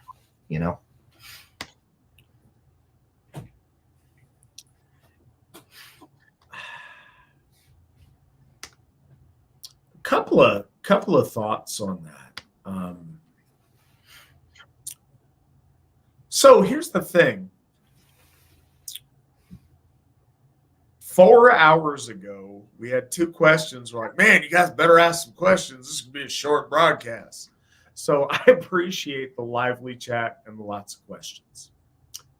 I'm being a little bit verbose on some things tonight because I'm having fun and it's a good broadcast. I hope it's useful. One thing that and I say that because I'm going a little bit far afield on this. Because I was talking to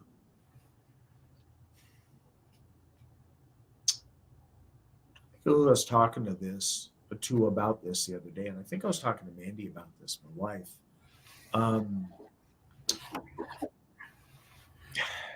Nobody ever. This has come to view in a number of ways, but specifically, you know what's hard is digging stories out of Steve McNally. It's because in a lot of ways, when Steve looks back at the foundational years of Asatru, like 1968 to 1995, he sees mistakes he made as a young man, or things he would have done different, or just some stuff he did trying to make stuff work and throw things together. And it's all this mundane, just some stuff that happened on Tuesday.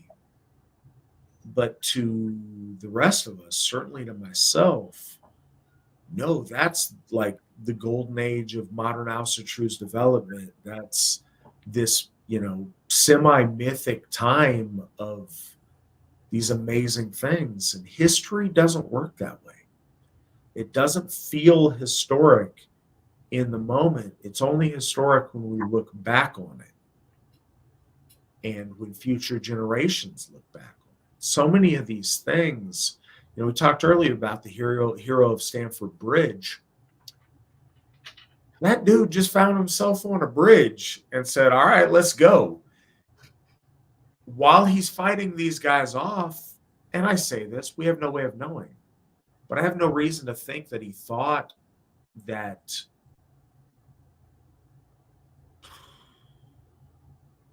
a little bit less than 1,000 years later, by a couple of decades, we'd be talking about it. It was just what happened that day. Englishmen are coming at him. His guys are busy trying to put their armor on the other side of the bridge, and he's going to try to hold the bridge. And then history happened. And I think that's what happens so often.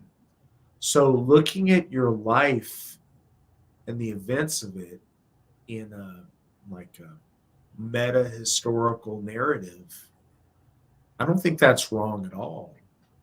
I mean, if you start having an artificial view of yourself, then yeah, you need to temper that with reality. But those things are important. They're important to you. And maybe if you do the right things at the right time and you're in the right place, it'll be important to all the rest of us. And you never know until it is. So I don't think that's wrong at all. And I think that viewing life through that lens makes you much more aware of your actions and their implications. And I think that's, as long as it doesn't paralyze you with the weight of it, I think that's a really noble way to look at things. So I like that a lot, and I think that's a good thing.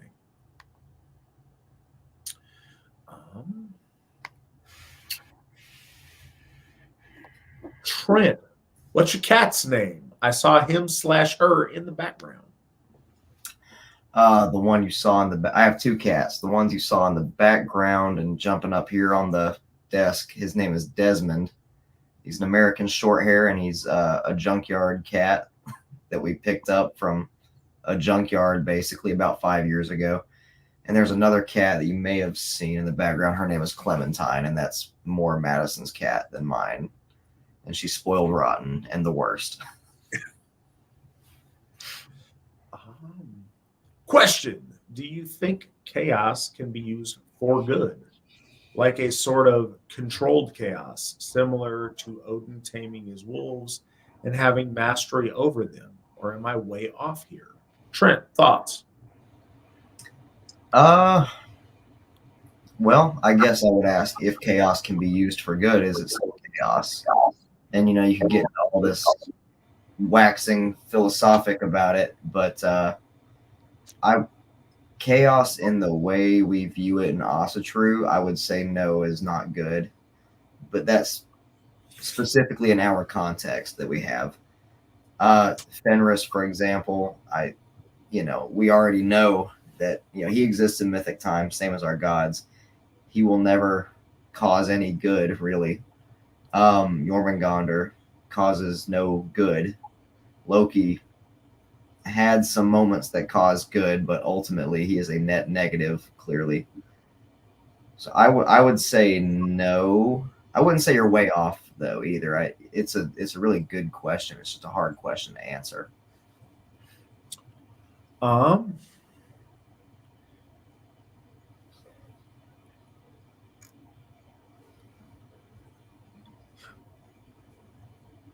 So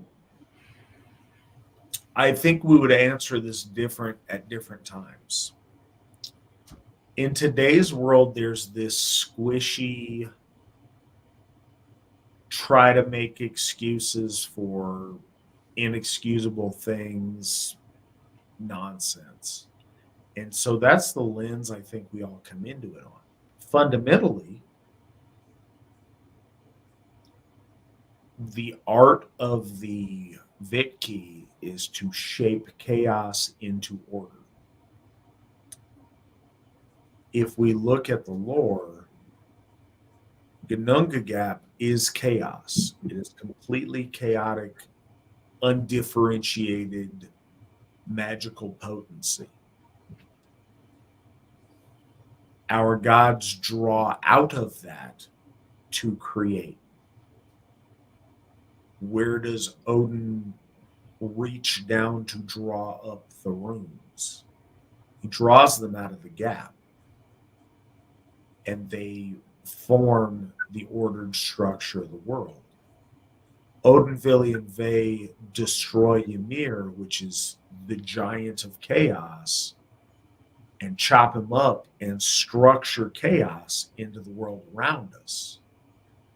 Fundamentally, magic is harnessing chaos or disorder and shaping order from it.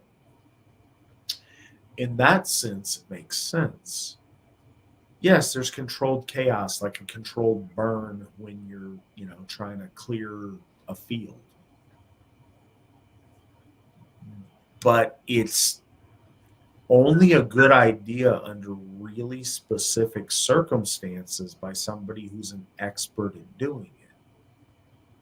So, to someone who's an adept, who's advanced at magical arts, who's a Gothi perhaps, who's a Vitki, who's a master of things, infusing chaos into something in order to shake something up or to cause, like, the concept is sound objectively,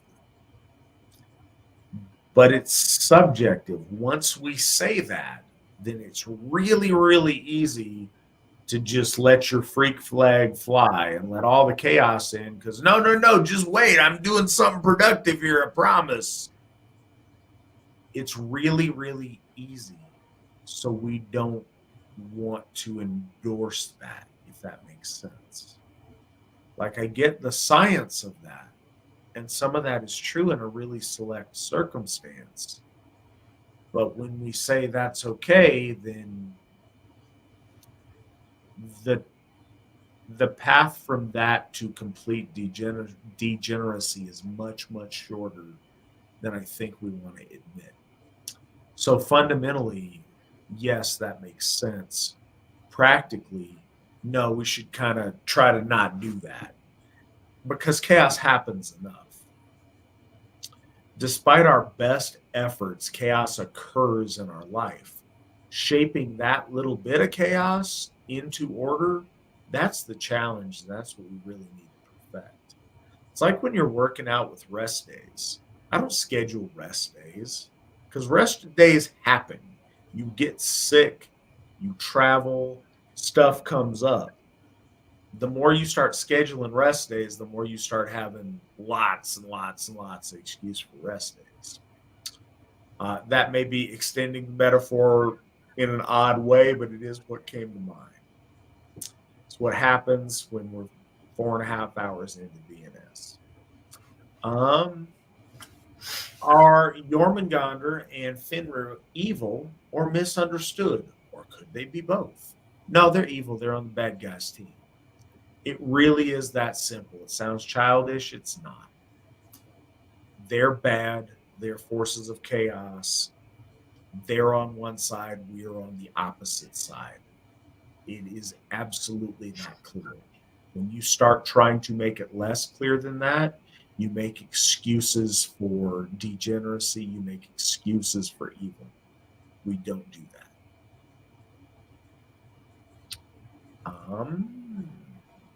Question for Matt and Trent.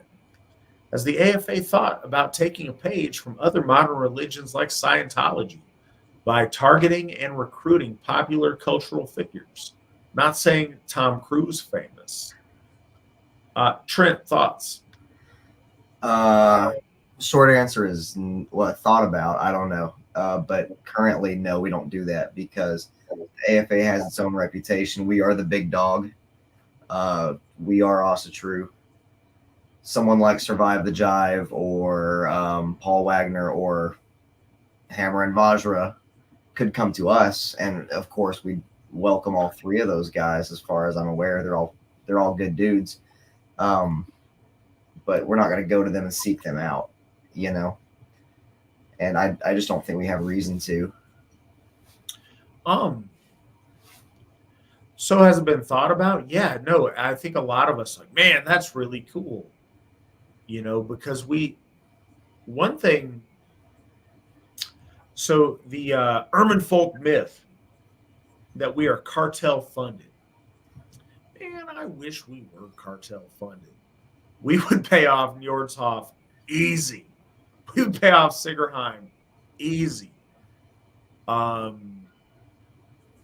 It would be awesome if I could live in an Escobar like mansion on Sigerheim.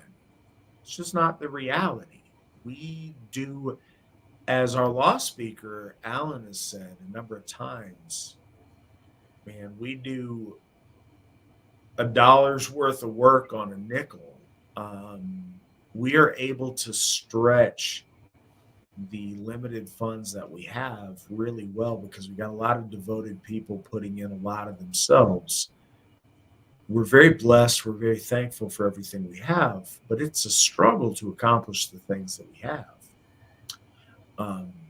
So yeah, of course, we're like, man, if a multi-millionaire were in the AFA and they wanted to give us, this exposure, that exposure, this, $1 million here, $1 million there, man, if you're making $50 million a movie and you give us $1 million, it's not a big deal to you, but if I had $1 million right now, we'd pay off Nordhoff, we'd pay off Sigerheim, and we'd probably be able to build or to buy, we'd definitely be able to buy and pay off Freyshoff immediately. That's huge for us. It wouldn't really make a big difference to, The Rock or something. But then we'd have a half black, half Samoan dude. So that's not really what we're trying to do. The thing realistically with the celebrity, like Trent said, there's practical things and then there's doing the right thing. We are interested in doing the right thing. We try to be as practical as we can. We have to do certain things to keep the lights on. But no, we're not going to go out and try to seduce celebrities in order to leech off of them. That's not what we're about. It would be great if some celebrities of our folk wanted to embrace Asatru and chose to be generous while doing so. That would be awesome. Even if they didn't want to be generous, if they just wanted to, as a platform, encourage other people to come home to Asatru, that would be great.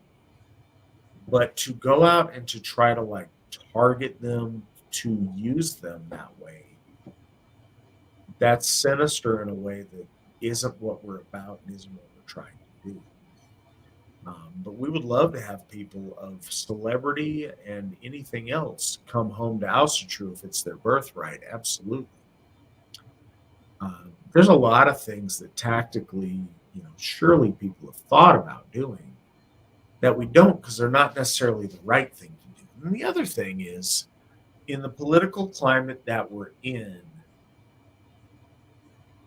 it would be very difficult for somebody very high profile to go all in and be very public joining Asatru. It's just not the current what's cool to those kind of Hollywood folks. And in order to have money and amplification of our message isn't worth violating our core principles to do so. And that's what that would take in the world we currently live in. So, of course, people have thought about it, but that's not really where we're going to focus our efforts. From the Wolf Throne, what do you think of the argument Odin swore an oath to never drink if Loki is not served?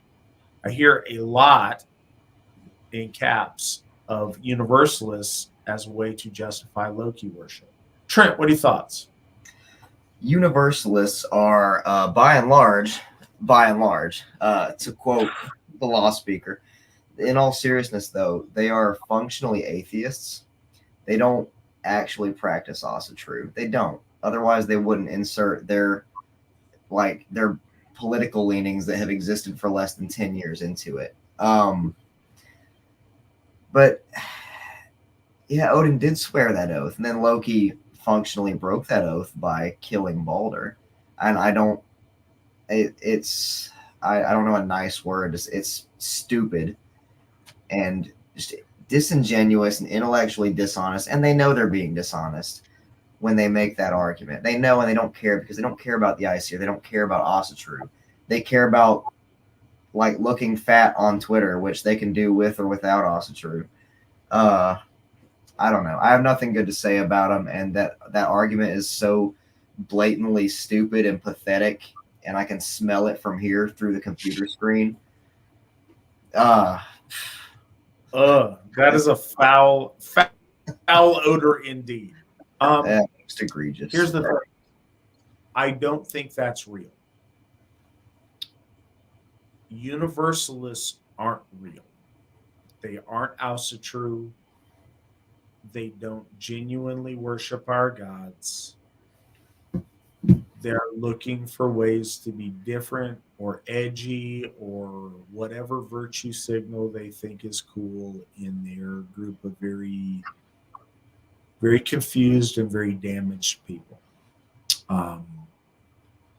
Oaths work two ways, and it's different if you are trying to do Asatru like a book report, or if you're practicing it as a real religion with real gods that you believe in. I get but there's this obscure point in the lore. Yes. But during the course of that, as an oathed blood brother to Odin, Loki engineers the death of Odin's son.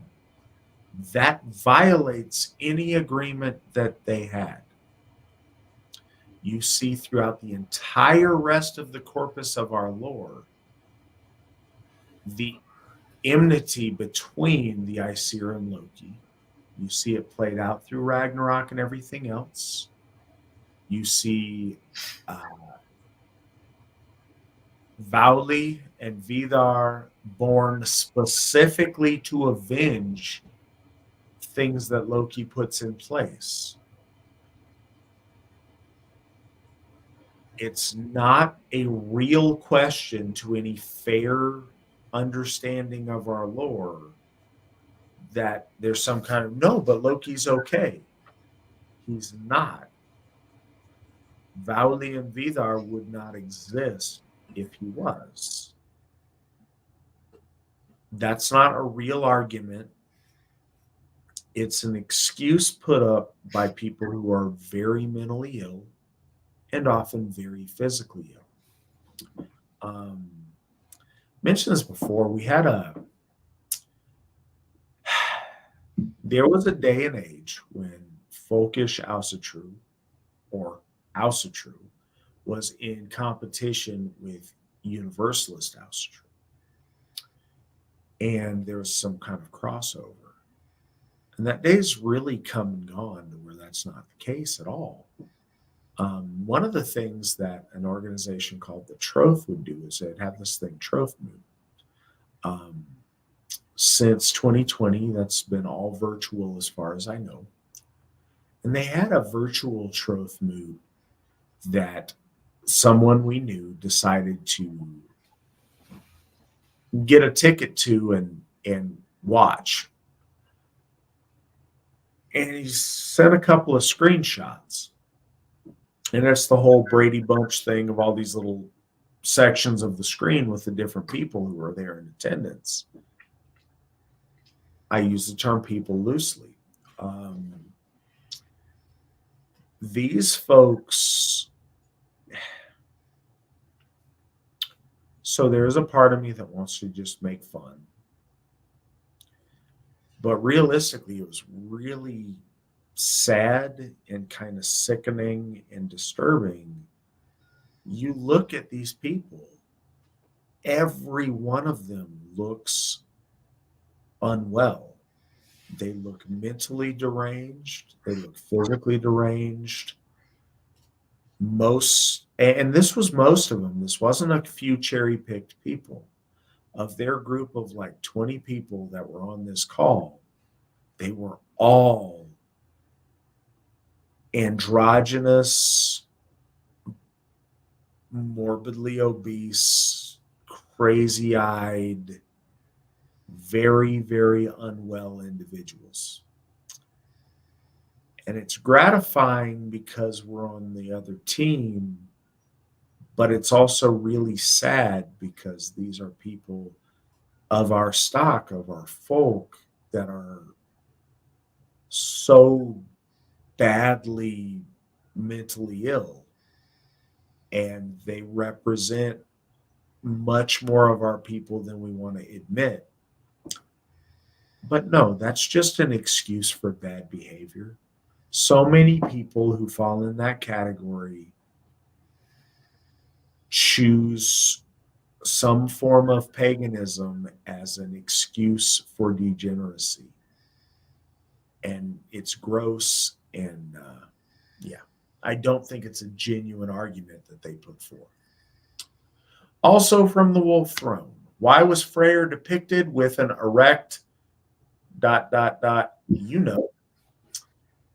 So, Trent, what are your thoughts about the depiction of Frey in that manner?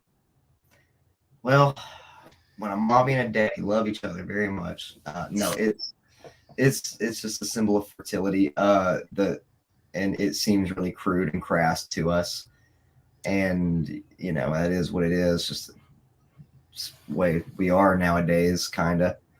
Some things are crude, and then sometimes that same thing is like, only celebrated if it's in front of kids at a pride parade for some reason. But no, to our ancestors, it was just a symbol of fertility and virility and masculine power. That's all. Yeah. It's really what it is, and it's not.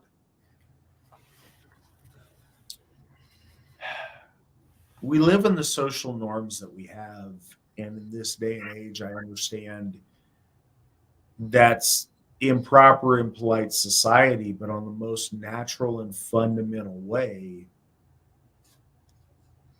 a large and erect penis is the most primal symbol of male might in all things, in fertility, in virility, in just, the pinnacle of manly power is displayed in that. You see, in some of the rock art in Sweden, the only distinguishing figures, sometimes you have like the indication of long hair for women, but it's stick figures. What's funny, because I do not have prominent calves, sometimes you'll have drawn on calves on the stick figures. And the only other distinguishing feature is you have an erect penis on the male figures. And, you know, despite it being 2024, boys have a penis, girls have a vagina. That's the symbol of that, of masculinity, is that member in its full expression. And that's what you see depicted in the depictions of Frey.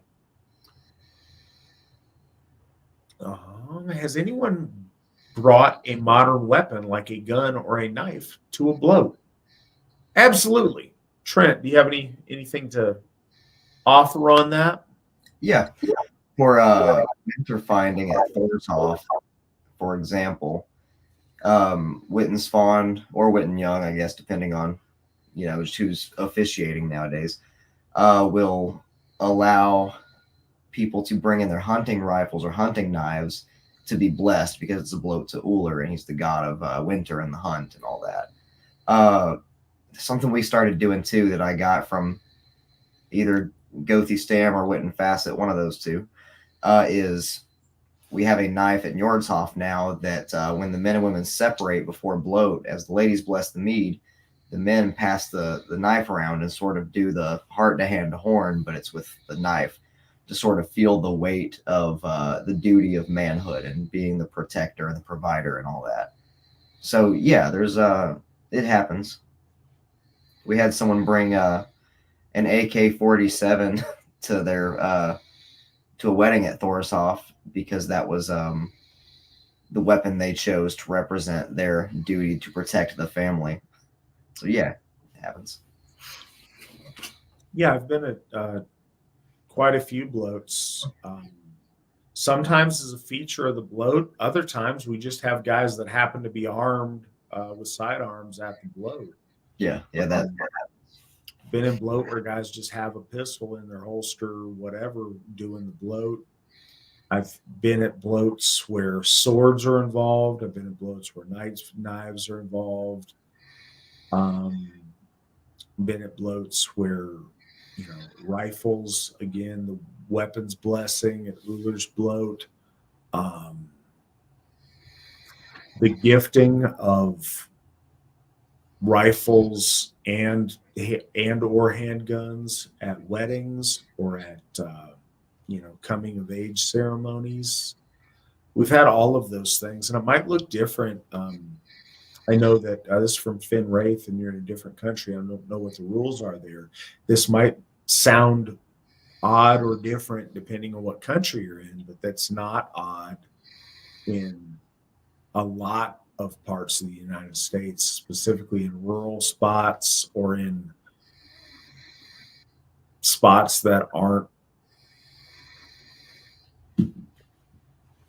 the coastal cities of the West Coast and the upper East Coast. So outside of liberal bastions, it's very common in the United States. We have a right to bear arms here, and that's exercised in Asatru bloats over here from time to time when it's appropriate. Actual question. Big events, let's say winter nights, should we wear a nice suit? I see some leadership looking like upstanding gentlemen. Trent, speak on this. First of all, don't you know this is a hate sign? You shouldn't do this. Yeah, you should absolutely dress nice. The ladies should wear dresses. The men should wear suits, or if you have a cultural suit-like thing, if you're of German descent, want to wear lederhosen, or you're a Scotsman and want to wear a kilt, things like that.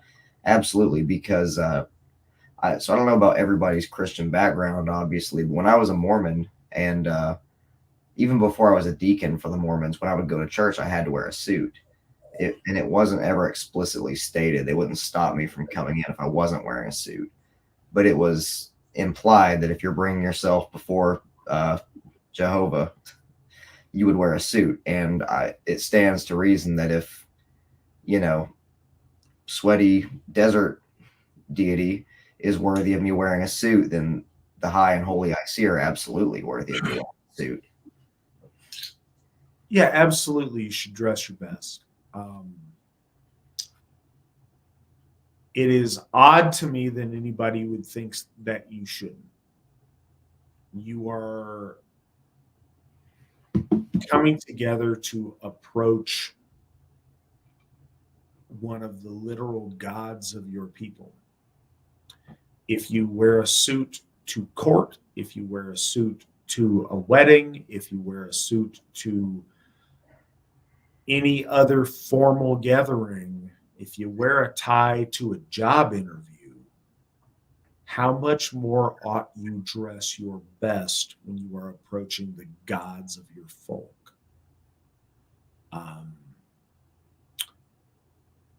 Sometimes people have an aversion because they associate it with church, but we throw the baby out with the bathwater too much.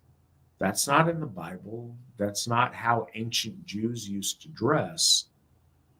It's the concept that modern white people, when they worship and practice religion, they wear their best. They present their very best self to their god or gods because that's what you do. A tie and a suit have nothing to do with Abrahamism, with Jewishness, with the desert, with the Bible. Absolutely nothing. Throughout the entirety of our worship of our gods, our people dressed their best. That's always what you do because you want to impress and because it's an important occasion. If you would dress fancy to go to a fancy dinner, why wouldn't you dress fancy to come before your gods? And, as a question, it's why Trent and I are dressed nicely right now, because we're representing our gods in this broadcast and we want to look our best. So we would encourage everybody to dress their very best. Absolutely. And every bloat we do, like the one occasion that I don't is Sigger bloat at Siggerheim because it's outside. We have no buildings or anything with AC. I run hot. I felt really bad. I had to conduct bloat wearing a tank top and shorts, and I sweated all the way through all the layers of my clothing. Every inch of the tank top and the shorts was soaked through with my own sweat because it was just that humid and hot. I don't endorse that. I feel a little bit bad about it. But as best as you can, dress your best. Do what you can. Nobody's going to kick you out unless you're doing something that's overtly offensive. But absolutely, you should wear a suit and tie if you're addressing your gods.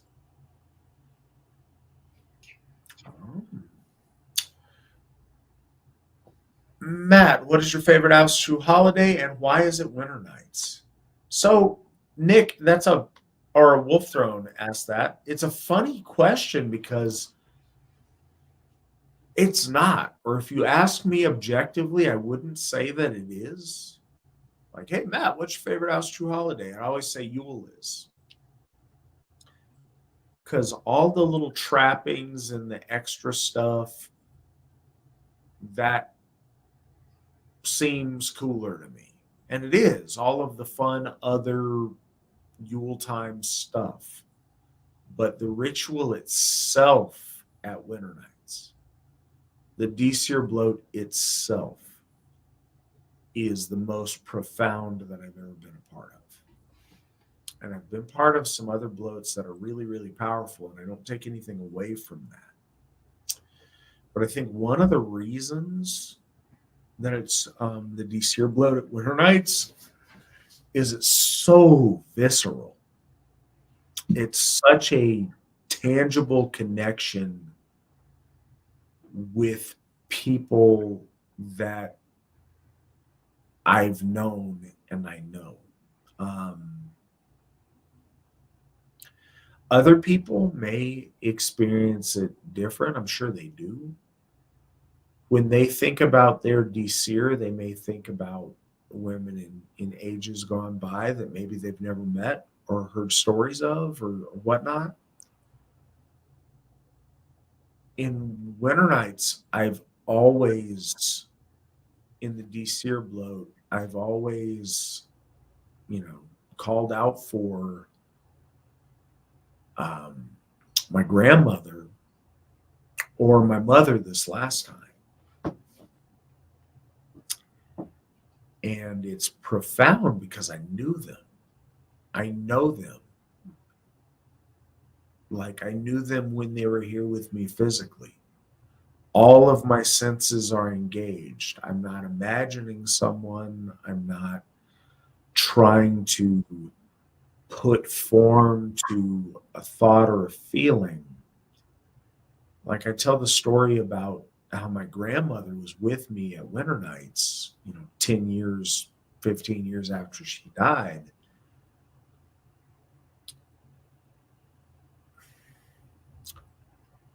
At the time, right before she passed, I know what her old lady body felt like when I gave her a hug. Like I know where her head sat in relation to my head. I know what, and this sounds like I know what her hair smelled like. I know how that felt. And I was able to experience that again for a minute. Like standing with my mom in this last winter nights by her grave in the circle. Like I know my mom. I lived 41 years with my mom. I saw my mom months before this, and I know what that feels like on all of my senses. And it was right there. So it's so tangible and so visceral and so real. And I think that's why that ritual is as powerful to me as it is. And I know my mom and I know my grandma loves me and I love them. And it cuts through any of the imagery that we have to use or any of the ritual or anything else. It speaks to the very, very primal, and it goes past all of the reasoning and all of the thought, and it connects really deeply. And I think that's why that's the way it is. Can you square the circle of how Universalist pagans claim Asatru is for everyone, and the lore teaches that, and at the same time, claiming our ancestors were racist? Like, which one is it? Trent, square that circle. I'll do my best. So by their definition, yes, our ancestors were racist, I suppose. Keep in mind, though, that's pretty much just an anti-white slur at this point. Our ancestors certainly were exclusionary. They were folkish, to use a better, more accurate term, and it wasn't a hateful thing. You know what I mean? It wasn't, and just like it's not now, it wasn't this idea that the Aesir are the only gods and we are the only ones allowed to worship them and everyone else has no gods and must be atheists. Every racial group has their gods, and that's part of why we stress calling our gods the Aesir, because there are other gods. They're just not our gods, and the Aesir belong to us, or we belong to them, rather. Let me read the rest of the question because I went off on a tangent. Yeah, no, I think I answered it well enough. Asatru is not for everyone. There is a religion for everyone. There's, look at your ethnicity and go from there, or pick one of the funny universalist faiths. Again, it's like the question earlier. That's not real. Universalists, they're not Asatru are. They're not people of faith in general. They're just picking something that they think looks cool or sounds cool. And I say that as a sweeping generalization. Surely there's some people that are just very, very confused. But there's a lot of people that just want to check the other box. And I think that's what that is. For a long time, Asatru and other pagan faiths defined themselves by how they weren't Christian, like how different they were from conventional religion. They weren't about anything, they were just about not being Christian. And that's not what we do, and that's not who we are. That's why we're not heathens, we're not pagans, we are Asatru. We're not defining ourselves by our non-Christianity. We're defining ourselves by our loyalty to the Aesir. Any honest understanding of our lore, our history, or anything else, there's always been an in-group preference. There's always been a preference towards your people, your clan, your tribe, your folk. That's undeniable. Those arguments, the reason that they're hard to argue against is they're not real. They don't really believe that. They don't really think that. It's just an excuse for them to not conform to the patriarchy or whatever else nonsense they want to say. So was Odin using Loki as like a controlled burn for Asgard? Trent, do you follow this? I get what he's saying. The answer is no. Odin trusted Loki, and Loki betrayed that trust. It's the same as when the AFA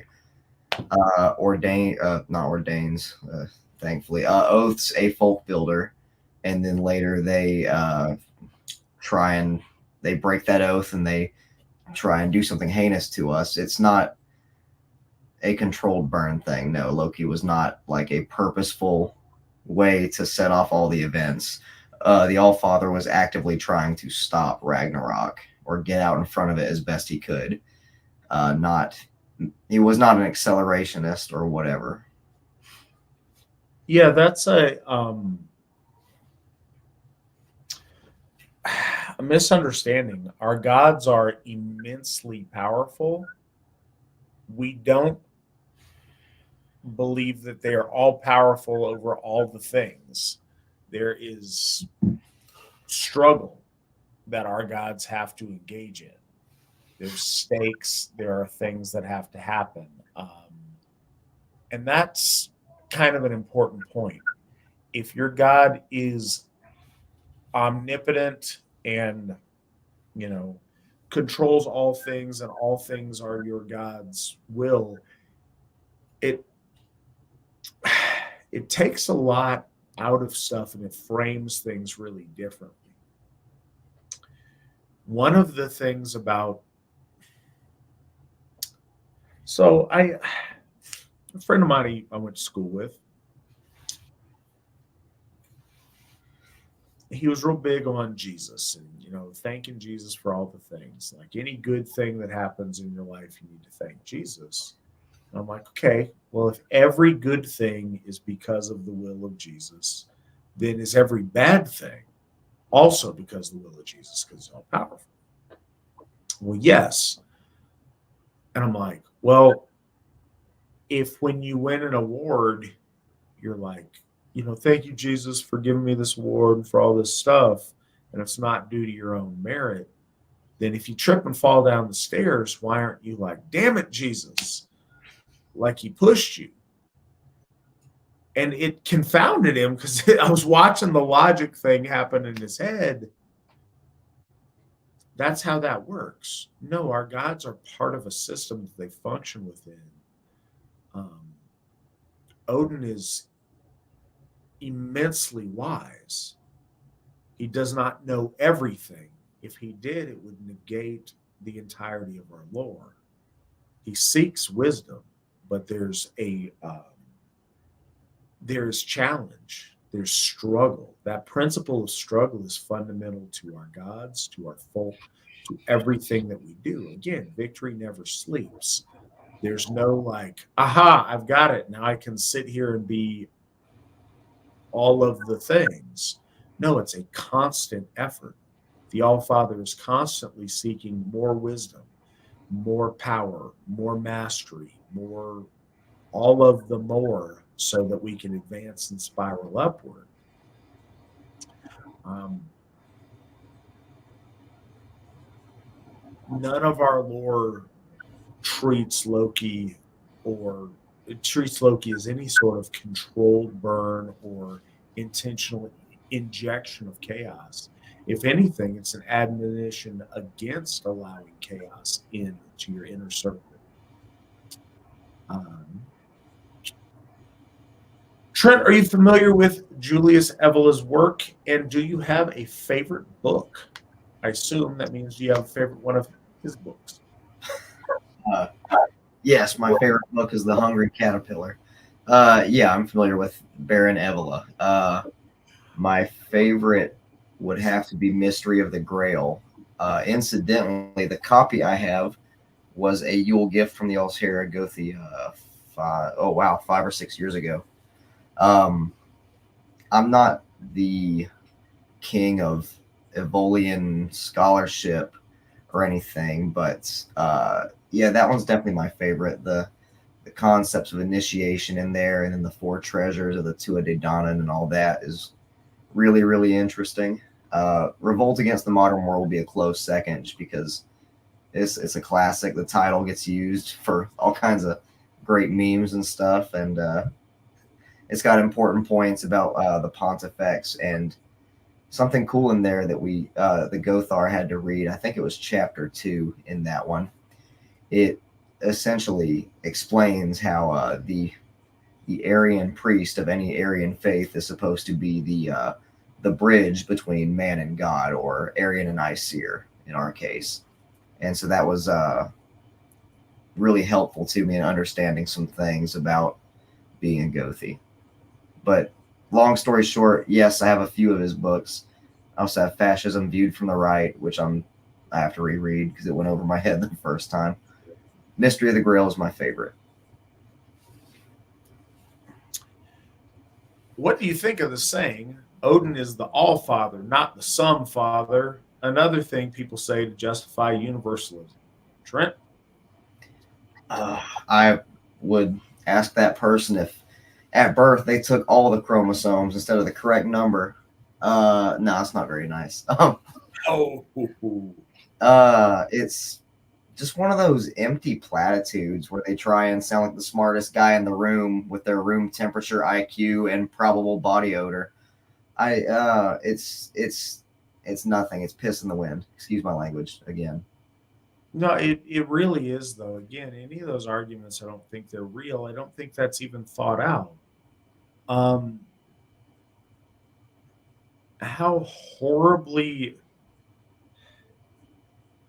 How racist is that? So woke universalist, the Nordic like white man god is the god of all the races, not just some of them. So screw you and your indigenous religion. Your stuff doesn't count. Only the white man's gods count. That's ridiculous. Another thing too, if there's a quote like that, and the only way I can imagine you saying it is going, actually, and pushing your glasses up your nose, then you're just wrong out of pure obnoxiousness. It's just some nonsense that they throw out there, and it's not real. So it explains really clearly in the Gylfaginning why he's called the All-Father. And he is the All-Father because he is the father of the gods, and they look to him and serve him like children to a father.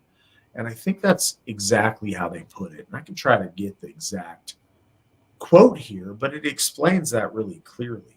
He is the father of the gods. It's not claimed that he's the father of all earth fauna. That's not how that works. He is the father of the Aesir. And we have our creation story that tells us that he and his brothers gave us the gifts of life. But that's silly, and it's just a really silly surface, like bumper sticker approach to Asatru that just doesn't. It's not borne out by any of the rest of our lore, but it gives them something to battle the evil racists and purity spiral to their woke friends about. And it's just like all those other arguments. I don't think it's fair. It's not a well-meaning or a fair argument. If you want to be a universalist, then you need to reject Asatru. You need to reject Native American religion. You need to reject Shinto. You need to reject Native African religion. You need to reject Judaism. If you genuinely believe that universalism is the right thing to do, then you need to be practicing Christianity or Islam. The rest is just dishonest, and it's cultural appropriation of everybody else's gods and what they hold sacred. And if it was done to anyone else that wasn't white, those universalists would be grossly offended by it. Would the AFA accept membership from a white person who grew up in a black neighborhood, talks with a hood accent, and uses slang? I'm just going to take this. Yes, we've had a number of members, very often skinhead members. That's exactly how they came up and where they started out at.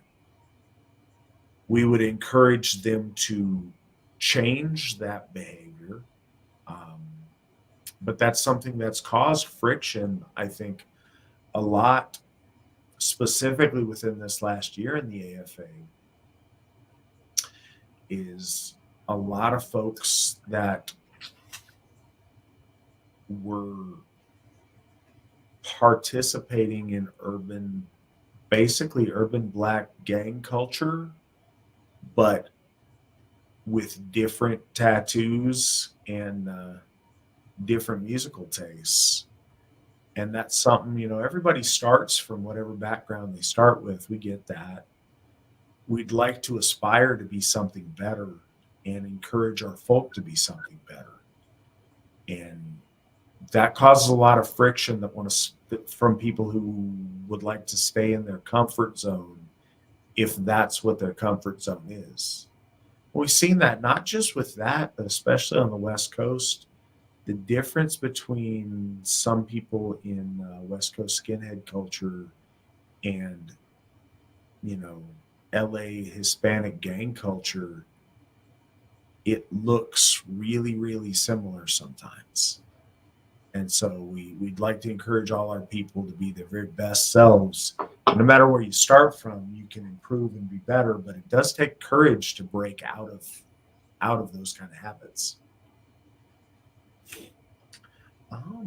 How do you help people get past the pacifist teachings of an early Christian childhood, having it drilled into their minds from a young age that taking a life is never okay, and it's not up to us to decide who lives or dies, only God? Trent, what are your thoughts on that? We typically don't have to help people get past that too much. If they've wandered in, so to speak, to Asatru, they probably got here from, man, Vikings sure are cool when they kill people with an axe. So we typically don't have to do that. I would say if we did, though, it would just be a matter of explaining, that's not how life works. Our gods are good, but they are not necessarily going to come save you from every altercation you might get in. Violence is a necessary thing at times.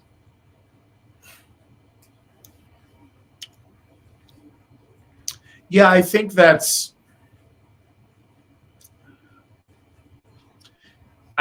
life does that on its own. I think that what we can do is a response to that. So life does that on its own, and extreme circumstances call for extreme actions and behaviors. It's how we digest those. One of the most damaging things I've seen specifically to our veterans is them coming back from combat, having to take lives for their country, and then having, this flagellation of trying to deal with the guilt of doing things that in any other time and place we would celebrate them as heroes. That mental gymnastics, I think, has damaged a lot of our people that have seen combat and have come back very, very broken, because I think in large part our cultural context that it's put in.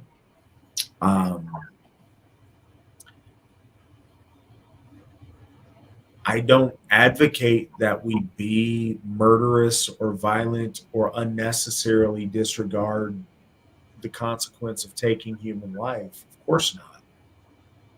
But we're in a day and age where things happen, and where once the warrior was celebrated and honored for difficult things they had to do that involved the taking of lives of enemies, now they are almost encouraged to live in shame with that for their existence. And I've seen a whole lot of unhealthy manifestations of that. I don't think that's fair-minded of Christian parents to teach their children, because we've never seen that in the history of Christianity. If you read your Bible, it is full of death and battle and conflict. If you look at any stage in Christianity outside of maybe the lives of the apostles, death and violence and life-taking was a reality in the ancient world in harsh times and harsh situations. And that's seen today. And it creates a really unhealthy paradigm for our soldiers who go out and have to fight. And it's really easy, I think, for the majority of people in the United States right now, because we happen to be in a window of peace, but that's been the anomaly in the history of our folk, not the norm.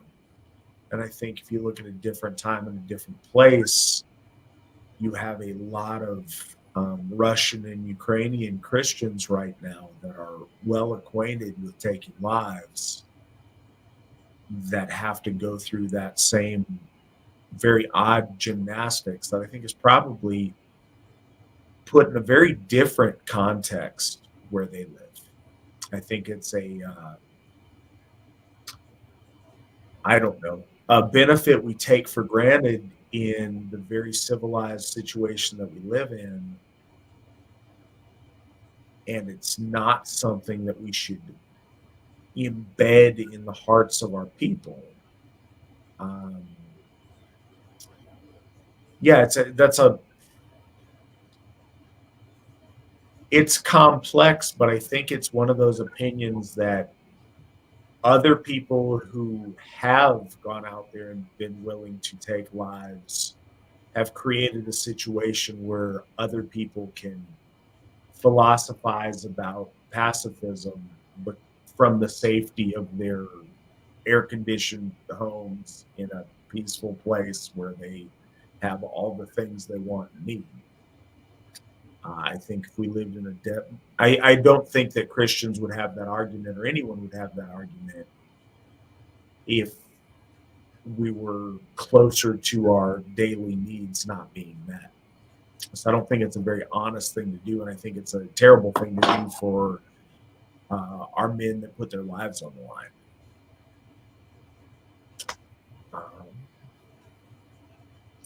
And your question of how we break people of that, I think that's reality that does that over time. And unfortunate, in that most extreme case, it's a very dramatic reality that brings that back into focus.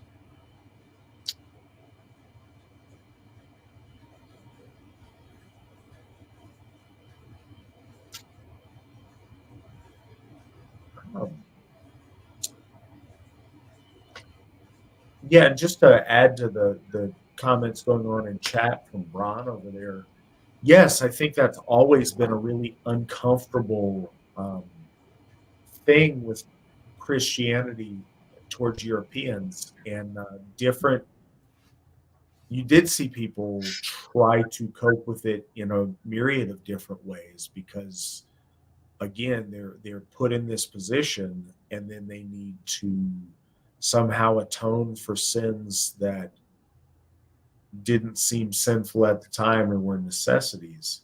And I think that it's part of the unhealth of our folk soul is the mental gymnastics that go with the tenets of Christianity forcibly positioned or forcibly overlaid onto the folk soul of Aryan peoples. And it's been very unhealthy and very damaging to veterans for centuries. And I think that's absolutely correct. So what I thought might be only an hour show has turned out to be a 5.5-hour show. Thank you guys very much for your questions, for your participation. Trent, thank you very much for joining us. Absolutely. Anybody who wasn't here at the beginning, we got 2 new Asatru heroes we're celebrating with Days of Remembrance. We are celebrating King Osric of Adera on August the 1st, and King Eanfrith of Bernicia on February the 1st.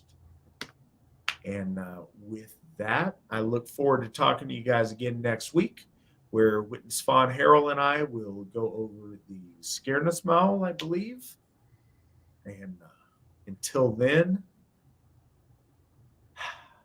hail the Aesir, hail the folk, hail the AFA, and remember that victory never sleeps.